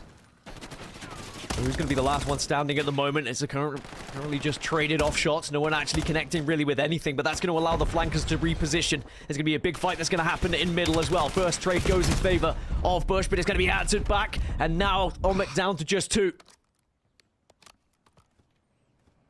Felt like Denza had a bit of a read on one of the players through the middle of the map, and now he's going to have to try and find a flank. DK been playing extremely slow. Hasn't been able to help low on the interaction side of things. Denza sitting at 0 and 2 as well. But Bush are the ones who have to make the move. Abe ready and waiting for the push to come through. Inside of the bomb site, and Denza, he gets the timing. And wonderful timing it is. He'll take down Cammy, but this bomb may well go down. Abe towards the backside, cannot find DK. Denza takes down Prelude. It's a massive round for OMIT. Potentially a tournament-defining round for OMIT. So important to be able to win those ones where you are down a player and you're at that disadvantage. But they were able to surround successfully, and the pinch was sublime. And just like that, Chris, we find ourselves tied up 2-2. It looks like this S&D is not going to be as straightforward as the previous. Even though Bush were so quick out of the blocks.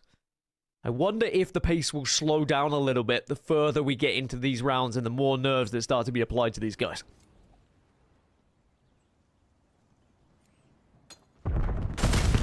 Like a B hit going to come out from the side of OMIT, or is it just the utility heading that way? Depends on what kind of information Capsule has been gathering throughout the middle of the map. Ethan trying to stop him gathering anything. But the gunfight will come through, and it's Prelude to find the first blood. Killy will fall. So 3v4 in favor of Telluride Bush Gaming, who are set up very well over towards this A side, but DK with the beamer. A little bit of presence over towards A now for OMIT. They may well be tempted, but everyone from Bush is here. It's the whole squad, and it's going to be an opener as well. Just to allow you to get even more of a chance in that 3 versus 3, which is now a 3 versus 2. Make it a 3 versus 1. And this should be easy as you like to try and clean up this last remaining player, but it looks like DK has been able to evade them slightly, but now runs into Prelude. Information will be given over. Even if he gets that one, it's not going to matter because the rest of the team were there and waiting. The lead regained here for Bush. 3 points away from winning this tournament. They were waiting on the flank that was coming through from the B side. I believe it was Ethan who was there, but he gets ripped by Prelude, who finds 3 in the round. One of them, or 2 of them, looking like unfavorable gunfights, and he sacrifices his life for the trades to come through for Bush. Another round falls their way. 3-2 now. Still a very tight search and destroy. Definitely feels like the onus belongs to Bush. The momentum has been with them since, well, about 2 o'clock yesterday. Since they were 2-0 down. Up against CRG Outbreak. They have barely looked like they've missed a step. Slow one here from Bush, and I'm curious to see how OMIT will react to this. They have to be patient.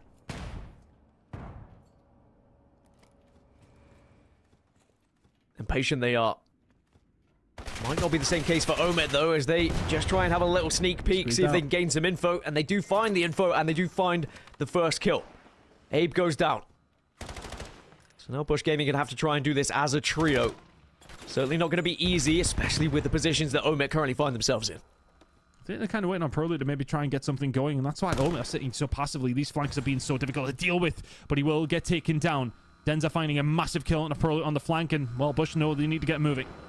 Got nobody on the other side of things to help them out. Weak players inside of the site, and yet OMIT smell blood in the water. They're going to start moving forward. They take control. 4v3 in the favor of OMIT.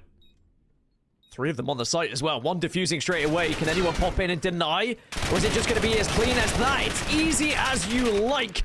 And that's why sometimes you just have to stick it.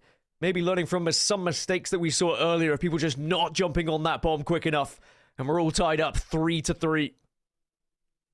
It's been a very strange one for OMIT, really, because from the very first match to kind of the final moment here, they've never given the throne away. They've always been on top. It's been an unbeaten run in that winner's bracket, but are they going to fall at the very end here? Or can they keep us going? They're certainly not giving up. Just battling back as soon as you think that maybe Bush Gaming have the lead. OMIT will reply. 3-3 as we head into the 7th round. Will not go down without a fight here, OMIT. Need Ethan to start lighting up again. 7-4 from him. He will more than happily fancy this gunfight. It's going to be a thick stun come through, though. I don't know that 2 players are there. Denza will get just about the final hit onto it. Trade's going to come through. DK, he'll find one as well. Denza on a 2 spree. DK finds another. OMIT about to take the lead unless Cammy can find the 1 versus 3. Cammy's done some pretty impressive things so far this tournament. I think Killy might have spotted him, though. And judging by the silhouette, I would say yes. So that information will be relayed. Can you go for anything a little bit sneaky here? Oh, and he can! That's a perfect way to start it off for Cammy. And now he's in a 1 versus 2. And actually, it puts them on a clock as well, but Killy holds strong, and OMIT will take the lead.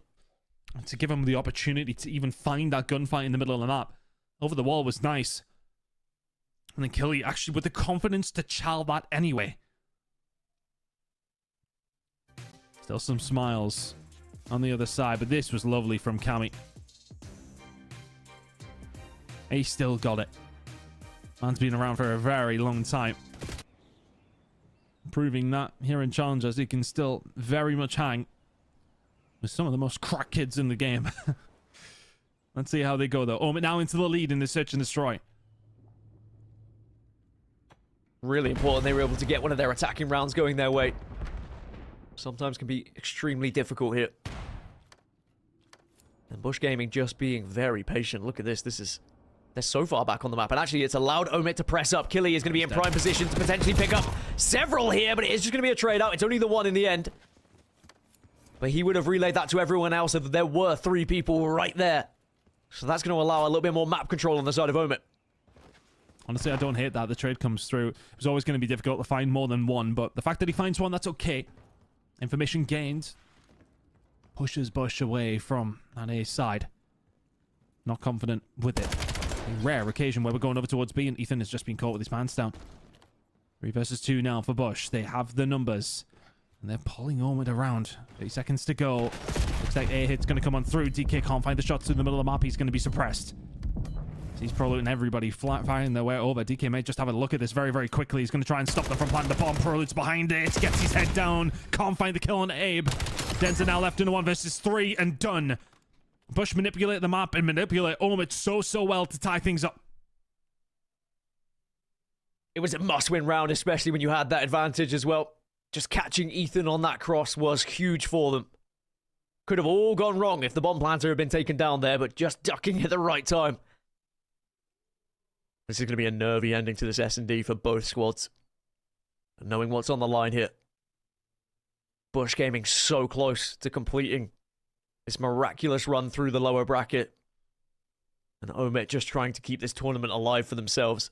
Send us into a 6th map. Remember, they have to win 2 back-to-back just to get to a map 7 here. As it is going to be a very quick push down this trade side.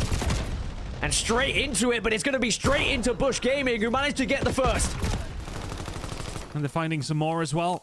There's Cammy over the top. They've just read this so easily. And Abe is there once again to be a pain in their backside.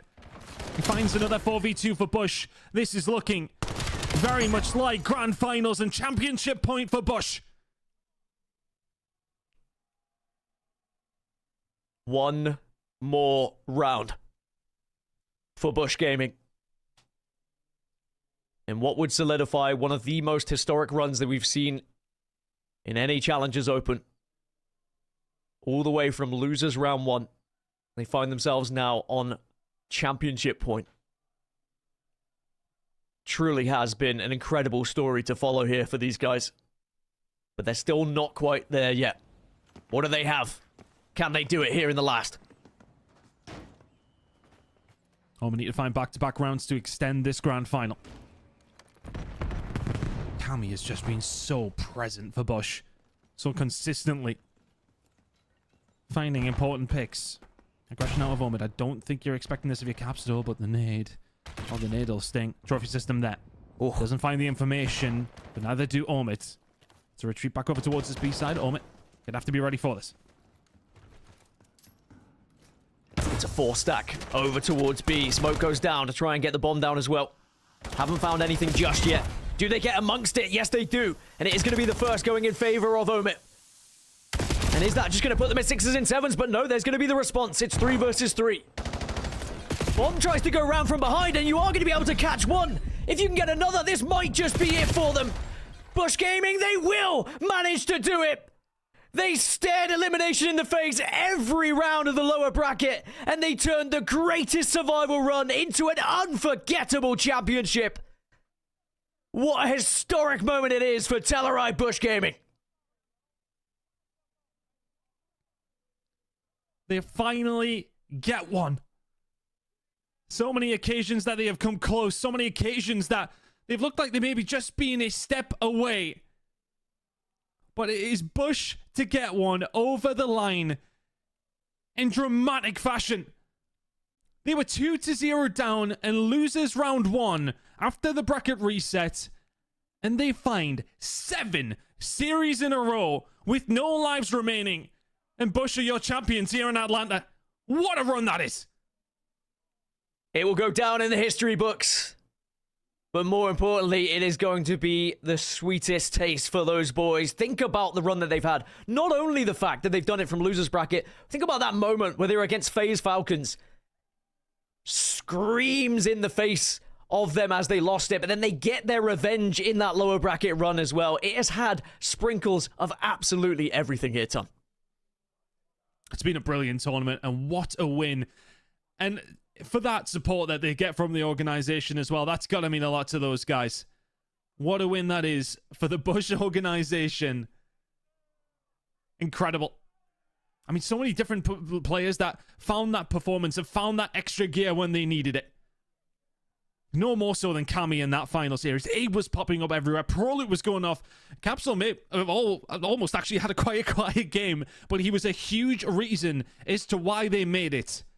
What a performance from Bush. And you can see what it means as well. Massive, massive result for those players and for that organization. It would be so difficult to try and choose an MVP from this team because everyone was playing lights out ever since they went 0-2 down in Losers 1.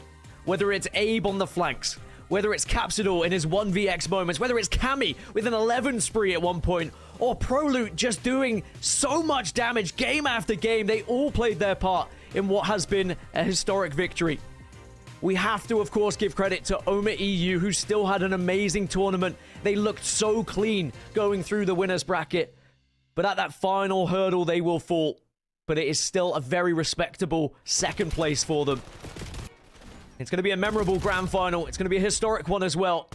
And it just begs the question, who's going to be next? And can anyone ever replicate what we have just seen from Bush Gaming? It would take something, wouldn't it? Incredible run. I think for Bush as well, just to sort of see how their elite stage had gone. Online was going terrible. And for them to come to LAN, I mean, look, they looked great in Dallas. They had a little bit of a shaky one in Birmingham, but still a respectable placement. But then to go on and win it in Atlanta as well, that is some way to turn around what has been a pretty poor month for them, to be honest with you. And it was feeling like it was going to continue to be a poor month. It felt inevitable they were going to fall at some stage during the losers bracket. How about 7 series wins in a row to take home the title? They've played some amount of Call of Duty over these last 3 days. And in the end, they will be the champions here at Challengers in Atlanta. What a win for Bush. There is not a set of shears sharp enough in the world to trim this bush. They have been unstoppable. It truly has been an honor to watch this journey, because just by coincidence, we watched so many of those matches on these streams, whether it be catching them on Alpha or jumping over to Bravo or Charlie. But every single time we checked in, we're like, hang on a second. Maybe, just maybe, they might be able to go all the way here. You just kind of felt it halfway through the lower bracket as they started to get things going, and especially when they won that one against FaZe Falcons 3-0. I think that was a huge statement for them. Yeah, and I was curious how they were going to be feeling going into that one. Was it going to maybe sap their energy? I think I was probably grasping against straws with all things considered. And, I mean, look, you can see that losers bracket run from here, but it extends another 3 games before this, or another 2 games before this, potentially. I mean, that is just absolutely ridiculous that they've managed to do that. Just to do it at this level of competition as well, when teams who have just been going up against the pros dropped in, when certain teams faltered, when P7 Notorious didn't show, when Huntsman didn't show, when Rock did not show, Bush Gaming knocked them down 1 by 1 by 1. 7 games in a row. That's incredible. I mean, they didn't really drop too many maps through it, honestly, either. As close as they went to going out, arguably, was against CRG Outbreak. I can't quite remember. I'm sure they were down as well in that overload in map number 3. Some reverse sweep. Let me tell you. Well, we can take a look at just how good it's going to look for them in terms of points and prize money. They're going to get it all. I'm sure they're going to be more than delighted. But remember, we're going into scouting season. I'm sure there's going to be plenty of CDL teams having a look at some of these players. Maybe we can see Abe back in the CDL once more. Telluride Bush Gaming, 25k points. OMIT with 20k. But this is what you want to see. $30,000 for Bush Gaming to share between themselves. Not a bad weekends of work, I would say. OMIT in second place. OMIT Brooklyn take third. FaZe Falcons did finish 4th in the end, as Rock and Huntsman do finish in 5th and 6th, which I think is probably a disappointment for them. And Omnia, a top 8 for Omnia. Don't forget that, because that also was an impressive, an incredible, outstanding performance from them. And for Cabal as well, I think that's a really good result for them. A couple of teams are really showing up in a weekend that had a lot of surprises. I think the surprise to me was to maybe not see some of these teams who dropped back in from the Pro Am maybe make an advancement. I was claiming that maybe 2 of them would have made it. I thought maybe 1, but they didn't have a chance to do it. They dropped back in, and really, it isn't them teams who get it done. It's a team who are down here the entire time. They run through every single game they possibly need to. Bush have played about 30 series of Call of Duty this weekend, and they've got the job done. They are champions in that matter. Well, I think this could be a good opportunity to chat to our Atlanta champions here of the Challengers Open. And who better than your mate, Bryce? Bryce, what have you got? Have you got the boys with you? Thank you very much. Well, we're here with an incredible Bush Gaming who have just completed what may be a monumental task to get all the way through into this one. But first we're going to find out, how are you feeling after what can only be described as a historic run? I mean, it's an amazing feeling. I feel like I can't put into words like how I feel, but you know, there were many up and downs this year, and I feel like this one I'm always gonna remember. So. Thank you very much for that one. Obviously, Cammy, a veteran yourself here, you had some incredible maps in that final as well. But, I mean, how do you really feel about kind of killing the new generation of EU talent? That's what I want to know. No, I mean, yeah, I mean, those guys are good, to be honest. New EU kids, I wish nothing but the best for them. They've been doing their thing this weekend. But, yeah, I had to put them down as a 26-year-old man. All right, thank you very much there, Cammy. Let's go into this then. First of all, we talked a little bit about the run coming into this one here. Obviously, a lower bracket run is never an easy thing to do. It is game after game. How are you feeling, especially considering in that first round, 0-2 down? Yeah, obviously we should never be down 0-2 to those guys, but I'm feeling great. I mean, it feels good to win with the Bush and with this team. I mean, these guys are all my friends, and we've been putting in the work, so I'm glad it paid off. All right, still very much locked into this one. It has been a very long day. Here's a question for you, Captain. A lot of people have been asking about what was a, let's say, passionate game against FaZe Falcons. A bit of a revenge going through. How good did that feel? What were your thoughts going into it? I mean, it felt good, you know. They've been talking shit. Yeah, you see it online. They beat us because we came out slow. And then, you know, it's Sunday, so, you know, they just broke. It was pretty easy. And I'm just glad we got it done. Awesome. All right. Well, a little bit of passion there still going on into that game. And Tim, last but not least, of course, you know, we've seen you kind of standing behind the boys the entire time, taking a new role into your own here. I want you to kind of tell us not only how you think that the boys have done this weekend, of course, very well, but also a shout out to anybody you need to at home. Shout out to the Bush, shout out to all the fans, shout out to the players, man. They all played great. Byron's been in grand finals 4 different times. He finally got the win. Put some respect on my boy's name. I hope none of the boys sketch for the Surge or for Boston Breach, one of these guys that can't make champs, because I think we can really do something at Challengers Champs and potentially make the World Cup. So, yeah, man, great team, great win, and yeah, let's just keep running it the fuck up. Thank you very much. Well, hoping the team stays together. It has been a run to remember, but they have made it this far. They are the champions here at Atlanta DreamHack. Thank you so much, Bush Gaming. Back to the studio. Thank you, Bryce. I'm glad I can keep your seat warm. I hope you've had a great time over in Atlanta. And don't worry, I'm keeping Chris in check for you. But good that Bryce was able to have a chat with them, Chris. And you could see very different moods between the players. Some still locked in, adrenaline still flowing. And also good to hear on their thoughts about the FaZe Falcons matchup as well. Yeah, honestly, Temp has killed me off there. I hope they stick around and don't go to some lower and CDL teams who will be struggling, will be looking at talent like this. But this is what Challengers is the feed into it, right? I think for this Bush squad, though, I think with that win, they've got to try and stick together. I think at this stage in the season, there'll be people looking around, there'll be teams sniffing about, but yeah, it'll be interesting to see how they go and if any teams do have a little look. But for me, look, I think they have to just enjoy this moment right now.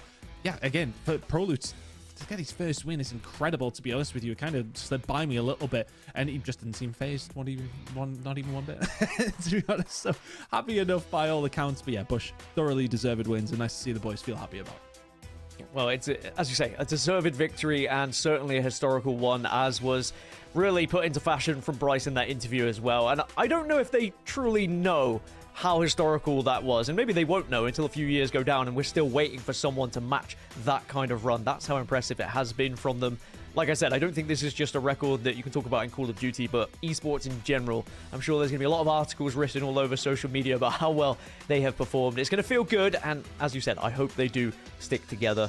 Chris, it has been a pleasure to be alongside you to call this one, of course, having Infinity and Proper alongside us for the last couple of days as well. Any final thoughts from yourself? I'm sure that you've enjoyed your time. I absolutely have done. It's been a really cool event. It's been some monumental upsets, hasn't there? You think of the teams that you would have thought would have made this final. P7 Notorious, Rock, etc. faltered, and when they faltered, Telluride Bush were there to pick up the pieces. Big shout out, obviously, of course, to OMIT. I think they've got a lot more to come. I think for their very first LAN, for somebody like Ethan, only their second LAN for somebody like DK, they have so much room to grow as well. If they have the opportunity to do so, they may well be getting picked up by somebody. You never really know. But yeah, a lot of positives all around, but mostly just a congratulations to Bush, the organization as well, and the players. That is a well-deserved, a very, very hard-fought victory. It has been an historical run, one for the ages, that's sure. Call of Duty Major 3 Challengers Open champions are going to be Telluride Bush Gaming. I didn't think I would be saying that when they were in losers bracket round 1, but alas, I'm sure they will drink up every single moment of this victory. That's going to be us done then for this broadcast. It was an absolute pleasure to be here alongside Chris. A big thank you to everyone behind the scenes, everyone working hard over in Atlanta as well, from the admins to our production crew, and of course to you, the fans and the players. Hope you have an amazing time. Enjoy the rest of your day or night wherever you may be, and of course we will see you next time for more Call of Duty Challengers action. We'll see you then.